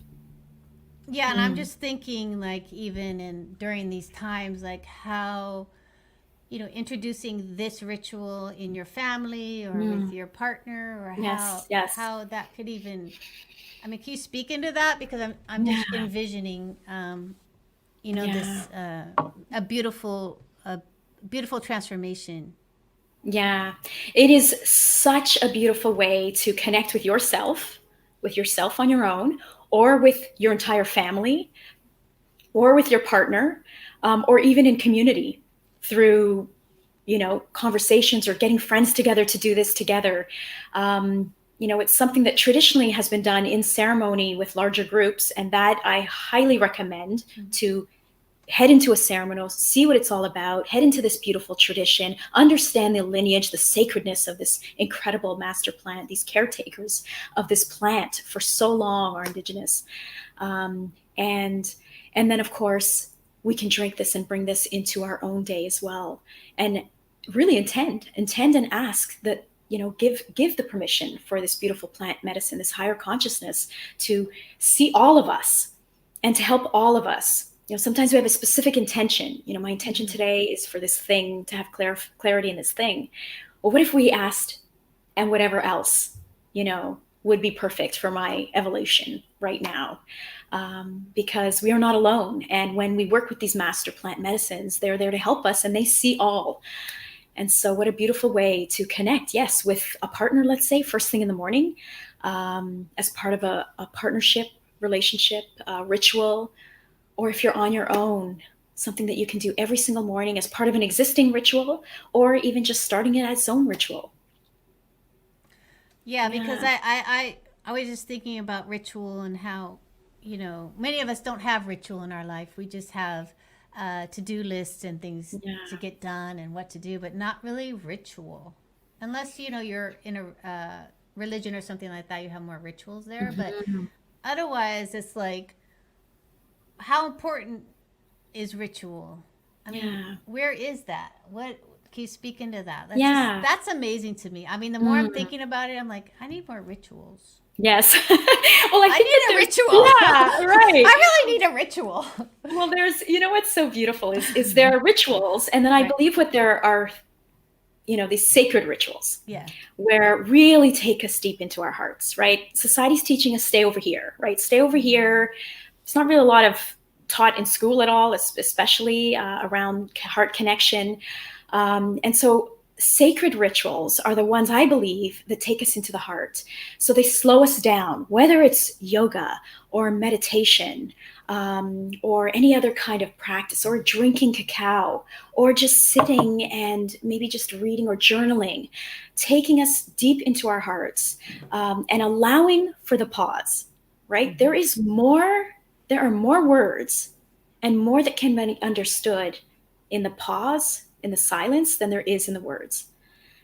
Because that's where we ultimately are. We are connected to infinite and this space. And in this space is where we start to find that clarity, those insights. All of that's already within us. And many of us are realizing that. And that's why ritual is becoming so much more popular and enjoyable. It's the sacred ritual versus, okay, my ritual is I'm going to review my to-do list every day. I'm going to write out my plan. That could be ritual for sure, for some, but how about also including some time where you can enjoy that sacred pause, whatever that is, where you're actually in silence, whatever it is you're doing. Again, it could be something even as beautiful as yoga, sensual practice. There's so much that we can do where we're gifting ourselves that love and that time and opening up our hearts and creating that sacred pause. So I want to hear about your personal experience while you're in it. Yes. Like what's happening, and then the shift. So you could, because I've never had it, so I don't know. You know what I mean? If I can get tell me about you and that shift for you. Yeah. For me, as soon as I started to drink cacao, it's in that chocolate business, and I started to learn about cacao, I immediately wanted to go to ceremonies. So I went to ceremonies, started to connect in through ceremonies, drinking cacao, buying ceremonial cacao. And the moment I started to bring sacred intention to it. Because at first I didn't quite understand it. I was like, oh, it's chocolate. What is this really? I don't really get any visions, major visions. So like, is this really powerful? Meanwhile, I almost feel like it's actually even more so powerful than many medicines because of that, because we have all these intentions and expectations. But all of it's happening literally within our day to day. And for me, what happens, and what happened especially in the beginning, because this was so new to me and I started to notice and become aware, was these things were showing up for me. So I would drink, and literally within a half an hour of drinking, or after my ritual, and I would go finish my silence and start my day, I would get a text message that I thought I had resolved this problem with this person or this issue, and all of a sudden I am really hurt, or I am really triggered by what I'm reading here, or an email, or something's coming up, and it's like, wow. And because theobromine in the cacao, your heart is open, and because I know about cacao, and cacao is, this is what cacao is doing, I know immediately this is coming because of, and coming from cacao helping me to see this. So I would stop and ask, what is the source of this trigger? If I have a trigger, then there's something in me that needs to be healed. And so immediately, especially if you give yourself that pause. So for me, I would take even just a couple minutes of silence of, why is this trigger happening? Let me feel this emotion, because the emotion is the portal into the shift in consciousness, because the emotion allows us to feel it, to finally love it, give it the love that it needs, to acknowledge it, to eventually release it, to eventually create a new belief, a new empowering belief. And again, it's the beliefs that create the reality in front of us. And so I was finding that very quickly I was able to understand things versus sitting for days stewing about this thing, so sad about this person and creating this story or whatever was my normal pattern.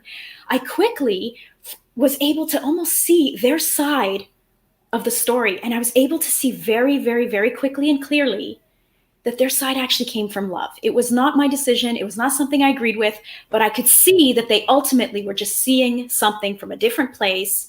And they too were just trying to, come from love. And I was able to just either forgive or accept or, agree to disagree, or just accept to let it go. And to know that it has nothing to do with me, in terms of why that person's reacting that way. It's all just realizing that it's all just part of our evolution. These things are happening for us to evolve. Right. All of these challenges are happening, especially the ones that are the most difficult, most hard, the most wrong, quote unquote. Why is this happening? Are happening so that we can look at it and see the other side of it and then evolve beyond it. And so I found, to answer your question, these things were happening so fast for me. What would normally take me days or phone calls with friends, oh my God, this is what's happening now. Can you believe this is happening again? I thought this was resolved. It was just sitting there and realizing, opening up this connection, because most of us think we're alone and we feel like, who am I to talk to a plant medicine? Or who am I? That's for shamans or that's for other people. But as we evolve, and I'm not saying that, there's definitely sacred work and lineage, but the moment we realize that we are not alone, we can talk to other people, we can collaborate, we can talk to these plant medicines as well when we're drinking them and ask for clarity. The whole world shifts. You start to get so much clarity, and the shifts just happen so fast. It's so beautiful. Yeah, so it sounds like when you're in the cacao, you're having the ceremony, you're drinking it, that it's opening your heart, and when you open your heart, then you have more understanding of others.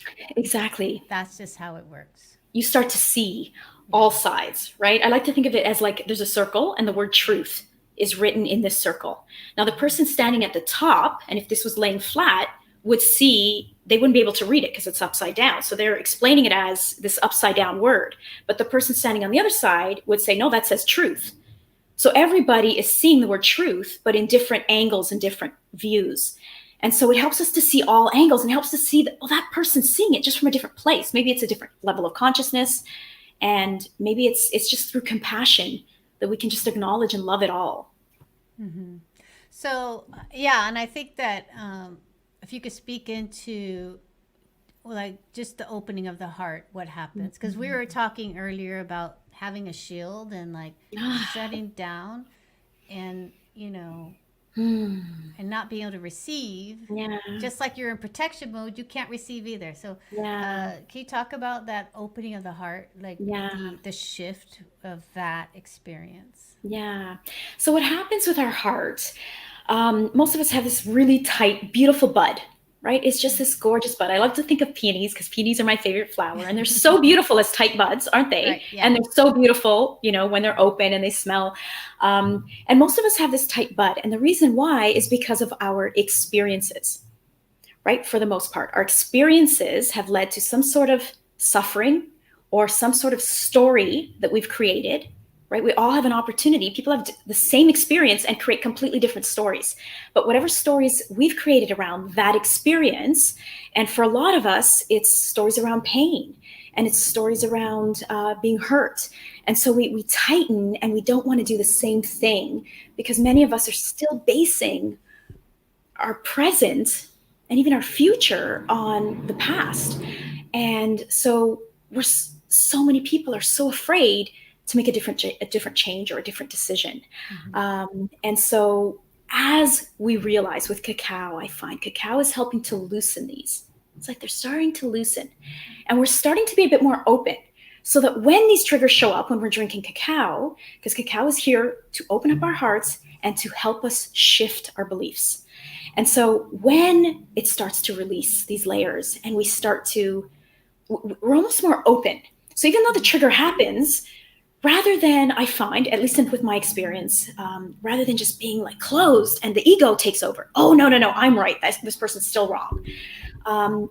It's sort of loosened the little layers so that we can say, okay, this is still really triggering, but I'm open to seeing what this is all about. And the more, again, we can go into that pause, that space, because when we're out here talking to people and doing all this stuff, we might get the answer, but the answer is always within.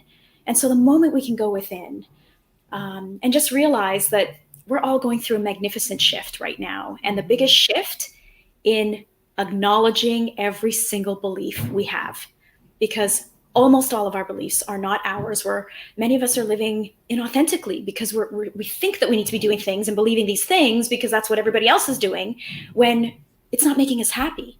And so everything that comes out of our mouth, every statement we make is an opportunity to say, wow, what did I just say? That was a belief. Interesting. Where did this belief come from? And what if I could change this belief? What would my reality look like if I were just to have a different belief? Mm-hmm. Well, I wonder, Kathy says, gotta love those teaching synchronicities. That's nice. Synchronicities, yeah. I have a speech impediment, so that's like a nightmare word. All those. Yeah. But I do want to say, because I got a question from an audience member, which is, I want to speak into this because sometimes we think a certain thing, but it's maybe the opposite. And she said, she asked, how to stop caring so much and grow a seriously thick skin. Interesting. Which is like, my question would be, what does she mean by a thick skin? Because maybe that's a belief. Mm-hmm. Because I don't know, for me, a thick skin means not allowing anything inside. I don't know, maybe somebody has a different belief, but it's like not allowing anything within. And maybe that is a belief from the pain and the hurt that we've all experienced. And what if we could allow love in? Yeah. What if we could allow love in? And what if the pain maybe that might continue to come, we could look at it as a story, a change in story around why that's here. Why did this thing experience? Why did I experience this thing? If we're here in Earth School, it's because we agreed to come here. We agreed to come here to forget who we really are, the powerful beings we are, so that we can experience this joy of remembering. And so only when we get to final ascension is it time to leave. And so everything will continue. We will always have these things show up in our life. And so how can we, once we realize that, how can we have more fun with that, and realize, okay, this kind of is a crappy thing that's happening to me, or what's happening in the world right now, or, whatever is happening, how is this part of my evolution? and maybe even of the collective evolution. You know, we look at this experience right now, this global, you know, thing that's happening in the world right now. What an incredible experience for us to build a whole new earth. So we could sit here and think the world is over and all these new things are coming up with, you know, these decisions and, you know, all this stuff. You know, recently, especially around vaccinations, if you vaccinate, don't vaccinate, what you're allowed to do, what you're not allowed to do, you know, there's all this fear around that, even when it's, what if we could, you know, for things to crumble, they have to come to a place where something else is being created. This is an opportunity to create something else. So as that crumbles, this beautiful sacred community, which is what you're doing here, bringing sacred community together, people who are like-minded, who really want to create a whole new world, to share in all these things that are working for all of us. That's all we're doing, hopefully, is just sharing what's authentically working for us, and not what we think might work, but what's authentically worked for all of us. And then everyone listening can just say, you know what, that resonates with me, or that doesn't resonate with me. And it's all beautiful. It's all beautiful wherever you're at. And what came up for me with that question was, I had a thick skin on some level, but when I opened up my heart, like, and you're saying that cacao can really get to that opening, is when you're actually not attached to many beautiful things. So maybe speaking that switch, instead of going the outward, you go inward, and then beautiful. the effects of that is that your detachment of that. Yeah, exactly. And realizing it's all there for us. So you're right, attaching versus non-attachment, you know, surrendering versus not surrendering, you know, surrendering to the flow of what's happening. So really having no attachment and no story, right? It all comes down to, what is our story around all of this? What is our story around thick skin? You know, in the past, we have created stories because we have been hurt. Of course, all of us have been hurt. And there is an opportunity to have other people potentially not honor our boundaries. But maybe these things happen so that we can be even more vocal with our boundaries in a beautiful, loving way, right? So much opportunity. Yeah, because I encourage, just because I've made the shift, I encourage that opening of heart. It changes your whole life. Like, the other way is just too painful. Yeah. You know. So yes, I'm going to have to get into some cacao ceremony because I feel like I'm missing out. I'm missing out on something. So beautiful. So I know that you have a gift for our audience. Yes. You want to speak into that? Yes. Thank you for that opportunity. Yes. When I first, as I mentioned, started to get excited, I wanted to learn everything I could about cacao. And I didn't really understand what it meant. Like, how do I cook it? How do I drink it? What happens? Am I doing this wrong? All these questions I had. And so what I've created is this beautiful little sort of printable. It's this foldable, double-sided printable. It's called the Morning Cacao Ritual. It'll help you to create this little ritual. It helps to explain what are some things we can do to be part of this. It's a 28-day. It's helping you to at least make the commitment for 28 days. How to create a sacred space. How to cook, the little recipe over here. Okay. What to do to connect with the cacao and its beautiful sacred geometry. One of the things is to actually observe the surface of the cacao. You can literally be hypnotized before you even start drinking. And even a beautiful little flower of life, sacred geometry, you sort of color in every day as you're doing this beautiful little ritual, and then decide if this is for you. Maybe it's for you, maybe it's not for you. It's all beautiful. There's so many ways to open up our hearts. Just see what resonates for you. Cacao was one that has completely changed my life, and I love it. And I love to bring it in with other medicines too, other different types of work, inner work. And so this you can get at thegoddesstemple.ca, which is my website, thegoddesstemple.ca. It's free. It's a free gift and download. And of course, there's a beautiful cacao starter kit as well, if anyone wants to look at too, which has a playlist, cacao ceremony playlist, and all this beautiful stuff there as well. Thank you. I'm excited. Thank you. I'm excited to jump in because I I know Sarsha, cover your ears, but I don't like yoga, so. It's so beautiful. Oh my goodness. I want to like it, but my body doesn't like it. I'm probably doing it wrong. Okay. So here we go. We're gonna go on to thank you, Judy, for that. That was beautiful. Thank you. Yeah. So we're gonna jump next with Diana. Diana, you let me unmute you. Great. There we go. Beautiful. Hello. Hello. Well, thank you for having me back. I think our last conversation was a year something ago. around there. Yeah. Something like that. Yeah. Thank you. I know we've been trying to connect on this for a while, and we made it happen. So Amy introduced me. I'm an expert love coach. I'm a speaker. I play many other roles. I'm a mom to an almost 3-year-old boy, a wife, a sister, a friend. I'm sure, like many of you watching, playing a lot of the roles. And of course, relationship is so central to our lives.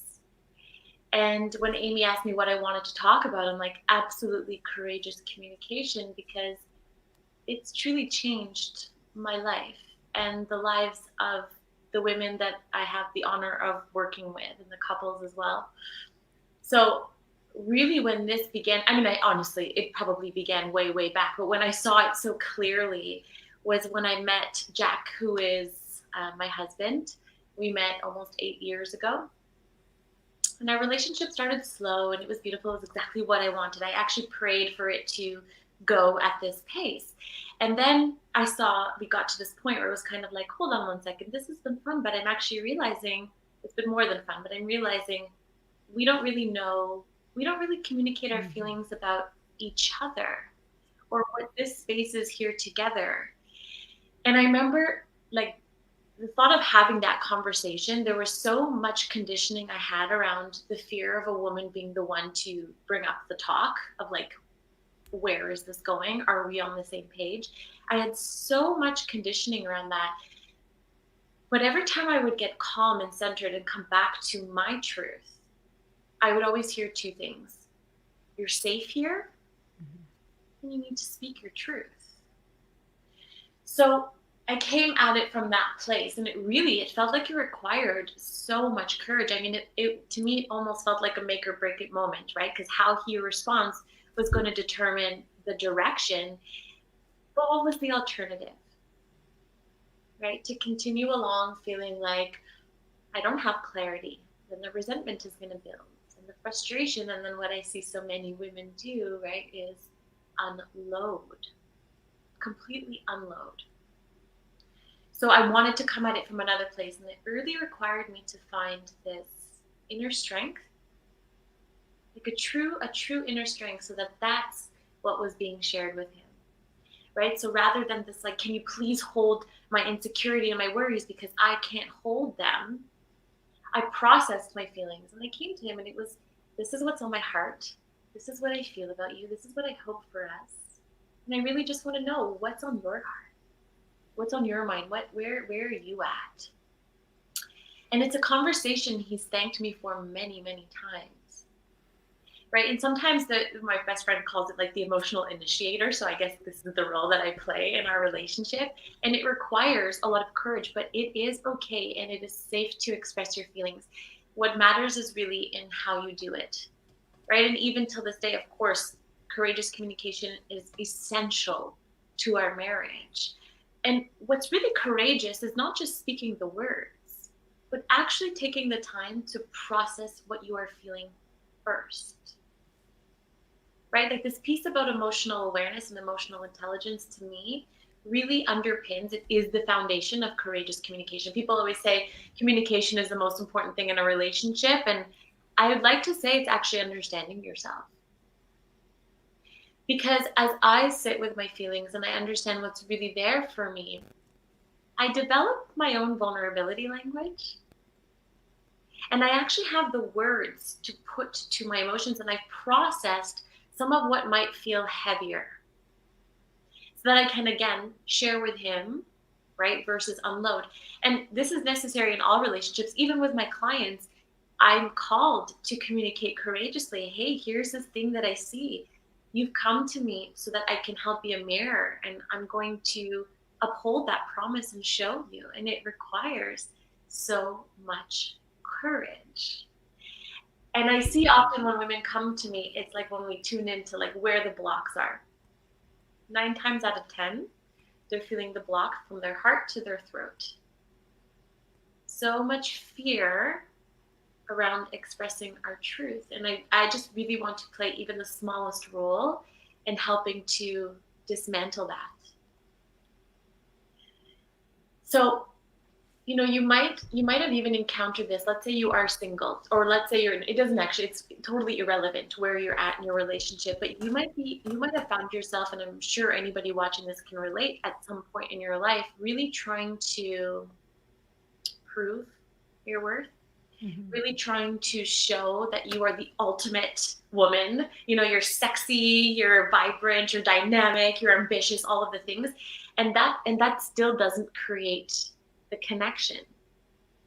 Because intellectual connection, sexual connection, even spiritual connection, those are beautiful for compatibility. They check off the boxes, it's great. But what really creates that heart-to-heart connection is sharing your emotions, which are not all heavy. Right? Sometimes you're feeling inspired. It's not always heavy, but it really and truly is in that heart-to-heart connection, because otherwise this other person doesn't really get the chance to know you. We all say we want unconditional love, right? But are we willing to share the parts of ourselves that we believe would make it conditional? How else do we give that person a chance to love us unconditionally? Right. So what's key is yes, the courage to speak up, and then how you do it, right? And so then there's a lot I can say on that as well. Yeah. So how do I was notorious for being afraid to communicate. Yeah. Right. And that really affected, I mean, sometimes I feel like I'm the only one with this problem when I speak about it, because it's like, but I remember just being in a car with someone and being like, okay, this is what I'm going to say. This is how I'm going to say it. You know what I mean? And then all of a sudden it's like, oh, but you know, he's in a bad mood, or, you know, this is not the right time, or, you know, all these little, am I the only one? Sometimes I feel like I'm the only one who's been in that situation. You're not the only one. I can thank you. So, you know, timing is essential. And if we're going to talk about speaking to a man in the kind of the context of what you were saying, timing becomes even more essential when you're speaking with a man, because they are not multitaskers, right? So like choosing the right moment where he can actually then give you the space is really important, because otherwise you actually sabotage, right? He's not in the space. He's currently focused on something else. He doesn't actually have the space. So then he's not quite listening or engaging. You get more resentful and your walls go up even further, right? So timing is absolutely key, but we have to notice, like everything, right, is like the healthy end of the spectrum and the toxic end of the spectrum, right? Like the light and the shadow. Am I really tuning in with the moment, like the present moment, and feel is absolutely not the right time right now? Or is it an excuse to keep me feeling safe? Yeah, because I think with being courageous enough to even make that decision. Yeah. Right. That's a huge shift for women, because we could be either withholding it or just throwing it out there. Yeah, it's usually one of the two. But the courage to, like, it is a courage and an elevated way of like, okay, what do I actually want? What do I want to say in a way that's going to be helpful in the situation? Yeah. And that's going to be a good time for both of us. Yes, which is the respectful thing to do, right? And so, but what that calls on is some kind of practice that helps you come back to a space where you can actually hold on, like not hold on to the emotions, but kind of hold for the moment where you can then process through the emotion, right? Because we hold it in or we explode. And we're typically exploding because we're already operating from such a triggered space.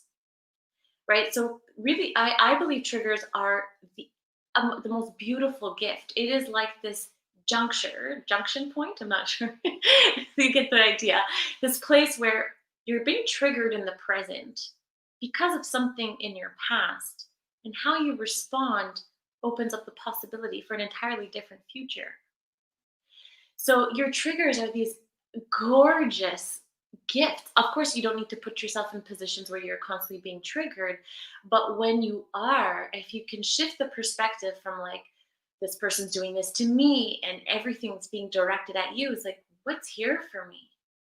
Let me take my time through this. And it's essential in partnership, if we're speaking of romantic partnership, that you release the righteous position. And like Judy was saying, practice seeing things from different angles, anchoring in your truth, and then speaking from that place, knowing you're not seeing the full picture. And I'll say that often to my partner. I'll say, I know I'm not seeing the full picture here. This is how I'm seeing it. From my point of view, this is what it is. And what you really want to get to in courageous communication is this space where you're using mostly I statements. This is my growing edge. This is how I feel. I'm, and this is what I'm curious about. This is what I desire. So I'm just going off here. No, I'm into it. And as you're saying this, a couple things are coming up for me. One is that I might have thought of that as, a weakness, maybe.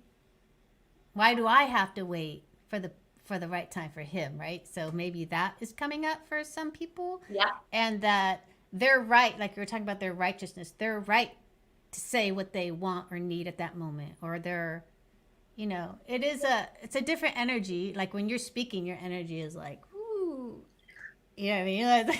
Like round. It's like this space of peace and roundness and understanding. Yeah. But I think, most of us are like, so when you're speaking like that, there might be, just some anxiety coming up for people, or some kind of, feeling of like, so wanting to, whatever it is. And some things can absolutely be healed in the moment, but what becomes essential is for you to even say to yourself, I'm triggered. Start recognizing how it feels in your body to be triggered, so that in the moment you can at least acknowledge to yourself, I'm triggered. I sometimes say that out loud too with my partner around, I'm triggered, right? And I'm not, and be like, notice how I didn't say you are triggering me, even if he is, right? It's really, I'm being triggered. I'm taking personal responsibility for this. So there are moments where it for sure is going to be in the moment, but at least if you can remind yourself or notice, just take inventory that I am triggered right now. That will start to shift the way you speak, because I'm probably not seeing this. When I'm triggered, I picture it like a bull running towards its target. It cannot see anything else. Like, I'm right, you've hurt me, I'm feeling scared, abandoned, rejected, and I'm like running at you full force. I cannot see anything else. So it's a very narrow lens. So just remind yourself that even if you are going to speak something in the moment, just taking that moment to say I'm triggered creates a bit of a gap and a space to at least try practicing choosing your words consciously and courageously. Courageous sometimes also means choosing the most loving perspective, or sometimes it means setting a boundary.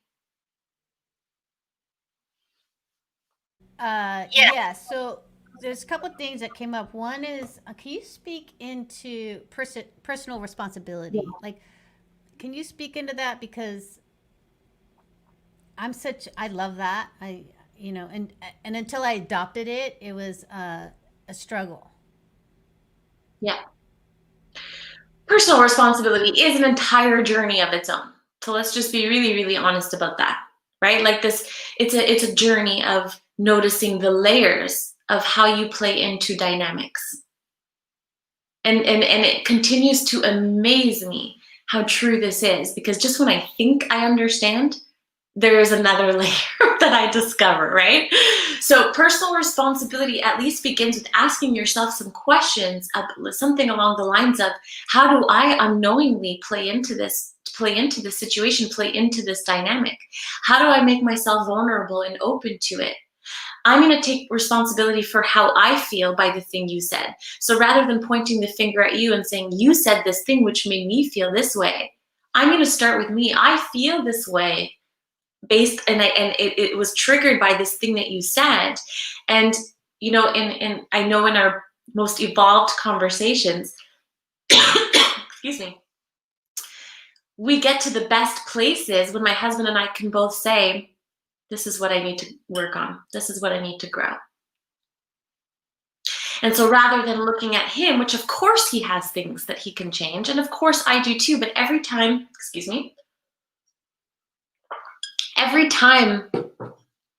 I focus on him, it's like I'm taking this flashlight or this spotlight and pointing it at him. I'm flashing at all the things that are awful, right? And here I am standing in the dark, completely unable to see myself. So I would like to go in. So can you, because I know many of us have been there or are there, where we are wanting to change what's happening with our partner. And maybe that partner is not wanting to participate at the moment, or, you know, so what do we do with that? Yeah, that's a really big question, because there are a few layers to it. So one, if you have a partner who's just unwilling, it's very hard to work with. Like I always say, the most important quality in a partner is someone with a growth mindset, right? Because it sometimes growing together also means growing apart, right? But it can still be done a little bit hand in hand as partnerships, really consciously choosing to separate. So that's challenging, because also sometimes it's not that the person's unwilling, but that there is such a, how do I say this, a dynamic, an unhealthy dynamic in the relationship, that person just feels totally defensive around you. Right? So it might not be that your partner isn't willing, but there is just this way that you are contributing to their shutting down. And so you need to really get honest with yourself. Like whenever I work with anyone, I'm like, this is about really, really, really taking an honest look at yourself and acknowledging, not from a place of, I always mess things up, but from a place of personal power, right? Because no matter what is happening in your life and no matter who your partner is, what matters most, 10 out of 10 times, is how you show up. Sometimes that means leaving. Sometimes that means gratitude towards your partner and helping them break down their walls, noticing what you do that brings up their defenses and slowing that down. Doesn't mean you have to press the brakes, but at least take your foot off the gas. Right? Does that help answer?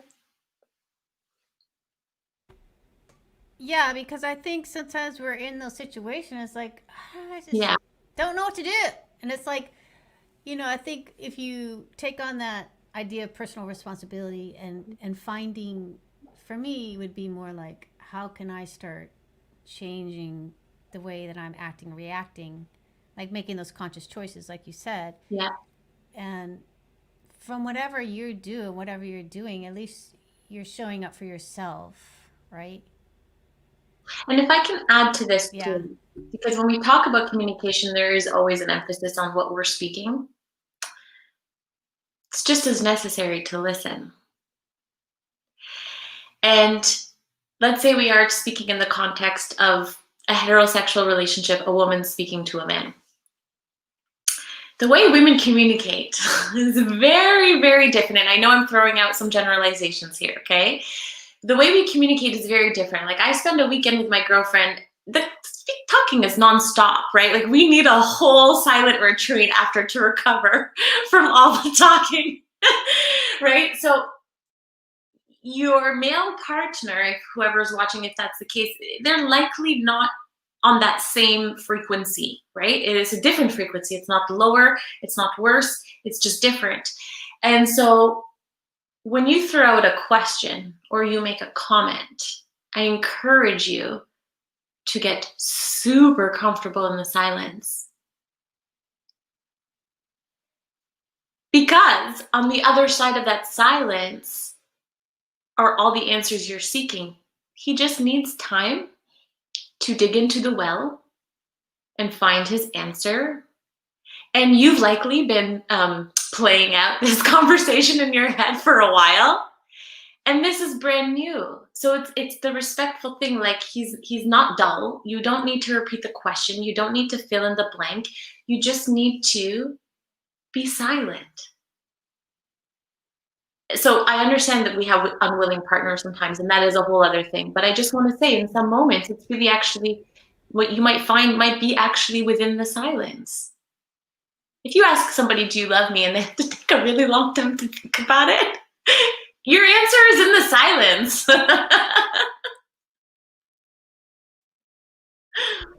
Well, that's not good. That's not good. I don't know. So that's not a good, yeah. So, but this is, and I think you hit a point, because for so many women, one of our things is that we're not seen. So when we're not acknowledged right away, or something's happening right away to us, we take it personally. Yeah. It's a dance. It's a dance. And where men are more like, let me just like see if it's going to fit the time schedule. You know, they're like, you know, they're doing more of the analytical stuff most likely and figuring out whatever it takes, right? But I think that's where a lot of conflict comes in too. Our urgency to be seen and heard and understood, and you know, and they're just like, well, you know, I don't know where they are. Why don't you tell me where these guys are? But I mean, I do know a woman's energy of like, you know, if we don't feel like we got a response like that, because that's how our women communicate with us. You got it? Yep. We're fast. That's how women process and communicate. That's right. It's really not how men process, especially like more emotional conversations. Again, making generalizations. Take what resonates, leave the rest, right? I just want to speak to the urgency piece, because it is a dance between I deserve and value myself enough to speak what's true right now. Like if something is way out of line, like it is okay for you in that moment to say, that is just way over my boundary.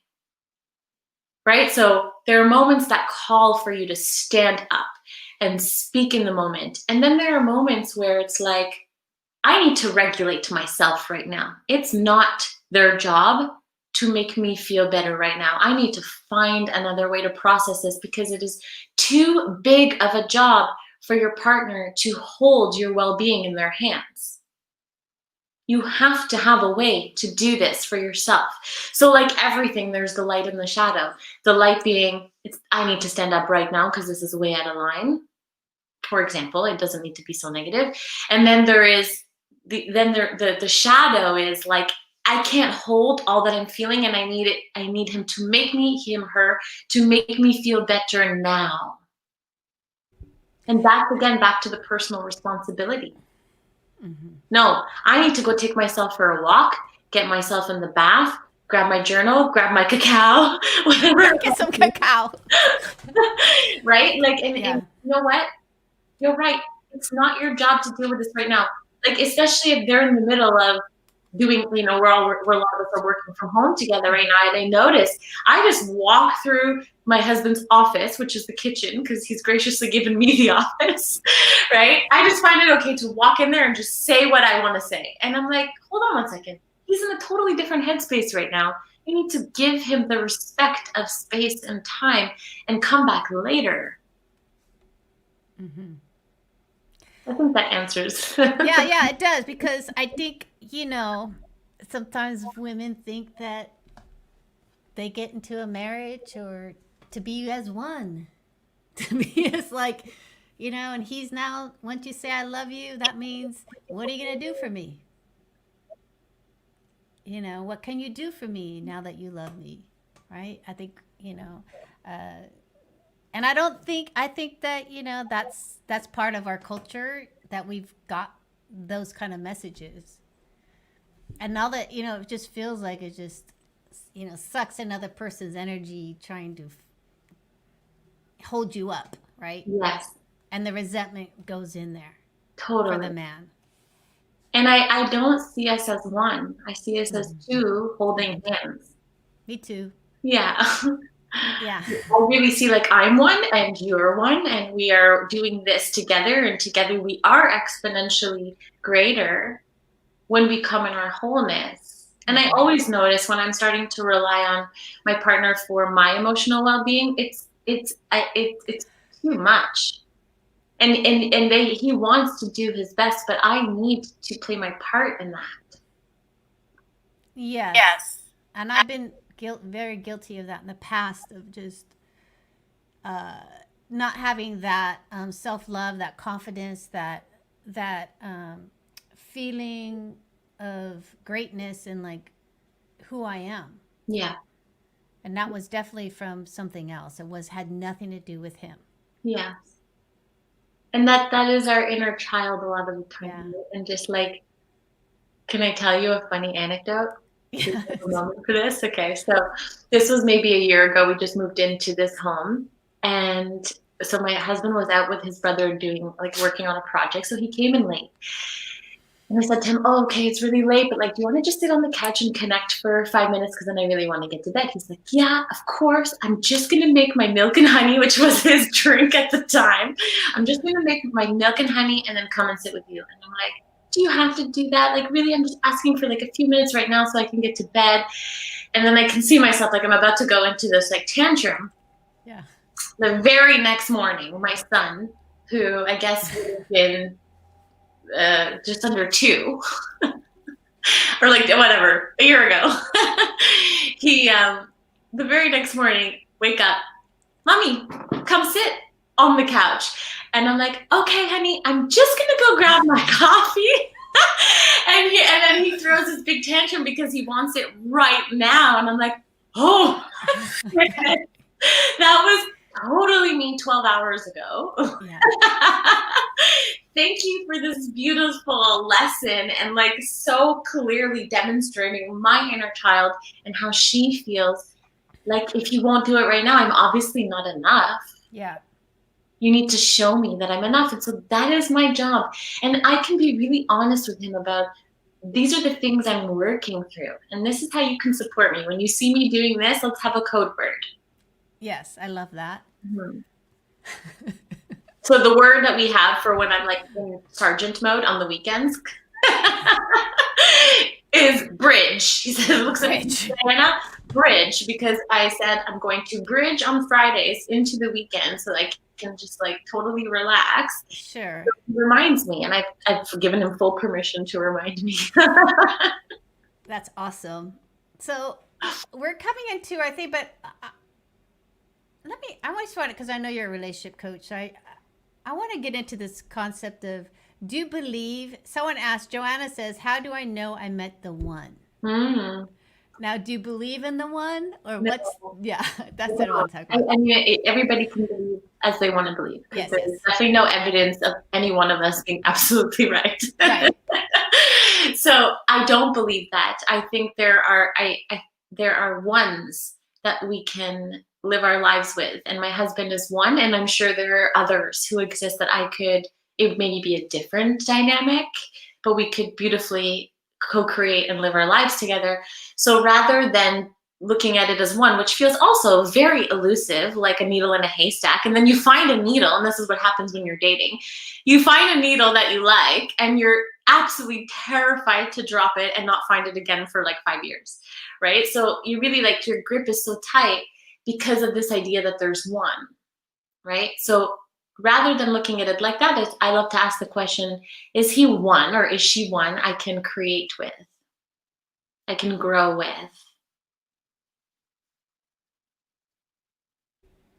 Yeah, I love that, because the one sounds pretty hard to find. Sounds like a lot of work, you know? Yes. And then it really kind of cuts you off at the knees also, because you have that expectation of the one, when the person in front of you is just that beautiful person that you guys can really grow with, like you said, and create something really beautiful and wonderful.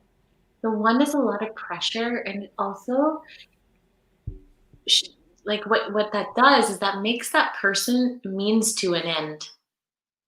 The end being like your happy partnership, and it's not respectful of the individual in front of you and like the potential there. It also forces, like someone put it the other day, forces jeans to fit that don't really fit. That is so true. I I read that and I was like, ooh, the one. Yeah, that's a lot. That's yeah. It's a lot of pressure. A lot of pressure on everybody. Yeah. And really, I think is unfair, as like you said, like quite limiting. So, Joanna, you know, think about it as like not the one, but the one you can create with, like Diana said. I mean, yeah, I love that. All right, so now Diana has a gift for us. I want to put in the chat box for you before we go into the next section. So let me find you, Diana. So you have a communication call. It's not so there are two things. I think you're looking at two things. So there is a free gift, which is a link where they can opt in and have it's courageous communication, why you need it to connect with a man. And so it is a video going a little more in depth on the subject and really driving the point home of why it really is essential. And then I think the link you're seeing is if anybody wanted to have a conversation. I have a few spots for one-on-one work in the early new year, and starting to have early bird enrollment for my mastermind in April. Okay, great. So I'll put in the free gift right now, and then do the other one at the end with everybody else, so they're in the right. They're all together. Awesome. All right. So this is what I want to do right now is introduce Sarsha Hope. So then we can go into the round table. So we introduce yourself, Sarsha, so we get to know you and what you want to contribute.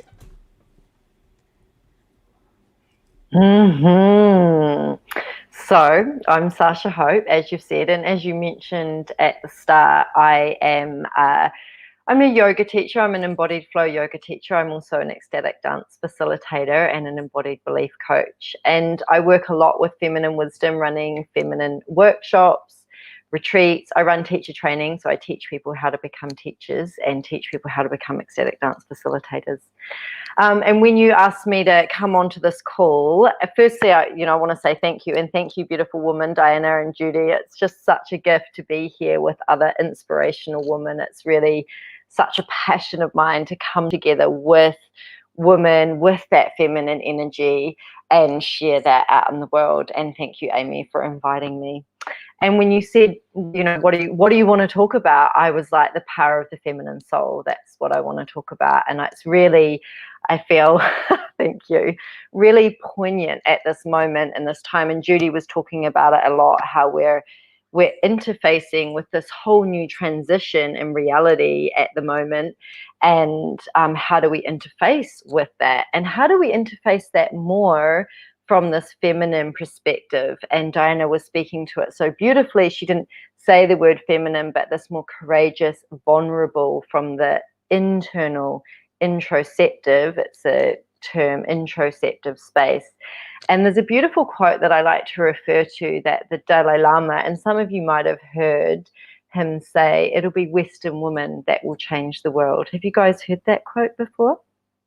Yeah, when I heard that a number of years ago, I was like, oh, what does that mean? I don't really fully understand it. And as I've deepened into my journey, particularly around embodiment and particularly around feminine embodiment and understanding the power of the feminine soul, I'm beginning to understand what does that really mean as these old structures fall away. And I'll relate it to my own journey and my own story. So as I said, I'm a yoga teacher, and I've been a yoga teacher for 20 years now. I've been practicing for 25 years, a long time, every day showing up to myself and showing up to my practice.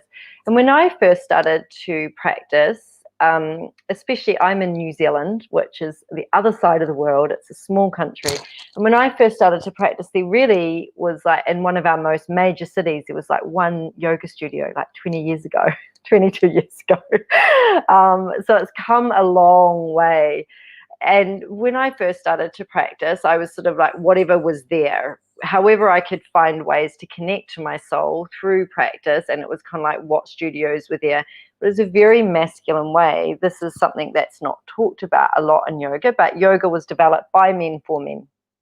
So if we look at all the major traditions in yoga, Iyengar yoga, which I was an Iyengar yoga teacher for years, Ashtanga yoga, all these lineages that have been developed by men for men, for a way of them to develop their soul and their spiritual union or relationship with life. And the way that we relate to ourselves is the way we relate to life. The way we relate to ourselves, the way we relate to life is the way that we relate to another. I always say the way someone shows up onto the mat, the way someone shows up onto the dance floor is the way they show up everywhere. There's no separation. I've seen it for so many years.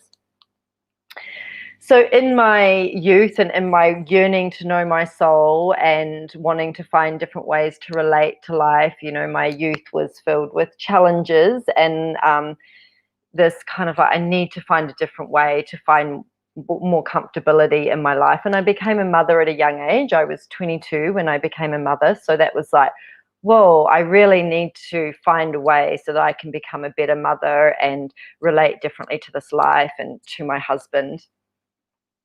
So I entered into these practices, but they were very masculine, and we could say they were very like, do this practice this way, and then they were very goal orientated. You do this practice this way and you get here, and you just show up every day. And even the way that you're supposed to show up, and it was interesting, Amy, when you were saying, I don't really like yoga. I was like, no wonder. The way that it's, you know, what I've seen over the years, the way that it's so rigid, and it's like even the way that it's like you're supposed to show up traditionally every morning at 5 o'clock in the morning when the sun rises. And I was like, of course a man said that who's not a mum and hasn't been up all night breastfeeding. I was like, I'll show up at lunchtime when my baby's napping because that's the only time I can get. So it was these very outward structures, and they were useful, to be honest. They were useful for me. I practiced Zen meditation for years. I practiced Iyengar yoga for years, and it was very much in the space of this goal orientation. Do this. You know, if anybody knows Iyengar yoga, it's like, and move your little toe like this, and then make the shape look like this, and then basically you'll be happy, you'll be enlightened, you'll relate to life better. And in some level, it gave me equanimity for sure. But I noticed after 10 years of intense practice, I was a pretty intense practitioner. It's like, and teaching for a long time, teaching students in this way, I was like, I've got the same students for 10 years. They're showing up to my studio twice a week. I had a small private home studio when my children were young. And I'm not seeing the shifts and changes, the amount of energy that they're putting in. I'm not really seeing the shifts and changes. So then I started to question. I started to delve into, what does it mean to be feminine? What does it mean to come to these practices of developing the soul from this more feminine perspective? And what does that even mean? Like, we're conditioned in our world to believe that, you know, goal setting, rational, strong, and we've talked about this strong skin, this goal setting, this being clear, that is very honored and it's very revered in our world. And we need that. But what's not honored and revered in our world is this, how do I be soft? How do I be vulnerable? How do I listen to my own internal space as much as I'm listening to the external space? And, you know, if we relate this to practice, what does that mean from an embodiment perspective? And the more I understand embodiment, the more I understand that there's nothing out there in the world, and you were talking to this, Judy, this lens, that's not in here. And these beliefs that we've been conditioned to believe through our lives, through our ancestors, you know, they're sitting in our tissues. And how do we use this practice to not fix and change, which is a very masculine way? How do we use our practice to come into our hearts into our bodies, into our tissues, to really listen. What's in here? What's my belief around that? If I really listen to how I want to move and breathe, what does that create within me? So what I'd like to offer, if it's okay, Amy, because I know you probably got some questions for me, but before we do that, before I question, I would really love to offer a short practice. Is that okay? Because I'm very much about the experience. So I can, like me talking, and even that is sort of this outward energy, I'm showing you the mat, but the feminine energy is the experience. Like, how does this feel within my own body? So I would like to offer a practice. So you can, wherever you are, find a comfortable seat. Nice. And you can be kneeling, you can be sitting. So that's the other thing. Like when I used to practice, it would be like, right, find a comfortable seat, shoulders back, head in line with spine. This kind of like the Buddha statues. It's like, this is what I've got to look like. But what I offer you is to listen to your body. You can sit cross-legged, you can sit kneeling. If standing's more comfortable, if you've been sitting for a while, then come to standing. That's totally fine too. Beautiful.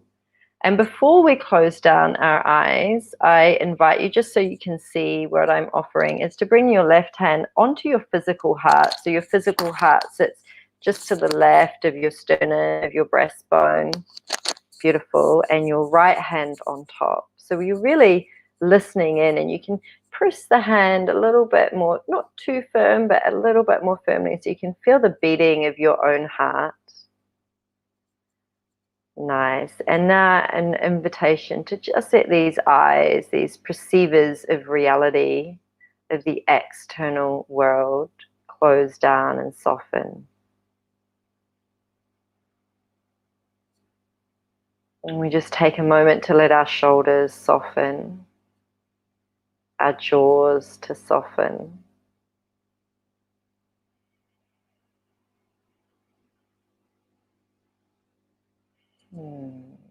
Allowing that which is in connection to the earth, whether it's the feet or the sitting bones, allowing them to weight down a little more.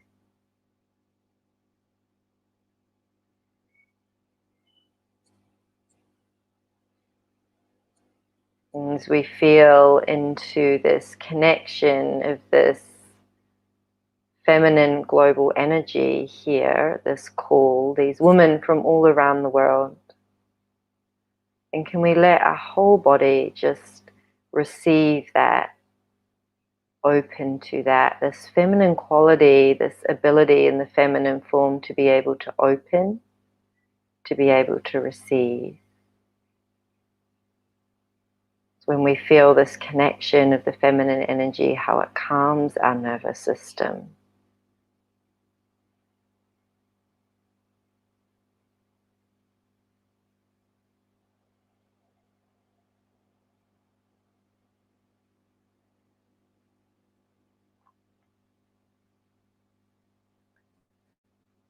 And as we continue to just drop into the heart space, your physical heart, allowing that to soften as well and receive the support of the billowy tissue of the lung.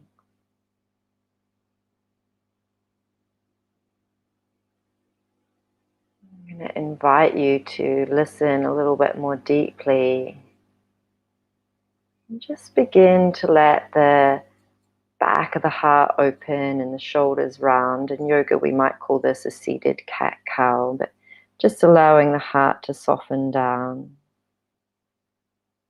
And then when you're ready with your next inhale, just let the heart move into the hands, open into the front space. And as we take a few more moments here just to allow a little bit more movement, you can continue just to roll forward and back with the heart. Or your heart, if you really listen to it, may want to move in spirals, and you may want to let your head and neck move. And this piece of allowing ourselves to surrender this other feminine soul quality into the listening unknown of how does this body, the soft, exquisite feminine body, how does it wish to move? There may be moments where you feel into a tightness and you may just want to pause and breathe. There may be moments where you're like, oh, I just really feel like I need to stretch my arms out a little bit more. These heart tendrils, I like to call them, that grow from the arms and from the heart and the womb. Just take a few moments here just to drop into that internal space, to listen to your intuitive heart, notice how it wants to move and to breathe. Maybe stillness, maybe movement.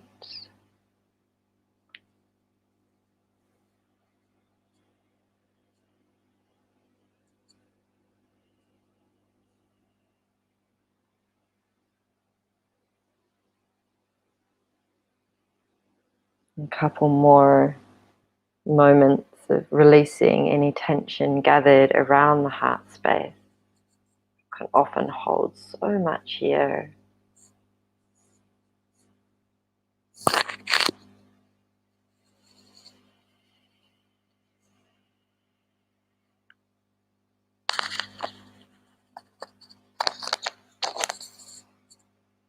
And then taking a moment just to find some stillness and a little pause. When you're ready, in your own time, just settling.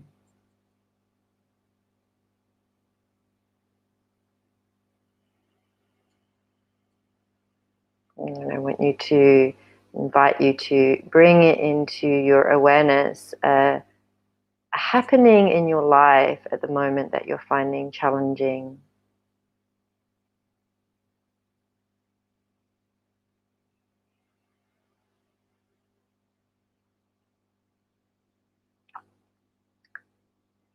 And just sitting with this question from the heart space. If I was able to meet this situation with more softness and with more heart, how could it shift and change? You may not get a clear answer yet. It may just be a shift and change in the feeling of your body.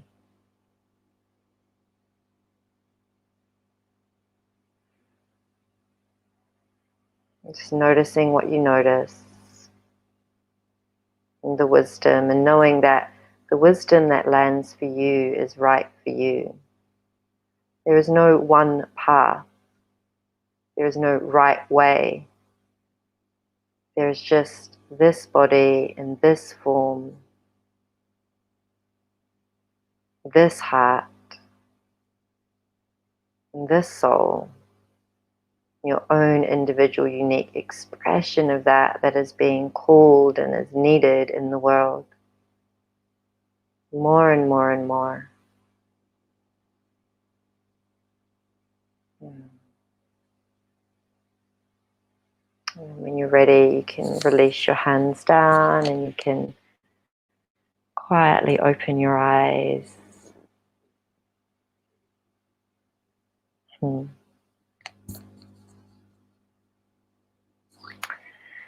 So this idea that the power of the feminine soul, or our relationship to the feminine soul, it's this tuning into, as I said, this not the right way, it's this is my soul and this is how it wishes to express in the world. And the feminine soul as a collective, this way of softness, of vulnerability, of compassion, as women we naturally sit in our heart right more. It's really what's so needed in the world right now. So needed as we navigate these challenging times. This, how does my heart want to meet this? How does my softness, my vulnerability want to meet this? And the truth, when we really come from this space, that is our truth. And our truth is, it's a beautiful, much needed expression in the world. Mm-hmm. Mm-hmm. Beautiful. Thank you. So, yeah, so this feminine self that we're in, like for me, I had to learn it. Mm-hmm. because I started doing that Mm. 2001.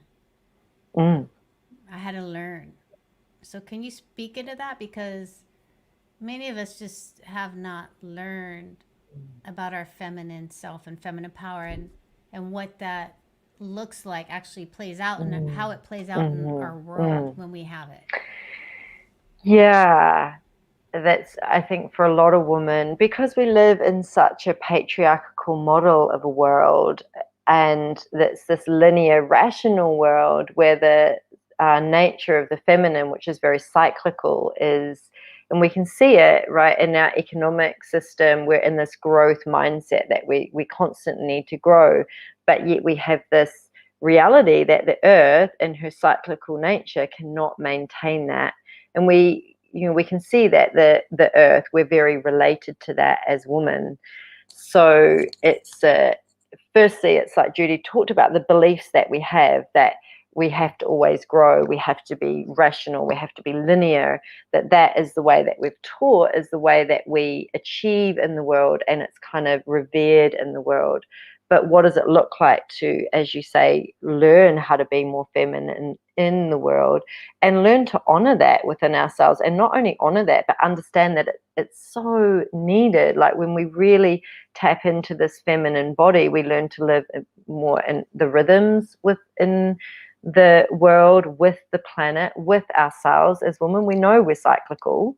We know that we bleed every month with the moon. It relates to our seasons. And even so, from a yogic embodiment perspective, how do we shift and change our practices around that? Like that's another thing, is like this linear practice. If I show up to myself or to my practice, to my soul every day in a certain way, but actually as a woman, that changes. It changes day to day. It changes week to week, depending, if I'm bleeding, if I've got my moon time, then I really want to do more gentle practices. I really want to nurture myself. If I'm ovulating, I'm much more, I want to jump around. I want to dance. I want to do handstands. I might want to go to a hot vinyasa class. I may want to do that. So really learning to honor that is a much more feminine way of being. And the beauty is that what I'm seeing around more and more is there's a lot more information around this. What does it actually mean to honor my femininity? When I was taught about, I'm coming back to menstruation is just one part, is like when I was taught about menstruating, it was like hitting puberty, it was like you either get your period or you don't, and if you don't get it, you're pregnant, and that's bad. That was kind of that was at school. That was like my learning, and it's like, and let's not talk about it.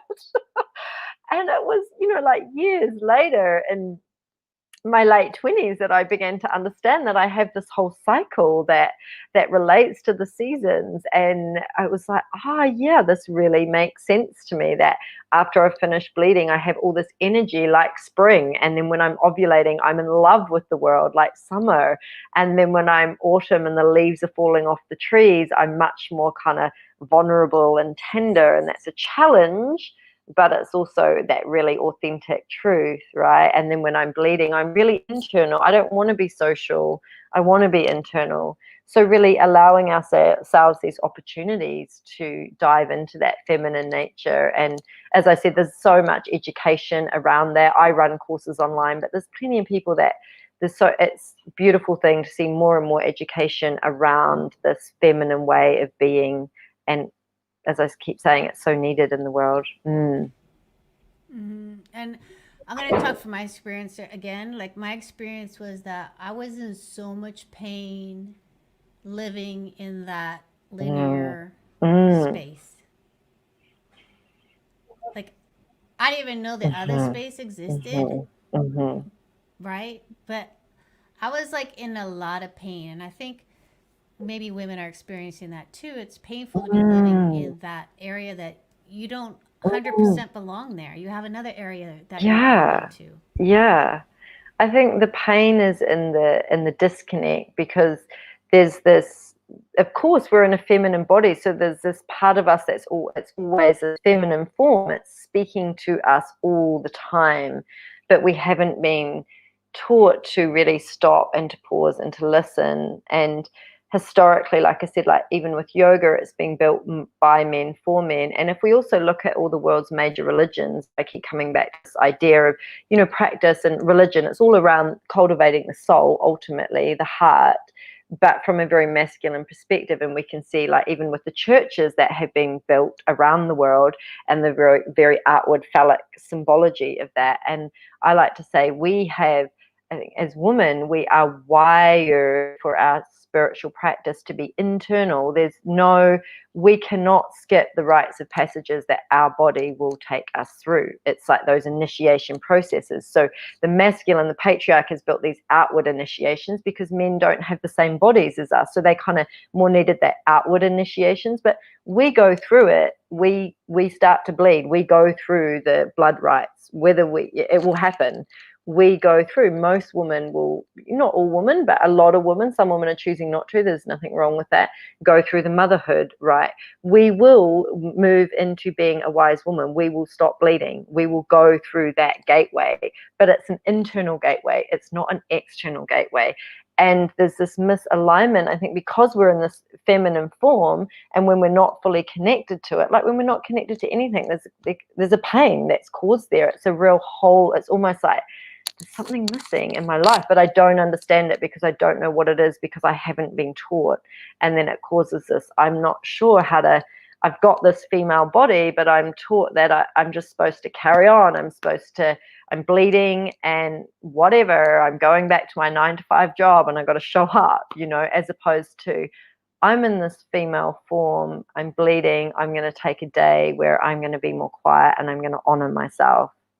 You know, and I'm in this female form. I know that I'm pre-moon time. I know I'm in my autumn season, and maybe it's not that good a time to have that conversation with my partner or my husband because it's going to come out badly.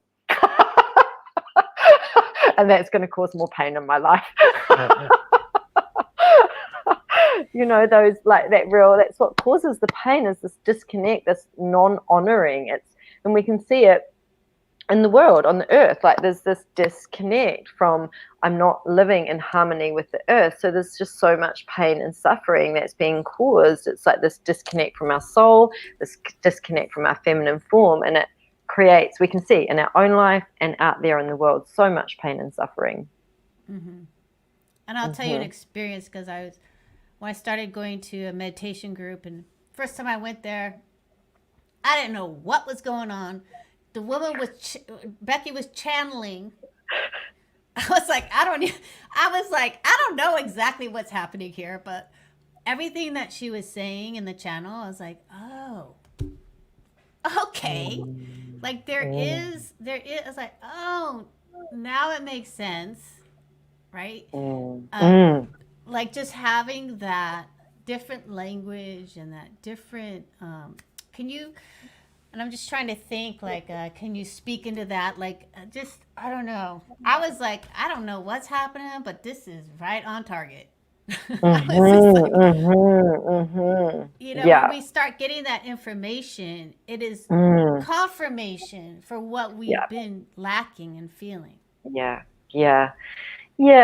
And so, and I spoke to it I touched on it just in that super brief, moving meditation. And it's the feminine form, our form, it receives, right? Like we receive our partners. We're also, I mean, men are as well, but we're also, women are naturally, because we're in this feminine form, we're very intuitive. We're very much we can perceive and receive this information. We receive, as when we become mothers, it's like we receive these souls. We don't know what they're going to be like. We don't know how they're going to come out.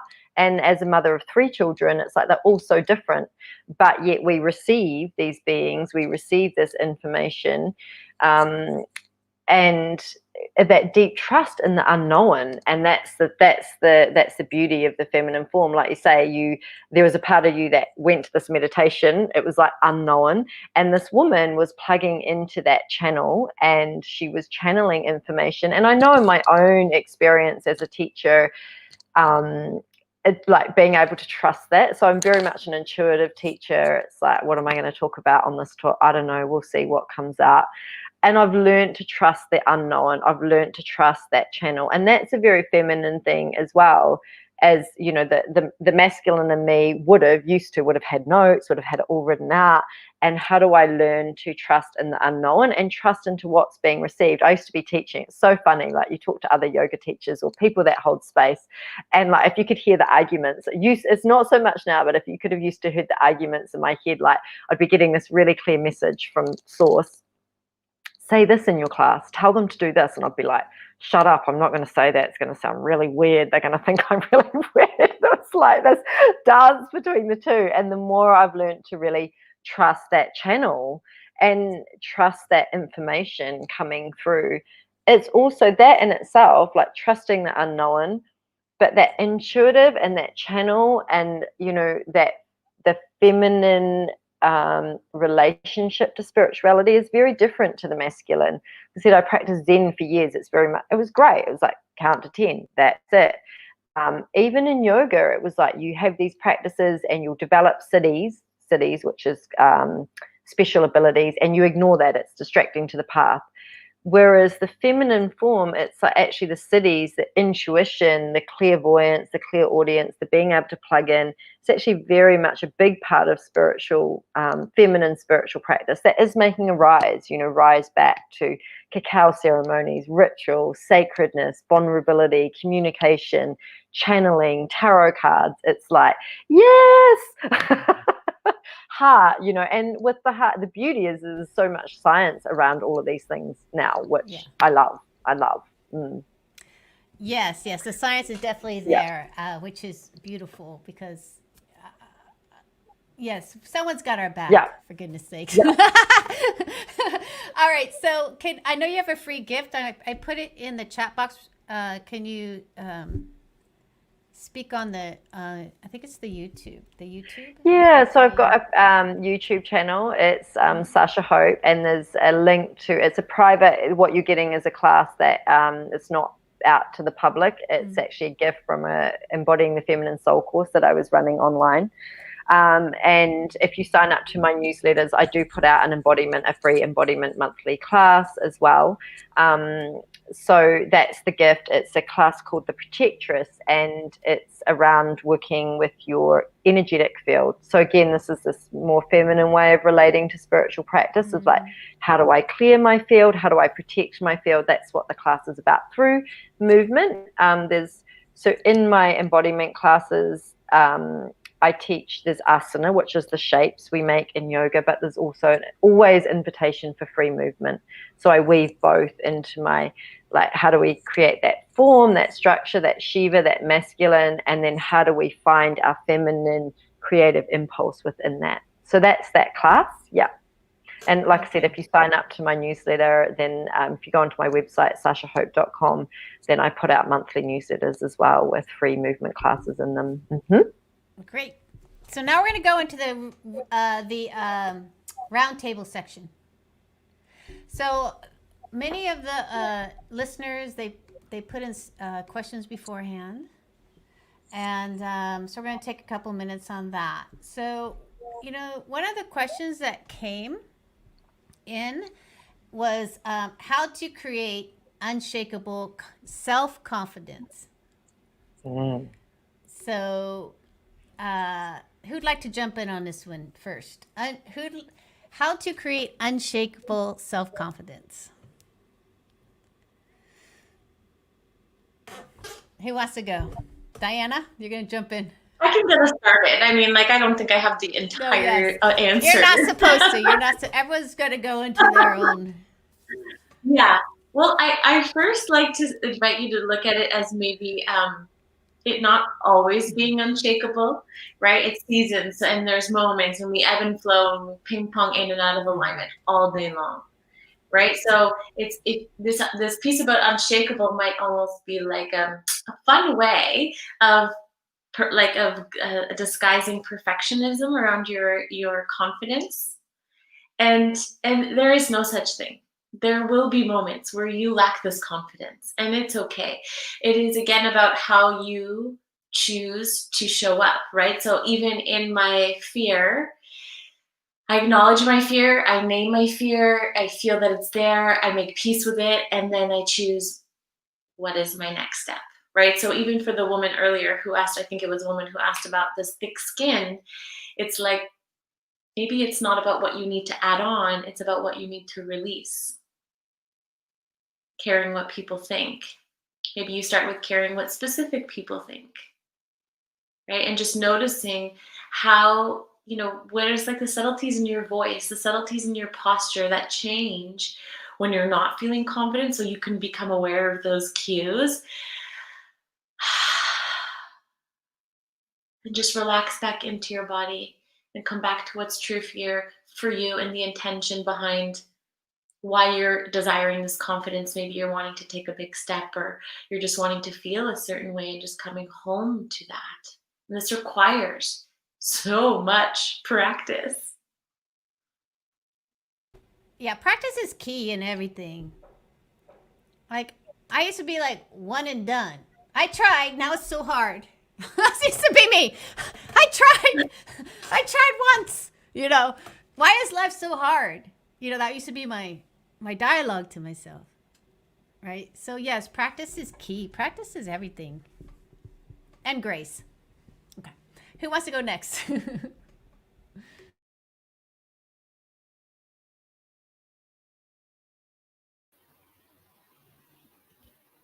Oh, there we are. Perfect.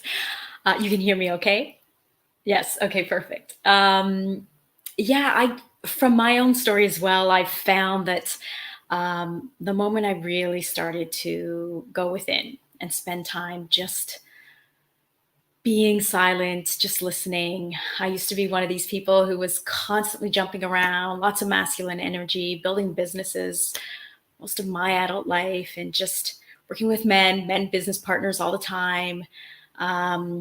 And when I really started my journey, I started to really practice meditation. Was very big for me, a beautiful, beautiful shift for me. And, spending more and more time as I started to really learn to love it, to sit in that space. And I really just started to love myself more and really understand myself more and hear myself more and then express myself more. And I think that is ultimately also so important in feeling confident, right? We look for confidence out here all the time, but again, everything is from within. So meditation has been instrumental, such a beautiful practice for me. Yeah, thank you. Sarsha, you want to jump in? I'll unmute you. There you go. So much wisdom in the collective mind, right? I love that, the feminine wisdom of you all feeding in. So beautiful. I'd also like to add that in my own experience, that coming back to the moment, coming back to practice, being with ourselves. And also when I do meet my edges, then there's always more uncertainty that comes up. And it's really, and I talked about this, the feminine learns to become comfortable in the uncertainty, right? It's like, I know if I'm meeting my edges, it's like if I'm taking that next step in my life, in my business, there's going to be, the beliefs are going to come up, and that's such a beautiful thing. And that's when the practice comes in and go, oh, I notice I'm feeling, scared about this. So it's more that unshakability is more like, how do I keep coming back to myself and to my practice? Because there's going to be, as we meet our edges, it's going to come up. And that's a beautiful thing. That's how we grow through it, right? And like Dinah said, that labeling, the meditation, like Judy said, and Dinah said, like that labeling, I'm meeting my edge. Here it is coming up. Where is that in my body? Yeah. And I notice in my own life when I step out of practice, I have a couple of days not practicing, way more like the wobbles are like all over the show. It's like when I come back to my body and my mat, I'm like, meeting my edge, but much more. Yeah. I love that.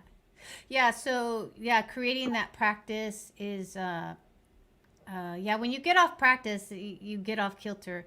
But I'm going to go a little bit more practical also here with this question, because self-confidence is also, I believe, knowing your values and what you want. So as a practical thing you can also do is like really look at your values and what's important to you. Because when you're going off of when you're moving from your values, you have more confidence. It's not like you're not going to hit stuff, but you have like, oh, well, like for me, one of my huge values is freedom and openness. So I lead with that. And then if I hit a bump or a hiccup, then I question like, whoa, am I supposed to be here? Is this the right thing for me, or what's going on? So then you can get really creative and explore the triggers or the comings up for you. So I'm a big believer in like knowing your 5 core values. I think that's practical, and that's like what's really important to me, and what's like, where do I want to move from? Because I used to move from a space of closing down, and my core value is to be open. I wasn't living in congruency, and that's the pain. And that's like, so when you're living in congruency of that, I mean, I make mistakes all the time. And I'm the first one to show my vulnerability of not knowing, because that's where I learn, right? That's where you learn. And that also just, goes back to, that's this whole thing. But anyway, so I want to talk about this also. It's not all about you, Amy, right? So I want to go dive into, I just think right now, a lot of the talk out there is about that I'm hearing is creating a vision. And then, so especially in the dating, we're like creating this vision of the man you want, or creating this business you want, or creating the vision in here. Can you, and I'm a big, I'm into vision. I love that idea. So can we speak into that? What comes up for you with all this vision work that's going out there right now? Okay, Diana's going in. I guess I'll start off.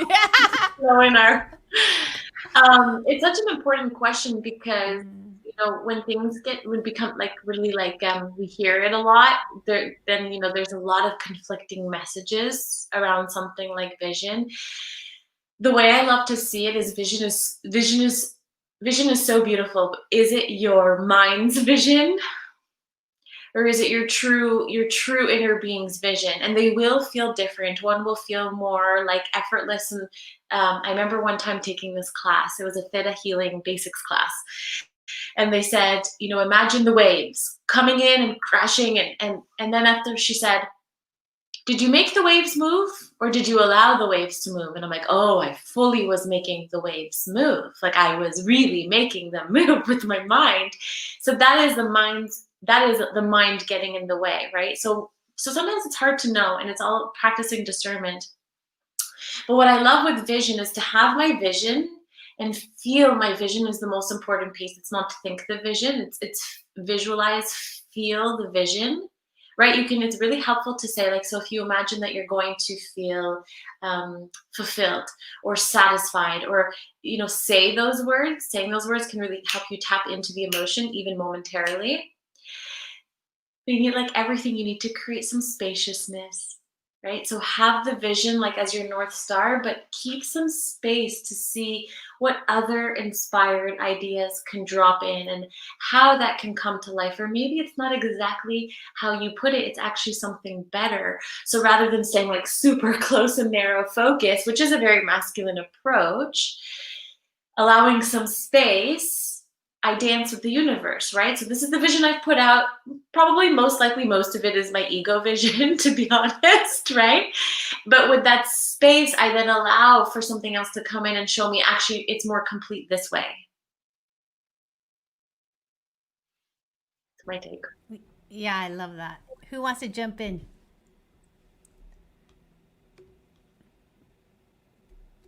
Judy, there you go.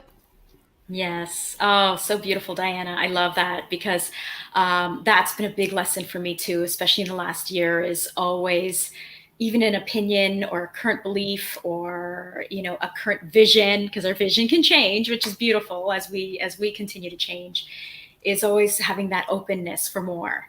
That is the way we stay open, and that is the way we can change our beliefs almost more effortlessly than staying locked in these boxes.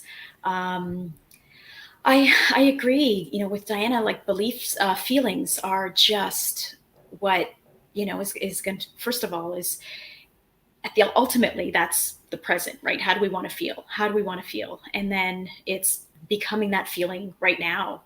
And I always think about, if I get out of alignment, or something happens, which, happens all the time sometimes, where something happens and we sort of fall out of it, it's back to, okay, what is that ultimate feeling, the fulfillment, or the feeling joy or understood or whatever it is, and bringing those feelings into the moment. And another thing I want to bring up is around the pressure. We always have this pressure, some people, around, the vision has to look like this, or even the last question. And I remember hearing this analogy, and I'm trying to remember who I heard it from online, from someone around this GPS. We have the car that has a GPS in it, and we put in the address. If we don't put in the address, it's not taking us anywhere. So first of all, we put in the address. So where do we want to go, or how do we want to feel? And then the moment the GPS starts talking to us is the moment we move. So the moment you move, even just slightly, it says turn left at Peter Street. and then let's say we're like distracted or having fun or whatever, and we don't turn left at Peter Street. We accidentally turn right at Peter Street. Are we going to die? Is it the end of the world? No, we actually just do a little U-turn. It tells us to do a little U-turn, and we just have we see other things on that journey. And I always remind myself of that, there really is no wrong move. There's no wrong turn. There's no wrong decision. It's just a different route. And maybe the answer was on that route anyway. We thought it had to be on this route. So really taking that pressure off of ourselves. So if we have this beautiful vision, and if we have clarity around it, having that open space around, this or better, or open to so much more. And okay, a big decision, big point in my life. Do I go this way or do I go this way? Okay, think about it and feel into that. And ultimately, I've always lived by this motto: make decisions fairly quickly. For me, I just okay, you know what feels right, what's perfect for me, go with it. And if halfway through it's not feeling right anymore, do a U-turn, instead of sitting with, the story. Sarsha? Yeah. You got to, yes, Gotcha. There we go. Yeah, again, so much wisdom in from both of you there, that idea of getting clear and that felt sense of it, like what does it feel like, and there is no right or wrong way, and that deeper sense of trust that I'm always looked after. And what I'd also like to add is that then you were starting to talk about it, Judy, and your analogy is like, how does it move? This is, as I said, I'm an embodiment teacher, I'm a dancer, and I offer dance all the time. It's like, how does this, so from visioning it, how does it feel? And then it will have a felt sense. Like you might want to put on a piece of music that has a vision of like, how do I move with that? How do I dance with that vision? Like visioning it in that way. You could paint, draw, like vision boards were really big a while ago, and I'd like to add, like, dance it. How does it, put on a piece of music, how would it feel? How would you dance it if that was your reality? Like really embody it into your cells, into your tissue, into your heart. Mm-hmm. I love that. So it's interesting because I work with vision with my clients, and this is, I think when I worked with one woman about, she was producing a play, and I was like, well, what's we're in this vision about her play, what's it going to look like, we're in this thing, and what director? Well, I want her to be a woman. I was like, okay, so tell me more about her. Well, I don't know about her. I haven't hired her yet. And I said, yeah, but what type, give me a vision about the woman you would like to hire. Oh, well, I'd like to have her communicate and really be collaborative, and she, really get into that. But it was interesting how she was not thinking of the person she wants before the hire. And to me, I'm like, well, that would clear up a lot of things when someone's in front of you. Oh, well, she's not very collaborative, or she's, she doesn't fit. So I think the vision can also really be helpful in when it's not meeting when someone's not meeting your vision, that, not that it's perfect, but when you're in, like, even with a man, if my vision is to have a man who communicates, and someone's in front of you who doesn't communicate, I think some women don't even have that feeling that they can even ask that. Like, walk in there and be like, this is what I want before it's in front of me. Not that it's gonna be perfect, but you know what I mean? So I love vision in that way, that you can really create something up for yourself, so that when something's in front of you, you can decide if it really is gonna work for you or not. But yeah, everything you said is all on. But that's my idea about vision, is to really, I think I'm very practical on this one here.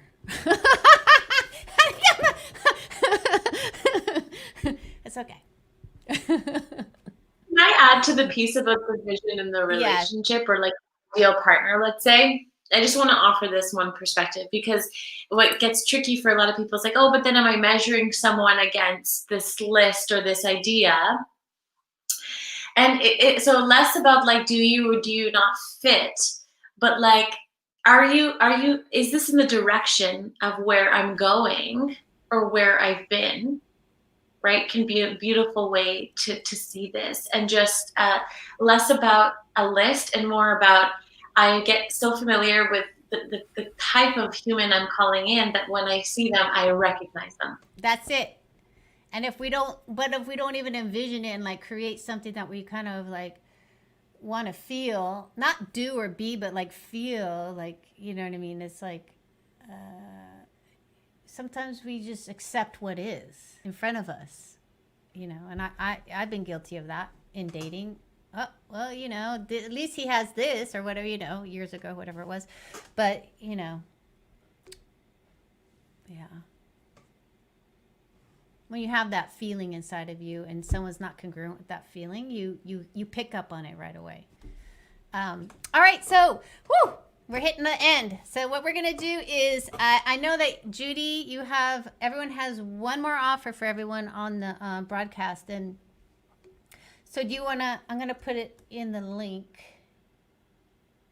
Yeah. Judy, you want to speak into that? Let me unmute you. Getcha. Yes, I have several beautiful cacao ceremonies that I have the honor of holding space for, and one of them is happening next Sunday, not this Sunday, next Sunday. So the link is there. There are different cacao ceremonies. One recently that was a message that came through the cacao spirit, was to honor Mary Magdalene and that beautiful rise in our truth. And this one, however, next Sunday is a beautiful collaboration I do with another beautiful healer. She's a moon mother, and it has to do with connecting with the womb. So sacred cacao ceremony to open up our hearts and then connect to our beautiful, gorgeous womb space. And it's next Sunday. Thank you. Great. All right, then Diana, I have your link here. I'm going to put it. So you want to speak into? Sure. So we're currently inside of early bird enrollments for my mastermind. It's a 6-month mastermind. We will begin in spring of 2021. It looks like April. So I have a pod for women who are single, and a pod for women who are in relationships. So it's really a beautiful deep dive. We're looking to bring on an embodiment coach as well to really like help integrate all that we are learning. It's called the School of Love. So all that we are learning and really integrating it, bringing spirituality and practicality into one space. So there's just my calendar link that you have. And I have a few spots for one-on-one work in the early new year. So anything I've said today feels like it really deeply calls on you and you're ready to really invest in yourself, then I definitely would love to speak with you. Yeah, beautiful. Thank you, Diana. Thank you. And then Sarsha? Yes. Let me unmute you. Great. Yay. So So my offer is I'm really excited to be part of an online community called She Oak that is teaching embodiment classes. So it's a collective of very, very experienced embodiment teachers from all around the world, and I'm a part of that. So you get me, but you get access to a lot of other women. There's Myra Aberdeen, who is head of Body Mind Centering in Boston for 20 years. There's just some incredibly experienced embodiment teachers on there. And so if you join up to the link, you get the first 3 classes free, so you can check it out. And then you can go on and have monthly memberships. And if you're interested in working one-on-one with me as well, you can go onto my website. As I said, I'm an embodied belief coach as well. So if there's anything around the feminine that you want to dive into a little bit more, let go of those limiting beliefs. I do work very much like, what are the beliefs, and then where does this sit in the body? And we will be doing movement as well, but I do that online, so you can check that out, either one of those. Great. Well, I'm so happy, you guys. We did it. I did 6 hours today. Woo woo. And thank you for being a part of the Unstoppable live stream. And I'm trying to unmute. Can't unmute because I guess you have to unmute yourself at this point. So again, thank you for spending time with us and for all of your insights and your wisdom. And this section here is all feminine power. It's like all feminine there. You guys are really making me like, oh, I gotta get back. I gotta get stronger now. So I'm trying to unmute everybody, but there you go. Judy's done, and then Diana won't let me unmute. So get in there. Well, you are going to hear some interesting sounds of a 3-year-old who just came barking into That's okay. That's okay. Mommy is what I mean. All right, so we reached the end of our broadcast, and thank you so much again for participating and being a part of this project. And again, thank you. Thank you. Thank you. All right.